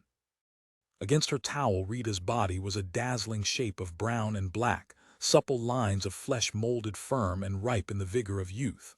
"They can't stop him," Wakeman said. In his stomach the whiskey had formed a congealed lump that settled cold and hard into his loins. "He'll be here not long from now. I had it calculated wrong." Rita's black eyes widened. She momentarily stopped brushing, then started again, slowly and methodically. She shook her hair back and climbed to her feet. "Does he know Leon is here?" "Not yet, but it's only a question of time. And we can't defend him here. We can try. Maybe I can find out what went wrong. Maybe I can get more information on Keith Pellig. Will you take Leon someplace else?" "It's not worth it. This is as good a place as any. At least there aren't many minds to blur scanning here." Wakeman got stiffly to his feet and pushed away his half-finished drink. He felt old and his bones ached. "I'm going downstairs to go over the tapes we scanned on Herb Moore, particularly the ones we got the day he came to talk to Cartwright. Maybe I can put something together." Rita slipped on a robe and tied the sash around her slim waist. She dug her feet into ankle-length boots and fished together her brush and sunglasses and lotion. "How much time do we have before he gets here?" "We should start getting ready. Things are moving fast. Too fast for anyone's good. It all seems to be falling apart." "I hope you can do something." Rita's voice was calm, emotionless. "Leon's resting. I made him lie down. The doctor gave him a shot of something to make him sleep." Wakeman lingered. "I did what I thought was right. I must have left something out. It's clear we're fighting something much more complex and cunning than we realized." "You should have let him run it," Rita said. "You took the initiative out of his hands. You're like Verrick and the rest of them. You never believed he could manage. You treated him like a child until he gave up and believed it himself." "I'll stop Pellig," Wakeman said quietly. "I'll correct things. I'll find out what it is and stop him someplace before he gets to your uncle. It's not Verrick who's running things. Verrick could never work anything out this clever. It must be Moore." "It's too bad," Rita said, "that Moore isn't on our side." "I'll stop him," Wakeman repeated. "Some way, somehow. Between drinks, maybe." Rita halted for a moment to tie the laces on her boots, and then she disappeared down a descent ramp toward Cartwright's private quarters. She didn't look back. Keith Pellig climbed the wide marble stairs of the directorate building with confidence. He walked swiftly, keeping up with the fast-moving crowd of classified bureaucrats pushing good-naturedly into the elevators and passages and offices. In the main lobby, Pellig halted a moment to get his bearings. With a thunderous din, alarm bells went off throughout the building. The good-natured milling of officials and visitors abruptly ceased. Faces lost their friendly monotony. In an instant, the easygoing crowd was transformed into a suspicious, fearful mass. From concealed speakers, harsh mechanical voices dinned. "Clear the building. Everyone must leave the building." The voices shrilled in a deafening cacophony. "The assassin is in the building. Everyone must leave." Pellig lost himself in the swirling waves of men and women pouring around with ominous grimness. He edged, darted, pushed his way into the interior of the mass, toward the labyrinth of passages that led from the central lobby. There was a scream. Someone had recognized him. There was rapid firing, a blackened, burned-out patch of charred bodies, as guns were fired in crazed panic. Pellig escaped and continued circling warily, keeping in constant motion. "The assassin is in the main lobby." The mechanical voices blared. "Concentrate on the main lobby." "There he is," a man shouted. Others took up the roar. "That's him there." On the roof of the building, the first wing of military transports was settling down. Green-clad soldiers poured out and began descending in lifts. Heavy weapons and equipment appeared, dragged to lifts or grappled over the side to the ground level. At his screen, Reese Verrick pulled away briefly and said to a leaner Stevens, "They're moving in non-teeps." "Does that mean?" It means the core has been knocked out, Alina answered. They're through, finished. Then they'll track Pellig visually. That'll cut down the value of our machinery. The assassin is in the lobby, the mechanical voices roared above the din. Down corridors Macmillan heavy-duty weapons rolled, guns bristling like quills. Soldiers threw plastic cables spun from hand projectors in an intricate web across the mouths of corridors. The milling, excited officials were herded toward the main entrance of the building. Outside, soldiers were setting up a ring of steel, a circle of men and guns. As the officials poured from the building, they were examined visually one by one and then passed on. But Pellig wasn't coming out. He started back once, and at that moment the red button jumped, and Pellig changed his mind. The next operator was eager and ready. He had everything worked out the moment he entered the synthetic body. Down a side corridor he sprinted, directly at a clumsy Macmillan gun trying to wedge itself in the passage. As the locks of the gun slid down, Pellig squeezed through. The lock slammed viciously after him and the passage was sealed off. The assassin has left the lobby, the mechanical voices squalled. Remove that Macmillan weapon. The gun was hastily collected and propelled protesting and whirring to a storage locker. Troops poured after Pellig as he raced down deserted office corridors, cleared of officials and workers, yellow-lit passages that echoed with distant clangs. Pellig thumb-burned his way through a wall and into the main reception lounge. The lounge was empty and silent. It was filled with chairs, vid and odd tapes, lush carpets and walls, but no people. At his screen, Benteley started with recognition. This was the lounge where he had waited to see Reese Verrick. The synthetic body skimmed from office to office, a weaving, darting thing that burned a path ahead of it without visible emotion or expression. Once it raced through a room of still-working officials. Screaming men and women scrambled wildly for escape. Desks were hastily abandoned in the frantic rush to exits. Pellig ignored the terrified workers and skimmed on. His feet barely touched the floor. At a checkpoint, he seemed almost to rise and hurtle through the air, a blank-faced, moist-haired Mercury. The last commercial office fell behind. Pellig emerged before the vast sealed tank that was the Quizmaster's inner fortress. He recoiled as his thumbgun showered harmlessly against the thick Rixuride surface. Pellig stumbled away, momentarily bewildered. The assassin is at the inner office. Mechanical voices dinned above and around him, up and down corridors in rooms throughout the elaborate building. Surround and destroy him. Pellig raced in an uncertain circle, and again the red button twitched. The new operator staggered, crashed against a desk, pulled the synthetic body quickly to its feet, and then proceeded to systematically burn his way around the side of the Rixuride tank. In his office, Verrick rubbed his hands with satisfaction. Now it won't be long. Is that more operating it? No, Alina said, examining the breakdown of the indicator board. It's one of his staff. The synthetic body emitted a supersonic blast. A section of the Rixuride tank slid away and the concealed passage lay open. The body hurried up the passage without hesitation. Under its feet gas capsules popped and burst uselessly. The body did not breathe. Verrick laughed like an excited child. See, they can't stop him, he's in. He leaped up and down and pounded his fists against his knees. Now he'll kill him, now. But the Rixuride tank, the massive inner fortress with its armory of guns and IPVC equipment, was empty. Verrick squealed a high-pitched frenzied curse. He's not there, he's gone. His massive face melted with disappointment. They got the son of a bitch out. At his own screen, Erbmore jerked controls with convulsive dismay. Lights, indicators, meters, and dials flowed wildly. Meanwhile, the Pellig body stood rooted to the spot, 1 foot into the deserted chamber. There was the heavy desk Cartwright should have been sitting at. All that was left were files, warning apparatus, equipment, and machinery. But Cartwright wasn't there. Keep him looking, Verrick shouted. Cartwright must be around someplace. The sound of Verrick's voice grated in Moore's odd phones. His mind worked rapidly.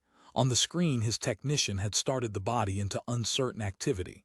The schematic showed Pellig's pin at the very core of the directorate. The assassin had arrived, but there was no quarry.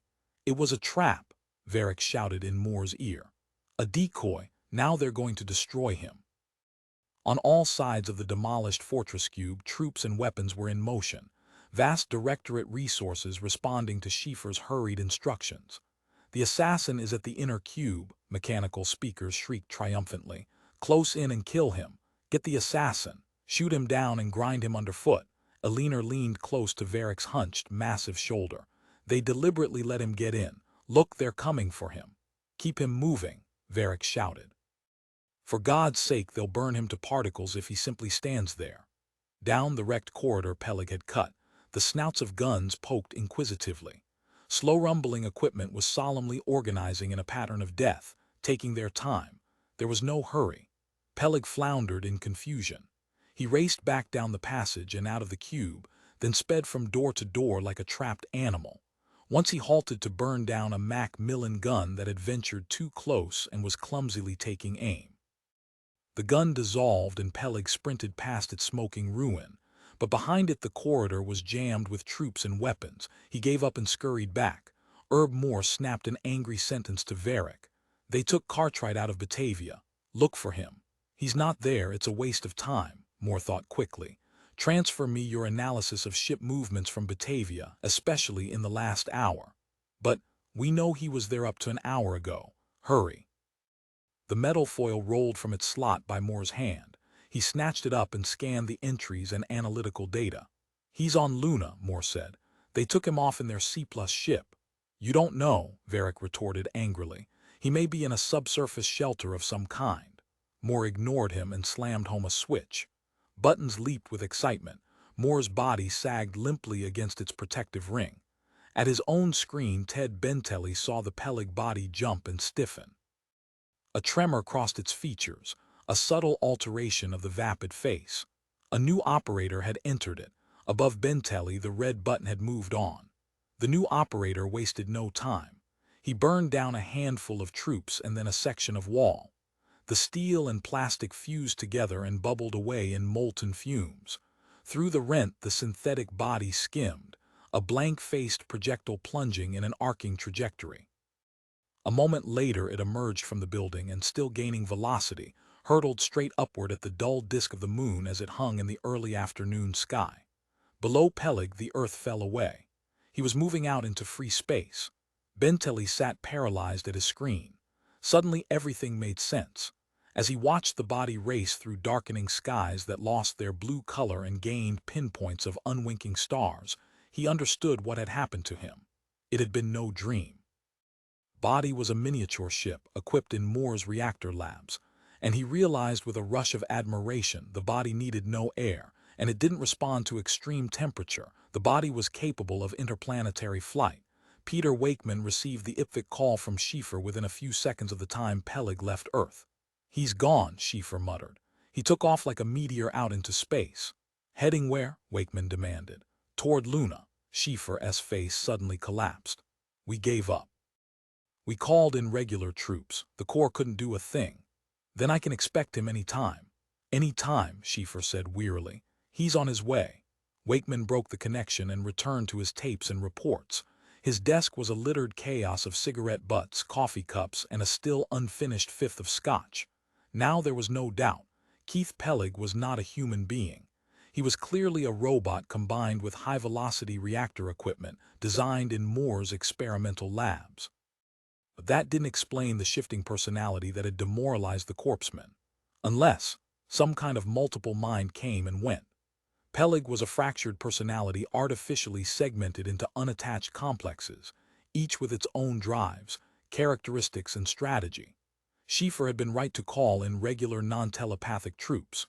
Wakeman lit a cigarette and aimlessly spun his good luck charm until it tugged loose from his hand and banged into the tapes stacked on his work desk. He almost had it if he had more time, a few days to work the thing out. He got up suddenly and headed for a supply locker. "Here's the situation," he thought to the corpsmen scattered around the levels of the resort. "The assassin has survived our Batavia network. He's on his way to Luna." His announcement provoked horror and dismay. There was a quick scramble from sun decks and bathing pools, bedrooms and lounges and cocktail bars. "I want every corpsman in a Farley suit," Wakeman continued. "This didn't work at Batavia, but I want you to set up a makeshift network. The assassin has to be intercepted outside the balloon. He radiated what he had learned about Pellig and what he believed. The answering thoughts came back instantly. A robot, a multiple personality synthetic. Then we can't go by mind touch. We'll have to lock on physical visual appearance. You can catch murder thoughts, Wakeman disagreed as he buckled on his Farley suit. But don't expect continuity. The thought processes will cut off without warning. Be prepared for the impact. That's what destroyed the core at Batavia. Does each separate complex bring a new strategy? Apparently. This brought amazement and admiration. Fantastic, a brilliant contribution. Find him, Wakeman thought grimly, and kill him on the spot. As soon as you catch the murder thought, burn him to ash. Don't wait for anything. Wakeman grabbed up the fifth of scotch and poured himself one last good drink from what had been Reese Verrick's private stock. He locked his Farley helmet in place and snapped on the air temp feed lines. He collected a hand popper and hurried to one of the exit sphincters of the resort balloon. The arid, barren expanse of waste was a shock. He stood fumbling with his humidity and gravity control, adjusting to the sight of an infinity of dead matter. The moon was a ravaged, blasted plain. There were gaping craters where the original meteors had smashed away the life of the satellite. Nothing stirred, no wind or dust tremor or flutter of life. Wherever Wakeman looked there was only the pocked expanse of rubble, heaped debris littered across the bone-harsh cliffs and cracks. The face of the moon had dried up and split. The skin, the flesh, had been eroded away by millenniums of ruthless abrasion. Only the skull was left, vacant eye sockets and gaping mouth. As Wakeman stepped gingerly forward, he was tramping over the features of a death's head. Behind him the resort glowed and twinkled, a luminous balloon of warmth and comfort and relaxation. While Wakeman was hurrying across the deserted landscape, a rattled thought hammered jubilantly in his brain. Peter, I've spotted him. He landed just now a quarter-mile from me. Wakeman began to run awkwardly over the rubbled stone, one hand on his popper. Keep close to him, he thought back. And keep him away from the balloon. The corpsman was excited and incredulous. He landed like a meteor. I was already a mile outside the balloon when your orders came. I saw a flash. I went to investigate. How far from the balloon are you? About 3 miles. 3 miles. Keith Pellig was that close to his prey. Wakeman cut his gravity pressure to minimum and rushed forward wildly. With great leaps and bounds he covered the distance toward his fellow corpsman. Behind him the glowing balloon of light dwindled and fell away. Panting, gasping for breath, he fled toward the assassin. He stumbled over a crack and pitched headfirst on his face. As he struggled up, the shrill hiss of escaping air whined in his ears. With one hand he dragged out the emergency repair pack, and with the other he fumbled for his popper. It was gone. He had lost it, dropped it somewhere among the ancient heaps of debris around him. The air was going fast. He forgot the gun and concentrated on patching his Farley suit. The plastic goo hardened instantly and the terrifying hiss cut off. As he began searching frantically among the boulders and dust, a new string of thoughts struck excitedly at him.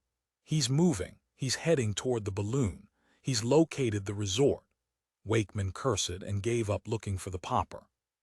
He set off at a bounding trot toward the corpsman. A high ridge rose ahead of him. He sprinted up it and half-slid, half-rolled down the far side. A vast bowl stretched out ahead of him. Craters and ugly gaping wounds leered in the skull face. The corpsman's thoughts came to him strongly now. He was close by, and for the first time he caught the thoughts of the assassin. Wakeman stopped rigid. That's not Pellig, he radiated back wildly. That's Herb Moore. Moore's mind pulsed with frenzied activity. Unaware that he was being teeped, he had let down all barriers. His eager, high-powered thoughts and drives poured out in a ceaseless flood tide that mounted to fever pitch as he spotted the glowing balloon that encased the directorate's vacation resort. Wakeman stood frozen, concentrating on the stream of mental energy lapping at him. It was all there, the whole story. Moore's supercharged mind contained every fragment of it, all the missing pieces he had held back before. Pellig consisted of a variety of human minds, altering personalities hooked to an intricate switch mechanism, coming and going at random in chance formation, without pattern, minimax, randomness, a deep blur of endgame theory. It was a lie. Wakeman recoiled. Under the thick layer of game theory was another level, a submarginal syndrome of hate and desire and terrible fear. Jealousy of Benteley, a ceaseless terror of death, involved schemes and plans, a complicated gestalt of need and goal-oriented drive actualized in an overpowering sledgehammer of ambition. Moore was a driven man, dominated by the torment of dissatisfaction, and his dissatisfaction culminated in ruthless webs of strategy. The twitch of the Pellig machinery wasn't random. Moore had complete control. He could switch operators into the body at any time and pull them out at any time. He could set up any combination he pleased. He was free to hook and unhook himself at will. And Moore's thoughts suddenly focused. He had spotted the corpsman trailing him.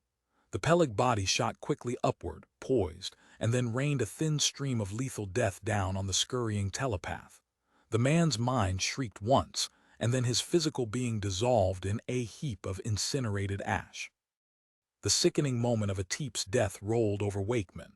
Peter felt the lingering, tenacious, and completely futile struggle of the mind to keep itself collected, to retain personality and awareness after the body was gone. Peter, like a cloud of volatile gas, the corpsman's mind hung together, then slowly, inexorably began to scatter. Its weak thoughts faded. Oh God, the man's consciousness, his being dissolved into random particles of free energy. The mind ceased to be a unit. The gestalt that had been the man relaxed, and the man was dead. Wakeman cursed his lost gun. He cursed himself and Cartwright and everybody in the system. He threw himself behind a bleak boulder and lay crouched, as Pellig drifted slowly down and landed lightly on the dead surface of the moon. Pellig glanced around, seemed satisfied, and began his cautious prowl toward the luminous balloon 3 miles distant. "Get him," Wakeman radiated desperately. "He's almost at the resort." There was no response. No other corpsmen were close enough to pick up and relay his thoughts. With the death of the closest corpsman, the jury-rigged network had shattered. Pellig was walking calmly through an undefended gash. Wakeman leaped to his feet. He lugged an immense boulder waist-high and staggered to the top of the inclined rise. Below him, Keith Pellig walked bland-faced, almost smiling. He appeared to be a gentle, straw-haired youth, without guile or cunning. Wakeman managed to raise the rock above his head. The weak lunar gravity was on his side. He swayed, lifted it high, and hurled it bouncing and crashing onto the swift-walking synthetic. There was one startled glance as Pellig saw the rock coming. He scrambled easily away, a vast spring that carried him yards from the path of the lumbering boulder. From his mind came a blast of fear and surprise, a frantic panic. He stumbled, raised his thumb gun toward Wakeman, and then Moore was gone. The Pellig body altered subtly. Wakeman's blood froze at the uncanny sight. Here, on the desolate surface of the moon, a man was changing before his eyes. The features shifted, melted momentarily, then reformed. It wasn't the same. It wasn't the same face because it wasn't the same man. Moore was gone and a new operator had taken over. Behind the pale blue eyes a different personality peered out. The new operator wavered.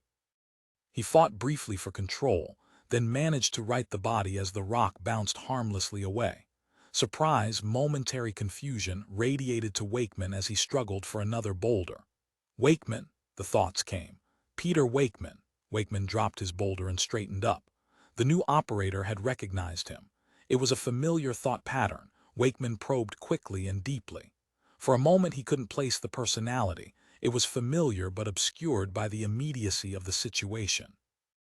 It was larded over with wary fear and antagonism. But he knew it all right. There was no doubt. It was Ted Benteley.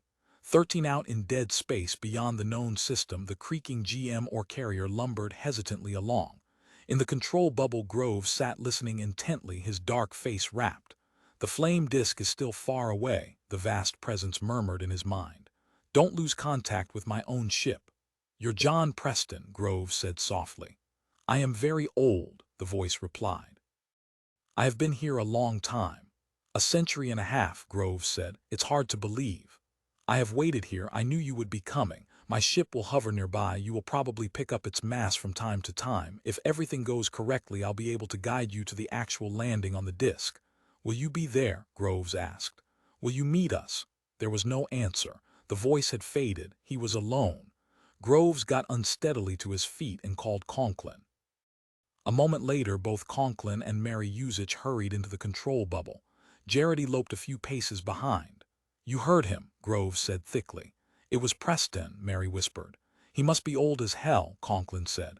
"A little old man waiting out here in space for us to come, waiting for all these years. I think we'll get there," Groves said. "Even if they manage to kill Cartwright, we'll still reach the disk." "What did Cartwright say?" Jarrett asked Groves. "Did it perk him up to hear about Preston?" Groves hesitated. Cartwright was preoccupied. "But surely he's about to be murdered." Groves savagely flicked on the manual controls. "He hasn't got time to think about anything else." Nobody said anything for a while. Finally Conklin asked, "Has there been any late news?" "I can't raise Batavia. Military blackout has completely screened out the IPVC lines. I picked up emergency troop movements from the inner planets toward Earth. Directorate wings heading home." "What's that mean?" Jarrett asked. "Pellig has reached Batavia and something has gone wrong. Cartwright must have his back to the wall. Somehow the Teep Corps must have failed." Wakeman shouted frantically. "Benteley, listen to me. Moore has it rigged. You're being tricked. It's not random." It was hopeless. No sound carried. Without atmosphere, his voice died in his helmet. Benteley's thoughts radiated to him clear and distinct, but there was no way Wakeman could communicate back. He was boxed in, baffled. The figure of Keith Pellig and the mind of Ted Benteley were only a few yards from him, and there was no way he could make contact. Benteley's thoughts were mixed. "It's Peter Wakeman," he was thinking, "the Teep I met in the lounge." He realized that he was in danger. He was aware of the nearby luminous resort balloon. Wakeman caught an image of Cartwright, the job of killing. And beneath that, Benteley's deep aversion and doubt, his distrust of Verrick and his dislike of Herb Moore. Benteley was undecided. For an instant the thumb gun wavered. Wakeman scrambled down the ridge onto the level plain. With frantic haste he sketched vast crude letters in the ancient dust. "Moore tricked you, not random."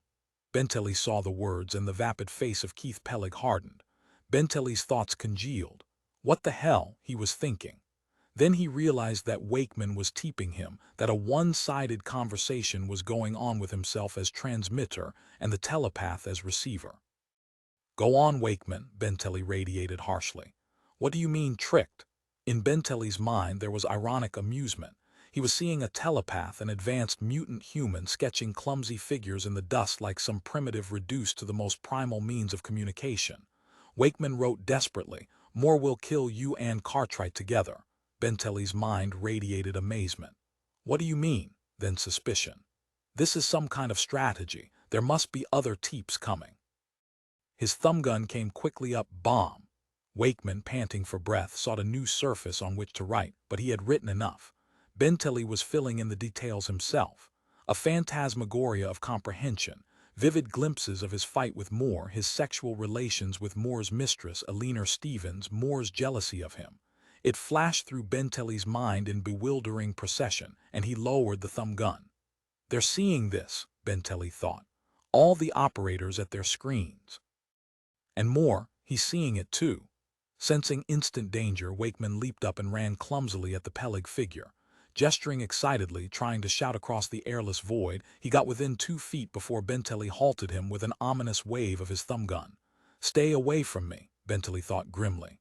"I'm still not sure of you. You're working for Cartwright." Wakeman scratched frantically. "PELLIG set to detonate when close to Cartwright. Moore will switch you in body AT moment." "Does Verrick know?" Benteley demanded. "Yes." "Eleanor Stevens?" "Yes." Benteley's mind flashed anguish. "How do I know this is true? Prove it." "Examine your body. Locate power LEADS. Trace circuit to bomb." Benteley's fingers flew as he ripped at the synthetic chest.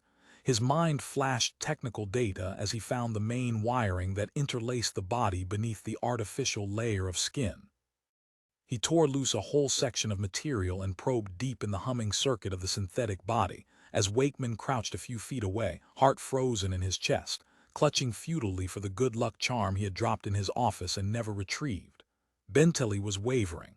The last clinging mist of loyalty to Verrick was rapidly fading. In its place, hatred and disgust were forming. "So that's the way it's worked," he thought finally. An embryonic strategy flashed through his mind. "All right, Wakeman. His mind hardened. "I'm taking the body back, all the way to Farbin," Wakeman sagged. "Thank God," he said out loud. Benteley leaped into activity. Realization that Moore was watching made his fingers a blur of motion as he inspected the reactor and jet controls, and then, without a sound, flashed the synthetic robot and ship up into the black sky toward Earth. The body had moved almost a quarter-mile before Herb Moore sent the selector mechanism twitching. Shatteringly without warning, Ted Benteley found himself sitting in his chair at Farbin, surrounded by his protective ring. On the miniature screen before him, the Pellig body hurtled back downward toward the moon face in a wide arc. It located the suddenly scampering figure of Peter Wakeman and directed its thumb gun. Wakeman saw what was coming. He stopped running and stood, oddly calm and dignified, as the synthetic body dropped low, spun, and then incinerated him. Moore was in control again. Benteley struggled up from his protective ring. He tore loose the wires that ran under his skin, his tongue into his armpits and ears. In an instant he was at the door of the cubicle, reaching for the heavy steel handle. The door was sealed. He had expected it. Back at the humming banks of machinery, he tore loose a handful of relays. A flashing pop as the main power cables shorted, sending up acrid fumes and throwing the meters to a dead halt. The door fell open, its lock inoperative. Benteley raced down the hall toward Moore's central lab. On the way he crashed into a lounging hill guard. Benteley knocked him down and grabbed the man's popper. He turned the corner and plunged into the lab. Moore lay limp and motionless within his own protective ring. Around him, a group of his technicians were working on the second synthetic body, already partly assembled in the fluid baths suspended over the work tables. None of the technicians was armed. Circling the lab was a honeycomb of chambers, small cubicles in which men sat at screens, eyes fixed intently, bodies supported by identical equipment. A momentary vision of mirror duplications of his own cube, the other operators, and then Benteley broke away. He waved the fluttering technicians back and glanced briefly into Moore's screen. The body hadn't reached the resort balloon. He was in time. Benteley killed the limp, unprotesting body of Herb Moore. The effect on the Pellig body was instantaneous. It gave a convulsive leap that carried it in a spinning trajectory off the lunar surface. The body whirled and darted grotesquely, a crazed thing dancing a furious rhythm of death. Somewhere along the line, as the body swooped and soared, it managed to pull itself out and level off. Moore led the body upward, arced it in a vast sweeping circle, and then shot off for deep space. On the screen, the lunar surface receded. It dwindled and became a ball. Then a dot. Then it was gone. The lab doors burst open. Verrick and a leaner Stevens entered quickly. "What did you do?" Verrick demanded hoarsely. "He's gone crazy. He's heading away from." He saw the lifeless body of Herb Moore. "So that's it," he said softly. Benteley got out of the lab fast. Verrick didn't try to stop him. He stood aimlessly fumbling at Moore's corpse, his massive face slack and vacant, numbed with shock. Down the descent ramp Benteley raced. Reaching the ground, he plunged out onto the dark late evening street. As a group of Farbin personnel streamed hesitantly out after him, he entered the illuminated taxi yard and hailed one of the parked Erbtrans ships. "Where to, sir or madam?" the Macmillan driver asked as it slid back its doors and gunned its turbines. "To Bremen," Benteley gasped. He snapped his seat straps in place and quickly slotted his neck against the takeoff impact. "And make it fast." The Macmillan's metallic voice sounded in agreement as it operated its jet portions. The small high-speed ship, which was its mechanical body, shot swiftly into the sky, and Farbin fell behind. "Set me down at the big interplan field," Benteley ordered. "Do you know any interplan flight schedules?" "No, but I can hook you up to an information circuit." "Forget it," Benteley said. He wondered briefly how much of his conversation with Wakeman had been picked up by the balance of the Corps. Whether he liked it or not, Luna was the only place he stood a chance of safety. All 9 planets were now Hill-operated death traps. Verrick would never rest until he had paid him back. But there was no telling what reception he would get from the Directorate. He might be shot on sight as one of Verrick's agents. On the other hand, he might be regarded as Cartwright's savior. Where was the synthetic body going? "Here's the field, sir or madam," the driver said to him. The taxi was settling down at the public parking lot. The field was manned by Hill personnel. Benteley could see intercon liners and interplan transports resting here and there, and great hordes of people. Among the people, Hill guards moved around keeping order. Suddenly, Benteley changed his mind. "Don't set down, head back up." "You name it, sir or madam." The ship obediently rose. "Isn't there a military field around someplace?" "The Directorate maintains a small military repair field at Narvik. You want to go there. It's forbidden for non-military ships to set down in that area. I'll have to drop you over the side." "Fine," Benteley said. "That sounds like exactly what I want." Leon Cartwright was fully awake when the corpsman came running to his quarters. "How far away is he?" Cartwright asked. Even with the injection of sodium pentothal, he had slept only a few hours. "Pretty close, I suppose." "Peter Wakeman is dead," the corpsman said. Cartwright got quickly to his feet. "Who killed him?" "The assassin." "Then he's here." Cartwright yanked out his hand weapon. "What kind of defense can we put up? How did he find me? What happened to the network at Batavia?" Rita O'Neill entered the room, white-faced and quiet. "The core broke down completely. Pellig forced his way directly to the inner fortress and found you were gone." Cartwright glanced briefly at her, then back at the corpsman. "What happened to your people?" "Our strategy failed," the corpsman said simply. "Verrick had some kind of deception. I think Wakeman had it analyzed before he died." Rita reacted. "Wakeman's dead. Pellig got him," Cartwright said curtly. "That cuts us off from the core. We're completely on our own." He turned to the corpsman. "What's the exact situation? Have you definitely located the assassin?" "Our emergency network has collapsed. When Wakeman was killed, we totally lost lock with Pellig. We have no idea where he is. We haven't made any contact whatsoever." "If Pellig has got this far," Cartwright said thoughtfully, "we don't have much chance of stopping him." "Wakeman was handling it," Rita blazed savagely. "You can do much better." "Why?" "Because," she shrugged impatiently. "Wakeman was nothing compared to you. He was a nonentity, a little bureaucrat." Cartwright showed her his gun. "Remember this, I had this popper in the back seat of the car for years. I never had to use it. It was still there. I sent a team to get it for me." He ran his hand down the familiar metal tube. "Sentimental attachment, I suppose. You're going to defend yourself with that thing." Rita's black eyes smoldered furiously. "That's all you're going to do?" "Right now I'm hungry," Cartwright said mildly. "What time is it? We might as well have dinner while we're waiting." "This isn't the time," Rita began, but at that moment the corpsman cut her off. "Mr. Cartwright," he interrupted, "a ship from Earth is landing. Just a moment." His attention turned inward and then he continued, "Major Schieffer is aboard with the remaining corpsmen," and he broke off. "There's more. He wants to see you immediately." "Fine," Cartwright said. "Where is he?" "He'll meet you here. He's coming up the ramp right now."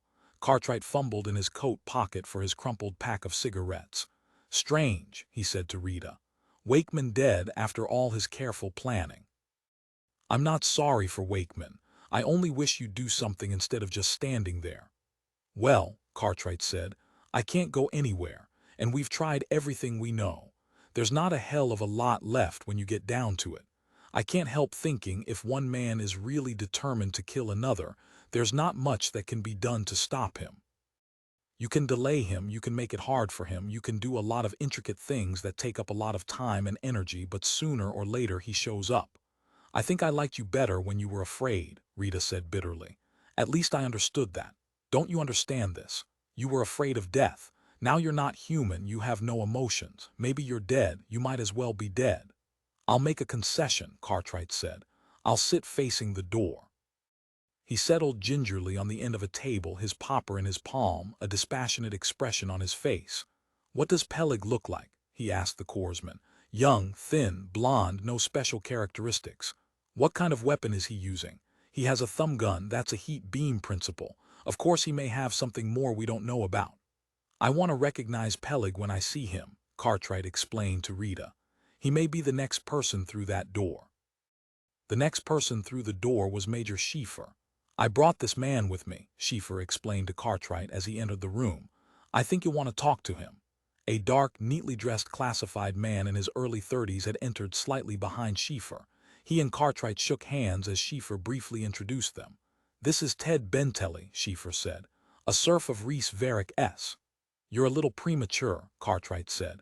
"You can go down ramp to the pool and the game room and the bar." The assassin ought to be showing up any time now. It won't be long. Benteley laughed sharply and tensely. He was more rumpled and on edge than they had first realized.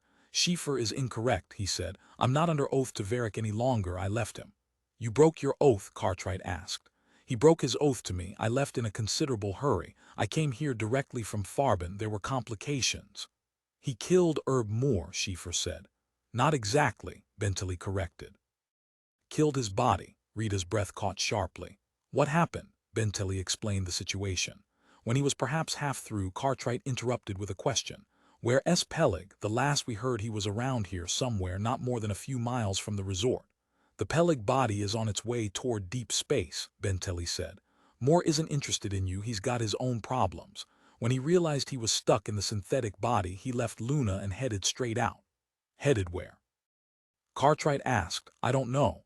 It doesn't matter, Rita said impatiently. He's not after you, that's what's important. Maybe he went insane, maybe he's lost control of the body. It's possible, Benteley admitted. It was an event he didn't expect. He had just smashed your teep net.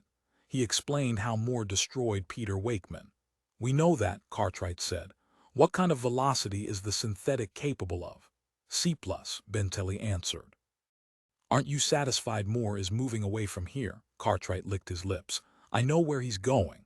There was a quick murmur and then Schiefer said, of course. He rapidly scanned Cartwright's mind. He has to find some way to stay alive. Benteley gave me a lot of involuntary material on the way here. I can construct most of the missing parts. Moore will undoubtedly find Preston with the information he has. Benteley was astounded. Preston, is he alive? That explains the prior informational request, Cartwright said. Verrick must have tapped the closed-circuit IPVIC beam from the ship. His cigarette came to an end. He dropped it, ground it out wrathfully, and lit another. I should have paid more attention when Wakeman brought it up. What could you have done? Schiefer asked. Our ship is close to Preston's ship. Moore wouldn't be interested in it, though. Cartwright shook his head irritably. Is there any way we can set up a screen to follow Moore? Suppose so, Benteley said. IPVIC arranged a constant visual beam from the body back to Farben. We could cut into it. It's still being relayed. I know the frequency of the channel. A thought struck him. Harry Tate's under fief to Verrick. Everybody seems to be under fief to Verrick, Cartwright said. Is there anybody at IPVIC we can work with? Put pressure on Tate. If you cut him off from Verrick, he'll cooperate. He isn't keen on this stuff, according to what Alina Stevens told me. Schiefer looked into his mind with interest. She told you a lot since she left us and went to Farben. She's been useful. Yes, I'd like to keep some kind of a visual check on the Pellig body. Cartwright fumbled with his popper and finally slid it into a half-unpacked suitcase on the floor. We're better off now, of course. Thanks, Benteley. He nodded vaguely to Benteley. So things have changed. Pellig won't be coming here. We don't have to worry about that anymore. Rita was eyeing Benteley intently. You didn't break your oath. You don't consider that you're a felon. I told you, Benteley said, returning her hard stare. Verrick broke his oath to me. He released me by betraying me. There was an uncomfortable silence. Well, Cartwright said, I still want something to eat. Let's have lunch or dinner or something and you can explain the rest to us. He moved toward the door, the ghost of a relieved smile on his tired face. We have time now. My first assassin is a closed book. We don't have any reason to hurry. 14 As they ate, Benteley put his feelings into words. I killed Moore because I had no choice. In a few seconds he would have turned Pellig over to a technician and returned to his own body at Farben. Pellig would have gone on and detonated against you. Some of Moore's staff are that loyal. How close would the body have had to be? Cartwright asked. The body got within less than 3 miles of you. 2 miles closer and Verrick would now dominate the known system.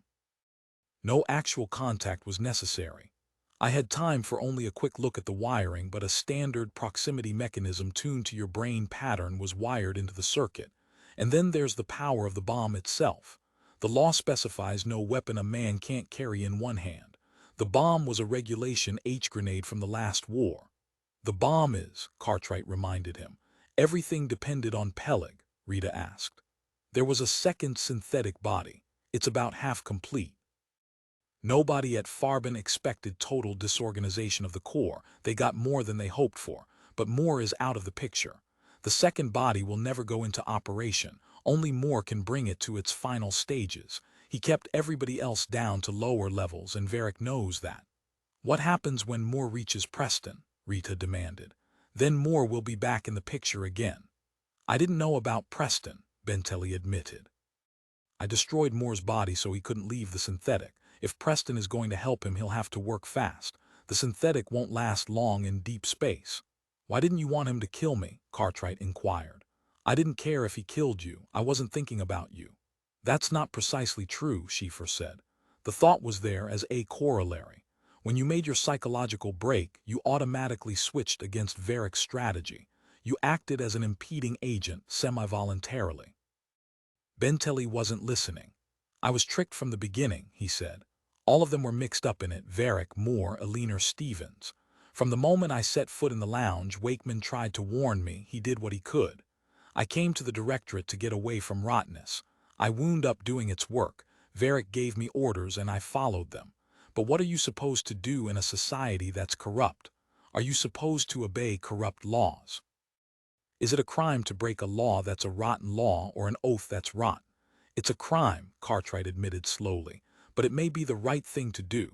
In a society of criminals, Schiffer offered, the innocent man goes to jail. Who decides when the society is made up of criminals? Benteley demanded. How do you know when your society has gone wrong? How do you know when it's right to stop obeying the laws? You just know, Rita O'Neill said fiercely. You've got a built-in mechanism. Benteley asked the woman. That's great, I wish I had. I wish everybody had. It must be a hell of a handy thing. There's 6 billion of us living in this system and most of us think the system works just fine. Am I supposed to go against everybody around me? They're all obeying the laws. He was thinking of Al and Laura Davis. They're happy, contented, satisfied. They have good jobs. They eat well. They have a nice place to live. Aliner Stevens said I had a sick mind. How do I know I'm not a sick misfit, a quasi-psychotic? You have to have faith in yourself, Rita O'Neill said. Everybody has that. That's a dime a dozen. I stood the rottenness as long as I could and then I rebelled. Maybe they're right. Maybe I'm a felon. I think Verrick broke his oath to me. I think I was released, but maybe I'm wrong. If you're wrong, Schiffer pointed out, you can be shot on sight. I know, but Benteley struggled up the words, in a way that isn't important. I never kept an oath because I was afraid of breaking it. I kept it because I didn't think it should be broken, but I can only go so far. A point came when this whole thing sickened me so much I couldn't work with it anymore. I can't stand to get it on my hands, even if it means being hunted down and shot. That may happen, Cartwright said. You say Verrick knew about the bomb. That's right, Cartwright reflected. A protector isn't supposed to send a classified serf to his death. That's reserved for unks. He's supposed to protect his classies, not destroy them. Judge Waring would know, I suppose. It takes an expert. You didn't know Verrick had been quacked when you took your oath. No, but they knew. Cartwright rubbed his grizzled jaw with the back of his hand. Well, maybe you have a case, maybe not. You're an interesting person, Benteley. What are you going to do now that you've tossed off the rules? Are you going to take a fealty oath again? I don't think so, Benteley said. Why not? A man shouldn't become another man's serf. I don't mean that. Cartwright picked his words carefully. What about a positional oath? I don't know. Benteley shook his head wearily. I'm tired, maybe later on. Rita O'Neill spoke up. You should join my uncle's staff. You should swear on to him. They were all looking at him. Benteley said nothing for a while. The Corps takes a positional oath, doesn't it? He asked presently. That's right, Schiffer said. That's the oath Peter Wakeman thought so much of. If you're interested, Cartwright said, his shrewd old eyes on Benteley, I'll swear you on to me as Quizmaster with a positional oath. I never got my P-card back from Verrick, Benteley said. A fleeting, potent expression crossed Cartwright's face. Oh, well, that can be repaired. He reached in his coat and got out a small, carefully wrapped package. With slow, deliberate fingers, he unwrapped the package and laid the contents on the table. There were a dozen power cards. Cartwright sorted through them, selected one, examined it intently, then replaced the others in the package and wrapped them up tight. He restored them to his pocket and passed the single P-card to Benteley. $2 does it, and you can keep it. I won't collect it back.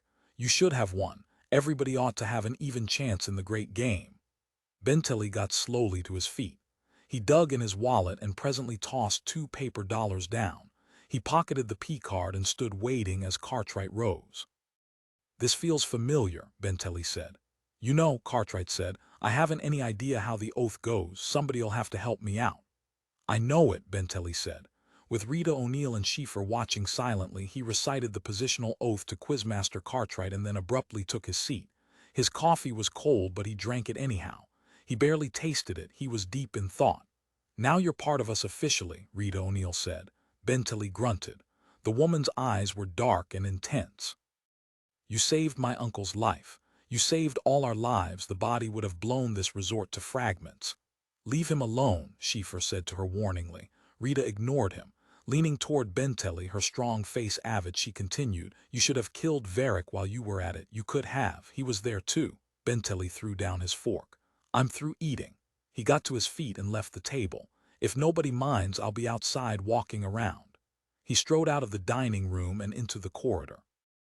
A few directorate officials stood here and there talking softly. Benteley wandered aimlessly around, his mind in turmoil. After a while, Rita O'Neill appeared at the doorway. She stood watching him, her arms folded tautly. I'm sorry, she said presently. It's all right. She came up beside him, breathing rapidly, red lips half parted. I shouldn't have said that. You've done enough. She put her quick, feverish fingers on Benteley's arm. Thanks. Benteley pulled away. I broke my oath to Verrick, let's face it, but that's all I can do. I killed Moore. He was as soulless as he is bodiless. He's nothing but a calculating intellect, not a man, but I'm not going to touch Reese Verrick. Rita's black eyes blazed. Common sense ought to tell you better than that. You're so noble and full of ethics. Don't you know what Verrick would do to you if he caught you? You don't know when to stop. I swore on to your uncle, isn't that enough? On paper I'm a felon, I broke a law. But I don't consider myself a criminal. He faced her defiantly. Understand, Rita retreated. I don't consider you a felon either. She hesitated uncertainly. Will you try to tell him what to do? Cartwright, of course not. You'll let him run things himself. Wakeman wouldn't let him. He has to run things. You can't interfere. I never told anybody what to do in my life. All I want to do is, Benteley shrugged angrily, unhappily. I don't know. Be another Al Davis, I suppose. Have my house and a good job, mind my own business. His voice rose in despair. But God damn it, not in this system. I want to be an Al Davis in some world where I can obey the laws, not break them. I want to obey the laws. I want to respect them. I want to respect the person around me. Rita was silent a moment. You respect my uncle. You will if you don't now. She broke off, embarrassed. Don't you respect me? Sure, Benteley said. Do you mean it? Benteley grinned crookedly. Of course. In fact, at the end of the hall, Major Schieffer appeared. He shouted at Benteley, faint and shrill. Benteley, run! Benteley stood paralyzed. Then he jerked away from Rita O'Neill. Get in there with your uncle. He yanked out his popper. But what? Benteley turned and raced down the corridor to the descent ramp. Corpsmen and directorate officials scurried everywhere. He reached the ground level and ran desperately toward the balloon wall. It was too late. A clumsy figure in a half-removed Farley suit blocked his way. A leaner Stevens, red hair flaming, face pale, gasping for breath, hurried up beside him. Get out of here, she panted. In the heavy, unfamiliar suit, she stumbled over a supply carrier and half fell against the wall. Ted, she wailed. Don't try to fight him, just run. If he gets you, I know, Benteley said. He'll kill me. At the entrance sphincter of the balloon, a single high-velocity hill transport had landed on the arid surface. Passengers were climbing out. A small knot of bulky figures was moving cautiously toward the resort. Reese Verrick had arrived. 15 Leon Cartwright moved toward the entrance sphincter. You had better disappear for a while, he said to Benteley. I'll talk to Verrick. Schieffer gave rapid instructions. A group of corpsmen came hurrying up, accompanied by a handful of directorate officials. It isn't really worth it, Schieffer said to Cartwright. He might as well stay here. He can't leave the resort and Verrick knows he's here. We might as well get this thrashed out. Verrick can just walk in here, Benteley asked helplessly. Of course, Cartwright answered. This is a public resort. He's not an assassin. He's an ordinary citizen. Do you mind being present? Schieffer asked Benteley. It may be difficult. I'll stay, Benteley said. Verrick and his small group pushed slowly through the wide entrance sphincter. Removing their suits, they glanced cautiously around. Hello, Verrick, Cartwright said. The two of them shook hands. Come on inside and have a cup of coffee. We were eating. Thanks, Verrick answered. Yes, if you don't mind. He looked haggard but calm. His voice was low. He followed Cartwright obediently up the corridor toward the dining room. You know, don't you, that Pellig has left? I know, Cartwright said. He's heading out toward John Preston's ship. The others followed after the two of them as they entered the dining room and seated themselves. Macmillans had cleared the table. They rapidly reset cups and saucers. Benteley seated himself beside Rita O'Neill at the far end of the table from Verrick. Verrick saw him, but he gave no sign beyond a momentary flicker of recognition. Schiefer, the other corpsmen and directorate officials, took seats in the background and listened and watched respectfully. I suppose he'll find it, Verrick murmured. When I left Farben, he was already 39 astronomical units out. I checked with the IPVIC monitor, thanks. He accepted black coffee and sipped it with relief. A hell of a lot has happened today. What would Moore do if he got hold of Preston's material? Cartwright asked. You know him better than I do. It's hard to say. Moore was always a lone wolf. He was in it for himself. I provided him with materials and he worked away on his projects. He's brilliant. I got that impression. Didn't he engineer the whole Pellig project? It was all his idea. I went out and hired him. I knew he was good. I didn't try to tell him what to do. Eleanor Stevens had come quietly into the dining room. She stood, nervous and uncertain, her small, thin hands clasped tightly together. After a moment of anxious indecision, she slipped into a seat in the dim recesses of the room and watched wide-eyed, a demure and terrified shape half lost in the shadows. I wondered where you went, Verrick said to her. You beat me here by, he examined his watch, only a few minutes. Will Moore go back to you if he gets what he wants? Cartwright asked. I doubt it. There wouldn't be any real reason. His oath. He never worried about that sort of thing. Verrick's deep-set eyes strayed vaguely.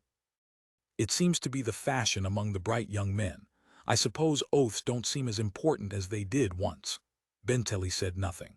Under his fingers his hand weapon was cold and moist with perspiration. His coffee cooled beside him untouched. Rita O'Neill smoked convulsively, stubbed her cigarette out, lit another and then stubbed out that. Are you going to call a second challenge convention? Cartwright asked Verrick. Oh, I don't know, not for a while. Verrick made an intricate pyramid with his massive hands, studied it, then dissolved it back into individual fingers. He gazed absently around the dining room. I don't remember this place. It's directorate property, isn't it? Schiefer answered. We always arrange something in advance. You'll recall the interplan station we fixed for you outside Mars. That was constructed during Robinson's reign. Robinson, Verrick mused cloudily. I remember him. God, that was 10 years ago. Has it really been that long? Why did you come here? Rita O'Neill's voice cracked out. Verrick's shaggy eyebrows pulled together in a weary frown. He didn't know Rita, obviously. He turned to Cartwright for an explanation. My niece, Cartwright said. He introduced them. Rita glared down at her coffee cup and said nothing. Her lips turned white and she clenched her fists until Verrick forgot her and went back to pyramiding his fingers and brooding. Course, Verrick said finally, I don't know what Benteley has told you. I suppose you understand my setup by now. What Benteley didn't tell me orally, Schiefer scanned, Cartwright answered. Verrick muttered obscurely. Then you know all I have to say by way of explanation, he finished. He raised his massive head.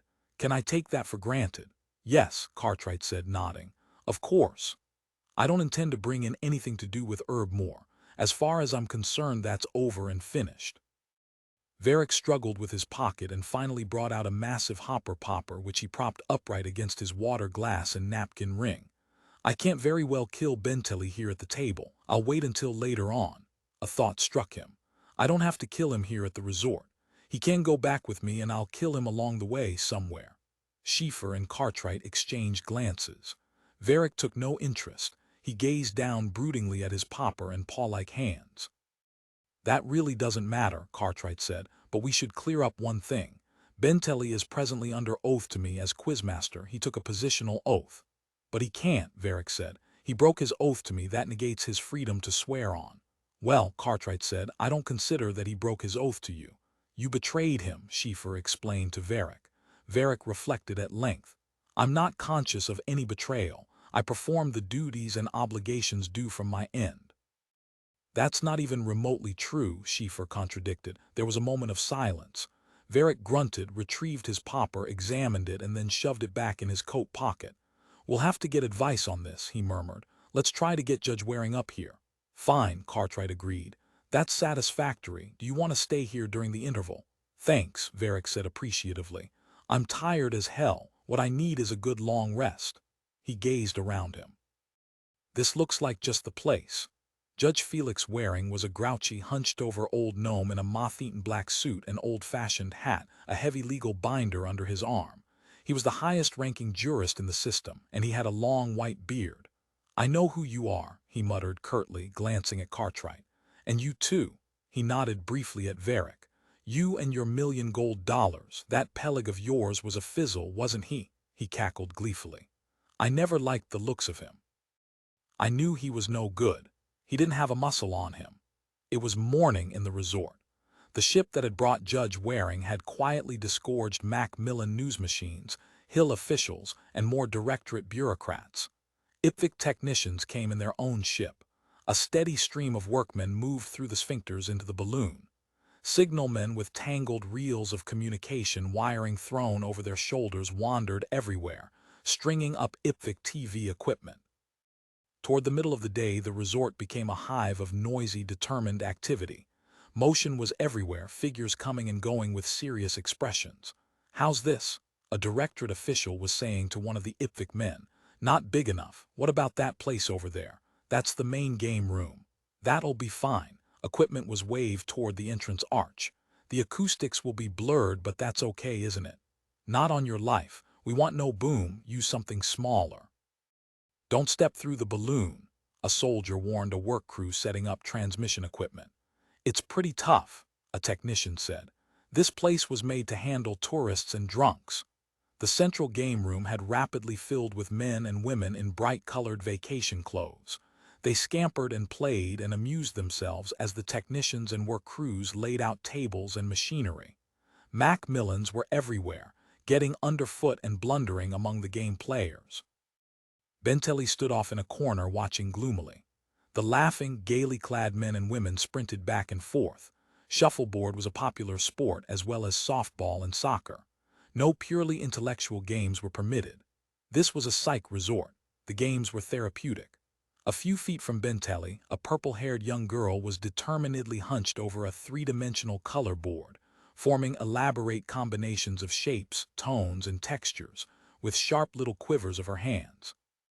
"It's nice here," Rita O'Neill said in his ear. Benteley nodded. "We still have some time before they begin." Rita meditatively tossed a garishly painted disc into the middle of a flock of robot ducks. One duck dutifully fell dead, and a score rang itself up on the marker. "You want to play something, exercise, and enjoy yourself. I'm dying to try some of these things out." The two of them edged through the people and into the side gym, Rita leading the way.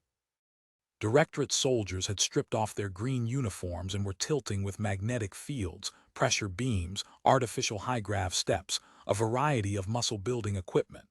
In the center of the room, an interested group was watching a corpsman wrestle a Macmillan robot. "Very healthful," Benteley said grimly. "Oh, this is a wonderful place. Don't you think Leon has put on weight? He looks a lot better since the Pellig business ended." "He'll probably live to be an old man," Benteley agreed. Rita flushed. "There's no need for that. You can't really be loyal to anybody, can you? You're only thinking of yourself." Benteley moved on. After a moment, Rita followed. "Is Judge Waring going to make his decision with all these enthusiasts running around?" Benteley demanded. He had come to a raised web on which tanned figures were stretching out in the sun. "Everybody seems to be having a wonderful time. Even the Macmillans are enjoying themselves. The menace is past. The assassin has departed." Rita happily took off her clothes, gave them to a mechanical attendant, and tossed herself into one of the quavering webs. Low-grav counterfields released her body. She spun dizzily into the depths of the web and after a time emerged, breathless and flushed, clutching wildly for something to hang on to. Benteley pulled her to a standing position. "Take it easy." "I forgot about the low-grav." Laughing and excited, she pulled away from him and aimed herself for a deeper section of the web. "Come on, it's fun. I never realized before." "I'll watch," Benteley said gloomily. The woman's lithe body disappeared for a time. The web vibrated and bounced. Eventually she emerged to the surface and lay stretched languidly out, the artificial sun gleaming from her perspiring back and shoulders. Closing her eyes, she yawned gratefully. "It's good to rest," she murmured drowsily. "This is the place for it," Benteley paraphrased Verrick. if you have nothing else on your mind. There was no answer. Rita was asleep. Benteley stood with his hands in his pockets, surrounded by a blur of joyful color and motion. Laughing people romped by him. Ceaseless games were started and restarted. In a corner, Leon Cartwright was talking with a barrel-chested, grim-faced man. Harry Tate, president of the Interplan Visual Industries Corporation, was congratulating Cartwright on his successful bout with his first assassin. Benteley gazed at the two of them until they separated. Finally, he turned away from the webs and found himself facing Eleanor Stevens. "Who is she?" Eleanor asked in a bright, clipped voice. "Cartwright's niece. Have you known her very long? I just met her. She's pretty. She's older than I, isn't she?" Eleanor's small face was frigid as metal. She smiled up at him like a merry tin doll. "She must be 30 at least." "Not quite," Benteley said. Eleanor shrugged. "It doesn't matter." She started away suddenly. After a moment, Benteley warily followed. "Want a drink?" she said over her shoulder. "It's so damn hot in here, all the yelling gives me a headache." "No, thanks," Benteley said as Eleanor hastily scooped a martini from a wall tray. "I want to stay sober." Eleanor strolled along, turning the tall glass this way and that between her thin fingers. "They're about to start. They're going to let that stupid old goat decide." "I know," Benteley said listlessly. "He hardly knows what's going on. Verrick pulled the wool over his eyes at the convention. He'll do it again. Has there been any news about more? Ipswich has their screen set up here for Cartwright's use. Verrick doesn't care. He didn't interfere. What does it show? I don't know. I haven't bothered to look." Benteley came to a halt. Through a half-open door he had caught a glimpse of a table and chairs, ashtrays, recording instruments. That's the room they set up." Suddenly Eleanor gave a cry of terror. "Ted, please get me out of here." Reese Verrick had moved past the door of the room. "He knows," Eleanor said icily as she pushed aimlessly among the laughing people. "I came to warn you, remember. Ted, he knows." "Too bad," Benteley said vaguely. "Don't you care?" "I'm sorry," Benteley said. "There's nothing I can do to Reese Verrick. If there was, I suppose I'd do it, maybe not." "You can kill him." Her voice was shrill with hysteria. "You have a gun. You can kill him before he kills both of us." "No," Benteley said. "I'm not going to kill Reese Verrick, that's out. I'll wait and see what happens. In any case, I'm finished with that." "And with me?" "You knew about the bomb." Eleanor shuddered. "What could I do?" She hurried after him, frantic with apprehension. "Ted, I couldn't stop it, could I? You knew that night when we were together, when you talked me into it." "Yes." Eleanor slid defiantly in front of him, blocking his way. "That's right." Her green eyes glittered wildly. "I knew. But I meant everything I said to you. I meant it all, Ted." "Christ," Benteley muttered. He turned away, disgusted. "Listen to me." She caught imploringly at his arm. "Reese knew too. Everybody knew. It couldn't be helped. Somebody had to be in it, didn't they? Answer me." She stumbled after him. "Answer me?" she screamed. Benteley stepped back as a grumbling, white-bearded little old man pushed angrily past him toward the antechamber. He disappeared inside the room and dropped his heavy book on the table with a thump. He blew his nose, moved critically around examining the chairs, and finally took a seat at the head of the table. Reese Verrick, standing glumly at the windows, exchanged a few words with him. A moment later Leon Cartwright followed after Judge Waring. Benteley's heart resumed beating, slowly and reluctantly. The session was ready to begin. 16 There were 5 people in the room. Judge Waring sat at one end of the table, surrounded by his law books and tapes. Leon Cartwright faced the massive, ponderous figure of Reese Verrick, separated by 2 heaped ashtrays and an ugly pitcher of ice water. Benteley and Major Schieffer sat across from each other at the low end of the table. The final chair was empty.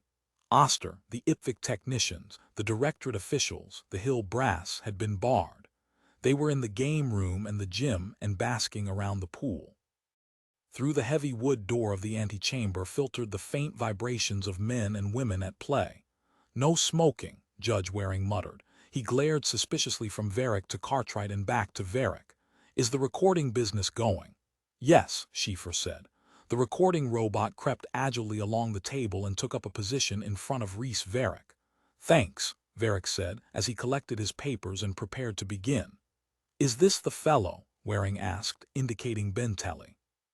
"He's the one I came for," Verrick said with a brief glance at Benteley. "But he's not the only one. They're all breaking their oaths, turning disloyal and betraying me." His voice trailed off vaguely. Certainly not like the old days. He roused himself and quietly delivered his statement. Benteley was dropped by Oisolier. He was a derelict classified without a position. He came to me at Batavia looking for an 8-8 position. That's his class. Things were bad for me at that time. I didn't know what lay ahead. I was thinking I might have to lay off some of my own staff. Anyhow, I took him on in spite of my own uncertainty. I took him into my household, gave him an apartment at Farben. Schiefer shot a quick glance at Cartwright. He was ahead of Verrick's spoken words. Everything was in disorder, but I gave Benteley what he wanted. I put him on my biochemist research staff. I gave him a woman to sleep with, fed him, and took care of him. I brought him into my biggest project. Verrick raised his voice a trifle. He was given a responsible position in the project at his own insistence. He stated he wanted to get in on policy level. I trusted him and gave him what he asked for. At the crucial moment, he betrayed me. He killed his immediate superior, dropped his work, and fled. He was too cowardly to go on, so he broke his oath. The critical project collapsed because of him. He came here aboard a directorate ship and tried to swear on to the Quizmaster. Verrick was silent. He had finished. Benteley heard the words with a kind of dull, growing surprise. Was that what had happened? Waring was looking at him curiously, waiting for him to speak. Benteley shrugged. He had nothing to say. It was out of his hands entirely. Cartwright spoke up. What was Benteley's job in this project? Verrick hesitated. He was doing substantially the same work as the other Class 8-8 people. Was there any difference? Verrick was silent a moment. Not that I can recall. That's a lie, Schiefer said to Judge Waring. He knows of a difference. Verrick nodded reluctantly. There was one difference, he admitted. Benteley asked for and got the initial position. He would have taken the project to its final stage. He was trusted completely. What was that stage? Judge Waring asked. Benteley's death, Cartwright answered. Verrick didn't contradict him. He examined his papers moodily until finally Judge Waring asked, "Is that true?" Verrick nodded. "Did Benteley know?" Judge Waring demanded. "Not at first. It wasn't possible to make the information available to him immediately. He had just arrived on the staff. He betrayed me when he found out." Verrick's heavy hands gripped his papers convulsively. "He destroyed the project. They all pulled out. They all let me down." "Who else betrayed you?" Schiefer asked curiously. Verrick's strong jaw moved. "Nurse Stevens, Herb Moore." "Oh," Schiefer said. "I thought Moore was the man Benteley killed." Verrick nodded. "Moore was his immediate superior. He was in charge of the project." "If Benteley killed Moore and Moore had betrayed you," Schiefer turned to Judge Waring, "it sounds as if Benteley was acting as a loyal serf." Verrick snorted. "Moore betrayed me afterwards. After Benteley," he broke off. "Go on," Schiefer said. "After Benteley killed him," Verrick said woodenly and with difficulty. "What's that?" Judge Waring asked testily. "I don't understand." "Tell him what the project was," Schiefer suggested mildly. "Then he'll understand." Verrick studied the table in front of him. He dog-eared a paper and finally spoke. "I have nothing more to say." He got slowly to his feet. "I withdraw the material relating to Moore's death. That really isn't relevant." "What do you stand on?" Cartwright asked. Benteley pulled out and dropped his work. "He left the job I assigned him, the job he took on when he swore on to me." "Yes," Verrick agreed, "but he should have stayed. It was his job." Cartwright also rose. "I have nothing else to say," he said to Judge Waring. "I swore Benteley on because I considered him legitimately free of his prior oath to Verrick. I considered the oath broken by Verrick. Benteley was sent to his death without knowledge. A protector isn't supposed to send a classified serf to involuntary death. If the serf has a classification, he must get that serf's written agreement." Judge Waring's beard bobbed up and down. "A classified serf must agree. A protector can only destroy his classified serf on an involuntary basis if the serf has broken his oath.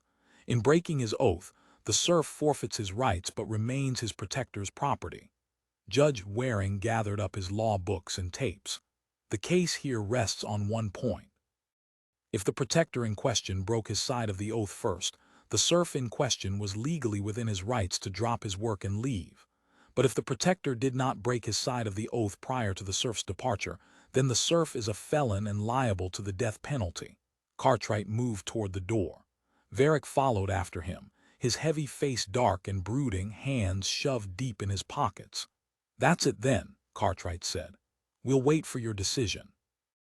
Benteley was with Rita O'Neill when the decision came.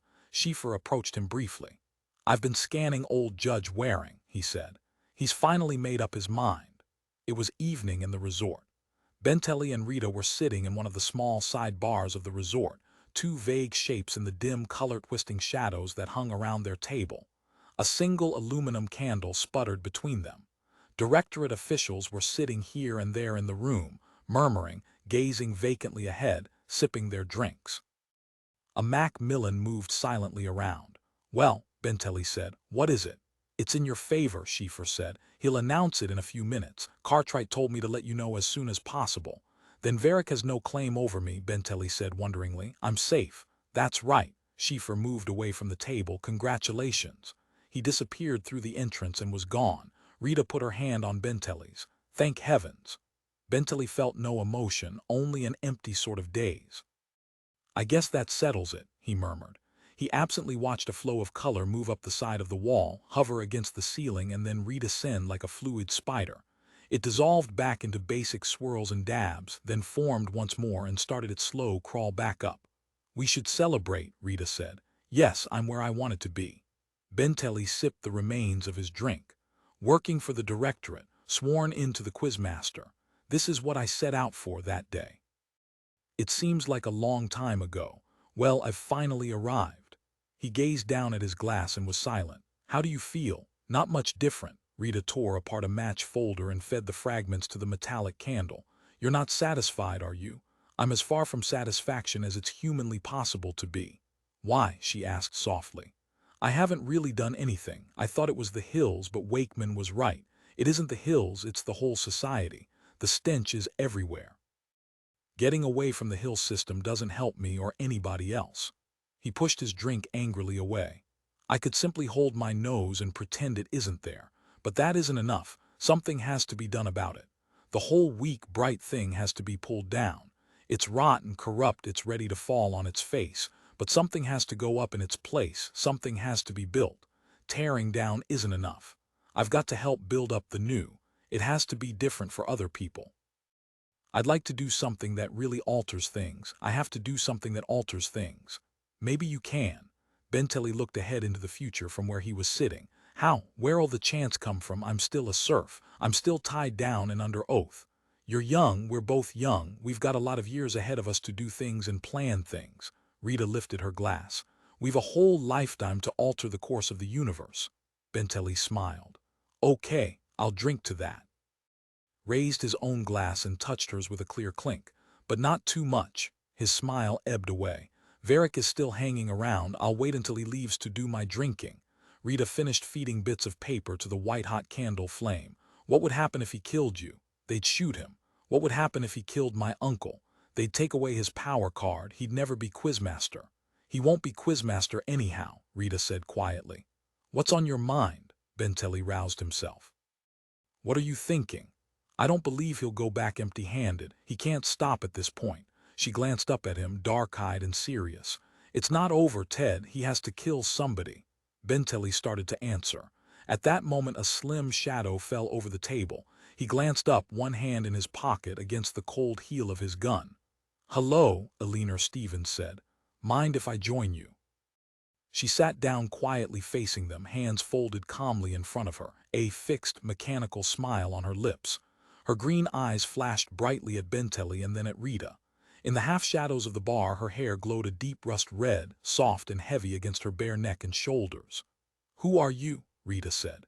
Green eyes dancing, Eleanor leaned forward to light her cigarette from the candle. "Just a name. Not really a person anymore. Isn't that right, Ted?" "You better get out of here," Benteley said. "I don't think Verrick wants you with us." "I haven't seen Verrick since I got here, except at a distance. Maybe I'll leave him, maybe I'll just walk off. Everybody else seems to be doing it." "Be careful," Benteley said. "Careful about what?" Eleanor blew a cloud of gray smoke around Benteley and Rita. "I couldn't help hearing what you were saying. You're right." Her eyes were fixed intently on Rita. She spoke rapidly in a sharp, brittle voice. "Verrick is trying to decide. He wants you, Ted, but he'll settle for Cartwright if he can't get you. He's down in his quarters trying to make up his mind. He used to have more around to arrange things in a neat mathematical equation. Assign an arbitrary value of +50 for killing Benteley, but -100 for being shot in retribution. Assign an arbitrary value of +40 for killing Cartwright, but a -50 for losing his power card. Both ways he loses. That's right, Benteley said warily. He loses both ways. Here's another, Eleanor said brightly. I thought this one up myself. She nodded merrily to Rita. I mean, you thought it up, but I made up the equation. Assign an arbitrary value of +40 for killing Cartwright, and then try this, assign a -100 by Cartwright for being killed. That takes care of that part, that's for Reese. Then there's my own, but that's not much. I don't understand what you're talking about, Rita said indifferently. I do, Benteley said. Look out. Eleanor had already moved. On her feet like a silent cat, she grabbed up the aluminum candle and ground the tube of bubbling flame into Rita's face. Benteley slammed the candle away. With a tinny grumble, it rolled from the table and clanked onto the floor. Soundlessly, Eleanor slipped around the table to Rita O'Neill. Rita sat pawing helplessly at her eyes. Her black hair and skin were smoking and charred. The acrid odor of seared flesh filled the murky air of the bar. Eleanor yanked the woman's hand away. Something glittered between the girl's fingers, a jagged scarf pin that came swiftly up at Rita's eyes. Benteley hurled the girl away. She clung to him desperately, clawing and stabbing blindly until he shook her loose.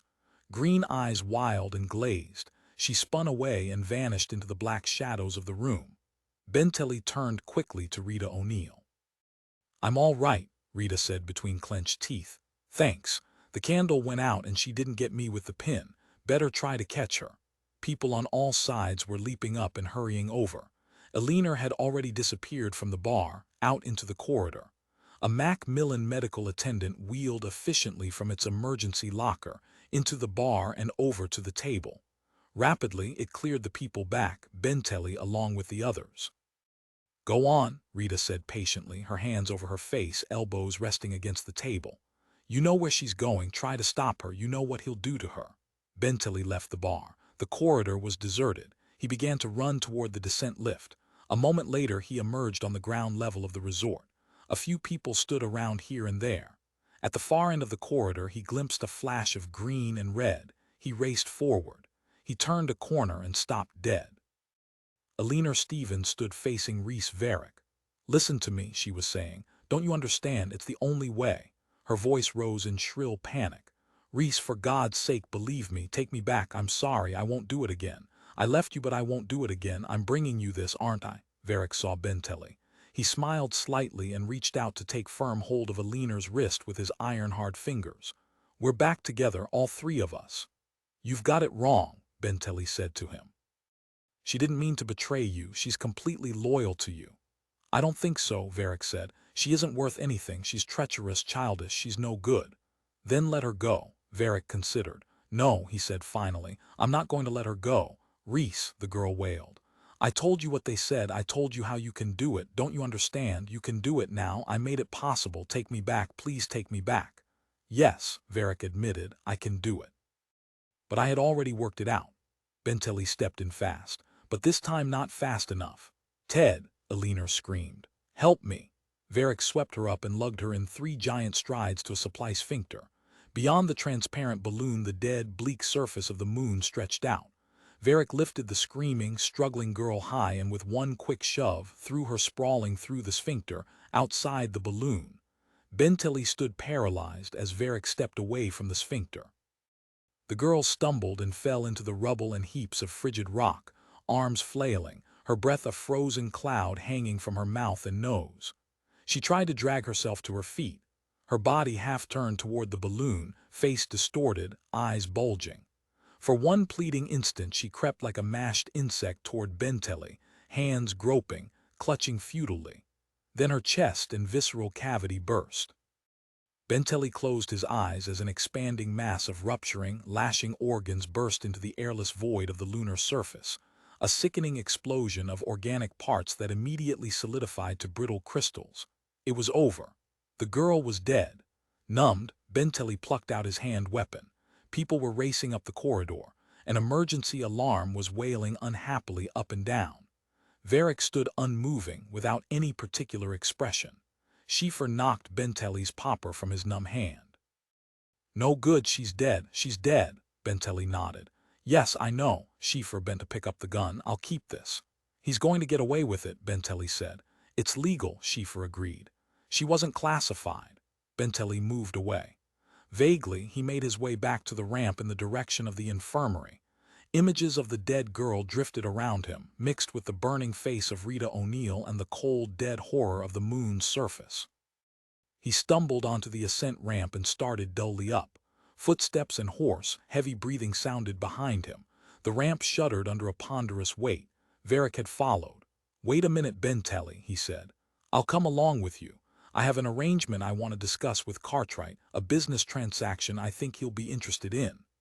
Verrick waited until Judge Waring, muttering and fumbling with his chair, had finally seated himself. Across from him, Cartwright sat straight and white-faced, still coming out of shock. "How's your niece?" Verrick asked. "She'll be all right," Cartwright said, "thanks to Benteley." "Yes," Verrick agreed. "I always thought Benteley had something. I knew he could act when it was necessary. It was her face Alina struck for. They can fix her up with artigraft. It didn't get to her eyes, mostly her skin and hair. It was her eyes the girl was after." Benteley couldn't stop looking at Reese Verrick. Verrick seemed calm and collected. His breathing had returned to normal, his face had a gray, mottled look, but his hands had stopped trembling. It was as if he were recovering his strength from an orgy of sexual passion, a spasm of total release, brief and overwhelming. "What do you want?" Cartwright asked him. He turned to Judge Waring. "I don't know what this is about." "No," Judge Waring agreed crossly. "What is this, Reese? What have you got on your mind?" "I want you to be here," Verrick said to him. "I have a proposal to offer Cartwright. I want you to hear it out and see that it's legal." He got out his massive popper and placed it on the table in front of him. "We've come to a dead end. I think nobody will disagree. You can't kill me, Leon. I'm not an assassin. It would be murder and you'd be liable. I'm here as a guest." "You're perfectly welcome," Cartwright said tonelessly, not taking his eyes from Verrick. "I came here to kill Benteley, but I can't. Stalemate, stalemate on all sides. You can't kill me, I can't kill Benteley, and I can't kill you." Silence. "Or can I?" Verrick said thoughtfully. He examined his popper. "I think maybe I will." Judge Waring spoke up disgustedly. "You'll be out of the M-game the rest of your life. That's a stupid thing to do. What'll it get you? Pleasure, satisfaction. Will it be any satisfaction to lose your P-card?" Judge Waring demanded. "No," Verrick admitted. "But I have my 3 hills. That won't be affected." Cartwright didn't stir. He nodded slightly, following Verrick's line of reasoning. "At least you come out of this alive. You'd be that much ahead of me, wouldn't you?" "That's right," Verrick agreed. "I wouldn't be Quizmaster, but neither would you. They'd have to twitch the bottle again." Schiefer entered the room. He glanced at Judge Waring and took a seat. "Leon," he said to Cartwright, "this is a bluff on his part. The girl took him the idea before he killed her. He doesn't intend to kill you. He wants to scare you." Schiefer's cold eyes flickered. "Interesting." "I know," Cartwright said. "He's going to give me a choice, death or an arrangement." "What's the arrangement, Reese?" Verrick dug into his pocket and got out his power card. "A swap," he said. "Your card for mine." "That'll make you Quizmaster," Cartwright observed. "And you'll be alive. You'll come out of this with your life. I'll come out of it with the Quizmastership. The stalemate is broken." "Then you'll have Benteley," Cartwright said. "That's right," Verrick answered. Cartwright turned to Schiefer. "Will he kill me if I refuse?" Schiefer was silent for a long time. "Yes," he said at last. "He'll kill you. He won't leave here without killing you or getting Benteley back. If you don't trade, he'll pop you and give up his card. If you trade, he'll have Benteley again. Either way, he gets one of you. He knows he can't get both." "Which would he prefer?" Cartwright asked, interested. "He'd prefer to have Benteley. He's reached the point where he respects you, almost admires you, and he has to have Benteley under control again." Cartwright searched his pockets until he found his neat little package of power cards. He sorted through them slowly. "Is this legal?" he said to Judge Waring. "You can trade," Waring said gruffly. "People buy and sell them all the time." Benteley half rose. Helplessly, he gestured. "Cartwright, are you really—" "Sit down and keep still," Judge Waring snapped sharply. "You have no say in this." Cartwright found the correct card, checked it with his other papers, and then laid it down on the table. "There's mine." "You're willing to trade?" Verrick demanded. "That's right. You understand what it means. You're legally giving up your position. With your card goes everything. I know, Cartwright said. I understand the law. Verrick turned around and faced Benteley. The two of them gazed at each other a moment, neither of them speaking. Then Verrick grunted. It's a deal, he said. Wait, Benteley said thickly. For God's sake, Cartwright, you can't just... He broke off futilely. You know what he'll do to me, don't you? Cartwright ignored him. He was returning the little package of P-cards to his coat pocket. Go ahead, he said mildly to Verrick. Let's get it over with so I can go downstairs and see how Rita is. Fine, Verrick said. He reached forward and picked up Cartwright's power card. Now I'm Quizmaster. Cartwright's hand came out of his pocket. With his small, antiquated popper, he shot Reese Verrick directly in the heart. Still clutching the power card, Verrick slid forward and lay with his face against the table, eyes wide, mouth slack with wonder. Is it legal? Cartwright asked the old judge. Yes, Waring admitted admiringly. Absolutely. He nodded solemnly. Of course, you lose that packet of cards you hold. I realize that, Cartwright said. He tossed them to the judge. I like it here at the resort. This is the first time I've ever been in a modern leisure resort. I look forward to sunning myself and taking it easy. I'm an old man and I'm tired. Benteley sagged. He's dead. It's over. Oh yes, Cartwright agreed. It's completely over. He got to his feet. Now we can go downstairs and see how Rita is. 17 Rita O'Neill was on her feet when Benteley and Cartwright entered the infirmary. I'm all right, she said huskily. What happened? Verrick's dead, Benteley said. Yes, we're all finished, Cartwright added. He went up to his niece and kissed the pale, transparent halo of bandage that covered the woman's face. You've lost some of your hair. It'll grow back, Rita said. Is he really dead? She sat down shakily on a glistening medical table. You killed him and came out with your own life. I came out with everything but my power card, Cartwright said. He explained what had happened. Now there's no Quizmaster. The bottle will have to be twitched ahead. It'll take a day or so to set the mechanism forward. He grinned wryly. I should know. I've worked on it often enough. It's hard to believe, Rita said. It seems as if there's always been a Reese Verrick. It's true, though. Cartwright searched his pockets and brought out a dog-eared black notebook. He made a check mark and then closed it. Everything but Herb Moore. We still have that to worry about. The ship hasn't yet landed and the Pellig body is somewhere in the area, somewhere within a few 100,000 miles of flame disk. He hesitated, then continued. As a matter of fact, the IPVIC monitor says Moore reached Preston's ship and entered it. There was an uneasy silence. Could he destroy our ship? Rita asked. Easily, Benteley said. He could probably wreck a good part of the disk at the same time. Maybe John Preston will do something to him, Rita suggested hopefully. But there was no conviction in her voice. Part of this depends on the next Quizmaster, Benteley pointed out. Some kind of a work crew should go out and try to round up Moore. The body will be deteriorating. We might be able to destroy him some way. Not after he reaches Preston, Cartwright said gloomily. I think we should approach the next Quizmaster on it, Benteley persisted. Moore will be a menace to the system. Very easily. You think the next Quizmaster would agree? I think so, Cartwright said. Since you're the next Quizmaster, that is, assuming you've still got the power card I gave you. Benteley had the card. Unbelievingly, he got it out and examined it. The card flipped from his trembling fingers. He pounced on it and swept it jerkily up. You expect me to believe this? No, not for another 24 hours. Benteley turned the card over and studied every part of it. The P card looked like any other, the same shape and size and color and texture. Where the hell did you get it? The original owner thought $5 was a good price for it, considering market conditions. I forget his name. You've been carrying this around. I've been carrying a whole packet of them around, Cartwright answered. I took a loss on that one, but I wanted to make sure you accepted it, and I wanted to be sure it was a legal, binding transaction. Not a loan, but a regular sale, the kind that goes on constantly. Give me a while to adjust. Benteley managed to get the P-card back in his pocket. Is this really on the level? Yes, Cartwright said, and don't lose it. Then you've worked out a system of prediction, the thing everyone has been looking for. That's how you got to be Quizmaster. No, Cartwright answered. I can't predict the bottle twitches any better than the next person. I have no formula. But you had this card, you know what's coming up. What I did, Cartwright admitted, was tamper with the bottle machinery.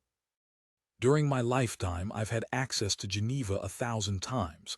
I threw a bias on it. I can't predict what it's going to do, so I did the next best thing. I set up the numbers of the power cards I had been able to buy in such a way that they constitute the next 9 twitches. If you think a minute, I got to be Quizmaster on my own power card, not one I bought. I should have worked that out better.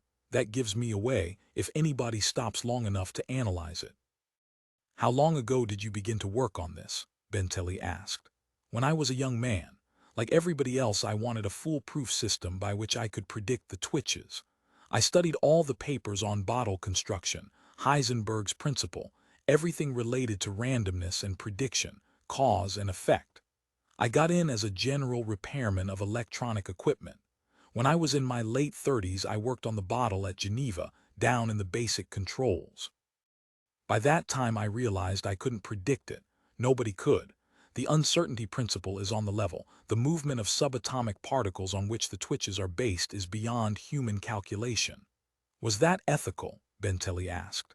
That kicks over the board, doesn't it? I played the game for years, Cartwright said.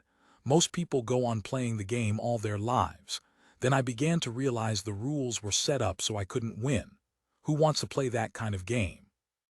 We're betting against the house, and the house always wins. That's true, Benteley agreed. After a time he said, no, there's no point in playing a rigged game, but what's your answer? What do you do when you discover the rules are fixed so you can't win? You do what I did, you draw up new rules and play by them. Rules by which all the players have the same odds, and the M-game doesn't give those odds. The M-game, the whole classification system, is stacked against us. So I said to myself, what sort of rules would be better? I sat down and worked them out. From then on I played according to them as if they were already in operation. He added, and I joined the Preston Society. Why? Because Preston saw through the rules too. He wanted what I wanted, a game in which everybody stood a chance of winning. Not that I expect everybody to carry off the same size pot at the end of the game. I don't intend to divide the winnings evenly. But I think everybody ought to have his chance at those winnings.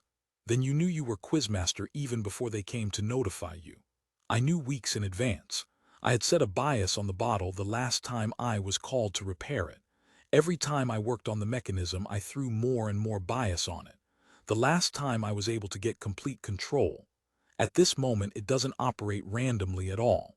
I have it stacked years ahead, but that won't be necessary now. I didn't have anybody to take over in those days. What are you going to do now? Benteley asked. You can't hold power again. I told you I'm going to retire. Rita and I never really stopped long enough to enjoy ourselves. I'm going to spend the rest of my days sunning myself in some modern leisure resort like this one. I'm looking forward to sleeping, contemplating, printing leaflets. What kind of leaflets? On the care and maintenance of electronic equipment, Cartwright said. My specialty, Rita spoke up. You have about 24 hours, Ted, then you're Quizmaster. You're where my uncle was a few days ago. You'll be waiting for them to come and notify you. That was quite a moment when we heard them landing on the roof, and Major Schiefer came clumping in with his briefcase. Schiefer knows, Cartwright said. He and I worked it out before I gave you the card. Then the Corps will respect the twitch. The Corps will respect you, Cartwright answered quietly.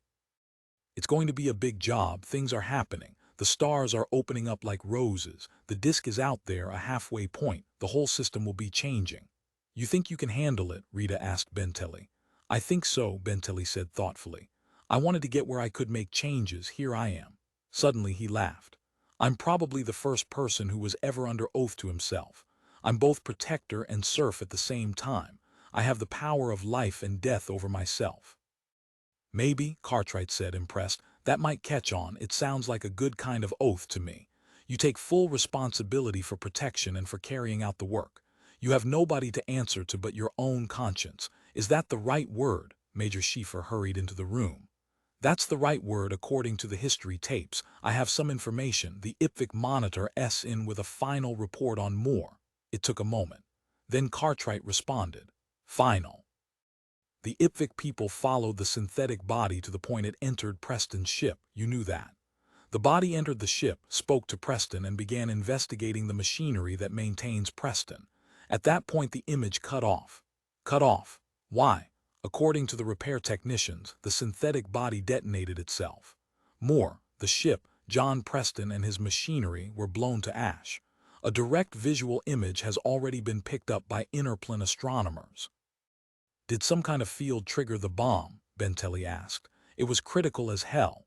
The IPVIC image showed Moore deliberately opening the synthetic's chest and shorting the bomb leads. Schiefer shrugged. It would be interesting to find out why. I think we better send out a crew to see what can be put back together. I'm not really going to sleep easily until I know the whole story. I agree, Benteley said feelingly. Cartwright got out his black notebook. With a look of bewilderment on his seamed, aged face, he checked off the last item and restored it to his pocket. Well, that takes care of that. We can pick over the ash later. Right now we have other things to think about. He examined his heavy pocket watch. The ship should be landing soon. If nothing has gone wrong, Groves will presently be setting down on flame disk. The disk was big. Brake jets screamed shrilly against the rising tug of gravity. Bits of metal paint flaked down around Groves. An indicator smashed, and somewhere within the hull a feed line snapped. We're about to collapse, Conklin grated. Groves reached up and twisted off the overhead light. The control bubble faded into darkness. What the hell? Conklin began. And then he saw it. From the view screen a soft light radiated, a pale, cold fire that glittered in a moist sheen over the figures of Groves and Conklin and the control machinery. No stars, no black emptiness of space were visible. The immense face of the planet had silently expanded until it filled everything. Flame disk lay directly below. The long flight was over. It's eerie, Conklin muttered. That's what Preston saw. What is it? Some kind of algae? Not this far out, probably radioactive minerals. Where is Preston? Conklin demanded. I thought his ship was going to guide us all the way.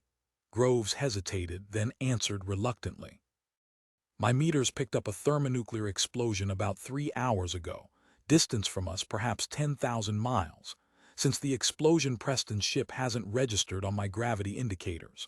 Of course, with the disk so close, a tiny mass like that might not. Jarrett came hurrying into the control bubble. He saw the screen and halted. Good God, that's it. That's our new home, Conklin said. Big, isn't it? What makes that funny light? It's like a seance in here. You're sure that's a planet? Maybe it really is a space serpent. I don't think I'd like to live around a space serpent, no matter how big it is. Conklin left the bubble and hurried down the vibrating, thundering corridor. The silent green glow seemed to follow him as he descended a ramp and came out on the main level. At the door of his cabin, he halted and stood a moment listening. Down in the cargo hold, meager possessions were being assembled. Pots and pans, bedding, food, clothing were being gathered up and collected. A murmur of excited, subdued voices filtered up over the din of the brake jets. Gardner, the jet stoker, was starting to give out Dodd's pressure suits and helmets. Conklin pushed open the cabin door and entered. Mary glanced quickly up. Are we there? Not quite, all ready to step out on our new world. Mary indicated their heap of possessions. I'm packing, Conklin laughed. You and everybody else. Put that stuff back where it was. We're going to live here until we get the subsurface dome set up. Oh, Mary said. Abashed, she began carrying things back to drawers and cupboards and storage lockers. Aren't we even going to set up some sort of colony? Sure we are. Conklin slapped the bulkhead above his shoulder. And this is it. Mary lingered with an armload of clothes. Bill, it'll be nice, won't it? I mean, it'll be hard at first, but later on it won't be so bad. We'll be living mostly underground the way they do on Uranus and Neptune. That's pretty nice, isn't it? We'll make out all right. Conklin gently took the clothes from her arms. Let's get down to the cargo hold and find ourselves Dodd's suits. Gardner's giving them out. Janet Sibley greeted them, nervous and fluttering with excitement. I can't get into mine, she gasped. It's too small. Conklin helped her zip the heavy material. Remember, for God's sake, when you're outside, be careful and don't trip. These are the old type suits. You can puncture them on sharp rocks and be dead in a second. Who gets to step out first? Mary asked as she slowly zipped up her bulky suit. Captain Groves. Whoever's closest to the hatch. Maybe it'll be me, Jarrett said, coming into the hold and grabbing up his suit. Maybe I'll be the first human being to set foot on flame disk. They were still fastening their suits and talking together in small nervous groups when the landing sirens shrieked into life. Grab hold, Conklin shouted above the wailing din. Hang on to something and get your suits going. The ship struck with a roar that tossed them about like dry leaves. Supplies and possessions pitched everywhere, as the hull twisted and bucked violently.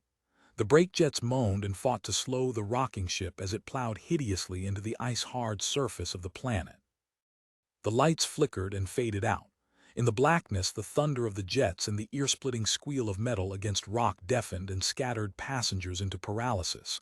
Conklin was thrown against a heap of bedding. Pots and pans rained down on him. In the gloom, he fought his way up until his fingers closed around a hull support. "Mary," he shouted, "where are you?" In the darkness nearby, he felt her moving. "I'm here," she answered faintly. "I think my helmet's cracked, it's leaking air." Conklin caught hold of her. "You're all right." The ship was still moving, an inferno of sound and protesting metal that gradually slowed to a reluctant, uneven halt. The lights flickered, came on for a brief moment, and then again faded out. Somewhere moisture dripped slow and steady. Down the corridor, a fire crackled among heaps of supplies that had tumbled from a locker. "Get that fire out," Groves ordered. With an extinguisher, Jarrett made his way unsteadily into the corridor. "I guess we're there," he said shakily as he covered the fire. His voice vibrated thinly in their helmet phones. Somebody lit a flashlight. "The hull must have stood up," Conklin said. "I don't hear any important leaks." "Let's get out," Mary said intensely. "Let's see it." Groves was already at the hatch. He stood waiting stonily until everybody was around him, and then he began unsealing the heavy locks by hand. "The power is dead," he explained. "Lead snapped someplace." The hatch slid back. Air whooshed out and Groves moved forward, wide-eyed and immediately silent. The others crowded onto the ramp after him. For a moment they stood awed and hesitant. Then as a group they descended. Halfway down, Mary stumbled and Jarrett halted to catch hold of her. One of the Japanese optical workers touched the surface first. Agilely, he slid over the side and dropped to the hard frozen rock, face excited and eager within his bulging helmet. Grinning up at them, he waved them on. "It's okay," he shouted. "No monsters in sight." Mary held back. "Look," she whispered. "Look at it glow." The planet was a single plane of green light. Wherever they looked there was a faint, unwinking sheen of color, soft and unfocused, on the rocks and boulders, on the ground itself. In the dim green phosphorescence, the group of men and women were strange, opaque shapes, black columns of metal and plastic stepping awkwardly and hesitantly down. "It's been here all this time," Jarrett said wonderingly. "And nobody to look at it." He kicked at the frozen rock. "We're the first to set foot here." "Maybe not," Groves said thoughtfully. "As we landed I saw something. I tried to come as close as possible without hitting it." He unclipped his heavy-duty shoulder weapon. Preston thought the disc might be a stray from another system. It was a building, a structure of some kind, resting on the smooth surface ahead. It was a sphere of some dull metal without features or ornaments. Green crystals of frozen gas drifted and blew around them as they apprehensively approached the sphere. "How the hell do we get in it?" Conklin demanded. Groves lifted his weapon. "I don't see any other way." His voice came in their phones. He squeezed the trigger and moved the muzzle in a slow circle. "This material looks like stainless steel. This thing may be man-made." Through the sizzling, dripping rent, Conklin and Groves crawled. A dull throbbing reached their ears as they climbed down to the floor of the globe. They were in a single chamber of whirring machinery. Air shrieked out past them as they stood peering around. "Plug it up," Groves said. Together they managed to get a patch over the leak their weapon had cut. Then they turned to examine the humming bank of machinery and wiring. "Welcome," a dry, dusty voice said mildly. They spun quickly, the weapon high. "Don't be afraid," the old man continued. "I'm only another human being like yourself." Conklin and Groves stood rooted to the metal floor. "Good God," Groves said thickly. "But I thought—" the old man said, "am John Preston." A shudder rolled up Conklin's spine. His teeth began to chatter. "You said his ship was destroyed. Look at him. He must be 1,000,000 years old, and he's in that solution." As if in agreement, the paper-thin lips moved, and from the mechanical speakers the dry whisper sounded again. "I am very old," Preston said. "I am almost completely deaf and paralyzed." The mouth twisted in a half-smile. "I have arthritis, as you probably know. And someplace along the line I lost my glasses, so I can't really make you out too clearly." "This is your ship?" Conklin demanded. "You landed here ahead of us." The ancient head within its supporting hoop nodded. He's watching us, Groves said. It's frightening, it's not natural. How long have you been here? Conklin asked the ancient withered creature suspended in its nourishing bath. You will have to excuse me, Preston answered. I can't come down and shake hands with you, Conklin blinked. I guess he didn't hear me, he said uneasily. We represent the Preston Society, Groves said awkwardly. We're following your work, are you? It has been a long wait, the old man interrupted him. It's been many weary years, many long days alone. Something's wrong, Conklin snapped fearfully. Something's the matter with him. He's deaf and blind. Conklin moved toward the banks of machinery. This isn't a ship. It's something else, similar to a ship but not a ship. I want to tell you about Flame Disc. John Preston's dry, harsh words interrupted him. That's what I'm interested in, that's what I consider important. So do we, Groves said, baffled and confused. Conklin was feverishly examining the smooth inner surface of the sphere. This has no drive jets, it can't go anywhere. It has some sort of anti-grav shield like a marker buoy. He leaped away from the machinery. Groves, this is a buoy, I'm beginning to get it. You must hear me out, Preston was saying. I have to tell you about the disc. There must be more of these buoys, Conklin said. This one must have drifted down here, pulled down by the intense gravity. There must be thousands of them, all exactly alike. It came slowly to Groves. We came in contact with a series of buoys, not a ship. Each one directed us to the next. We followed a trail of boys all the way here, step by step. Do whatever you want, the dry, inexorable voice broke in. But listen to what I have to say. Shut up, Conklin shouted. I have to remain here, Preston said slowly and painfully, picking his words with infinite care. I don't dare leave if I— Preston, Conklin shouted wildly. What's the sum of 2 and 2? I know nothing about you, the relentless whisper continued. Repeat after me, Conklin shouted. Mary had a little lamb, its fleece was white as snow.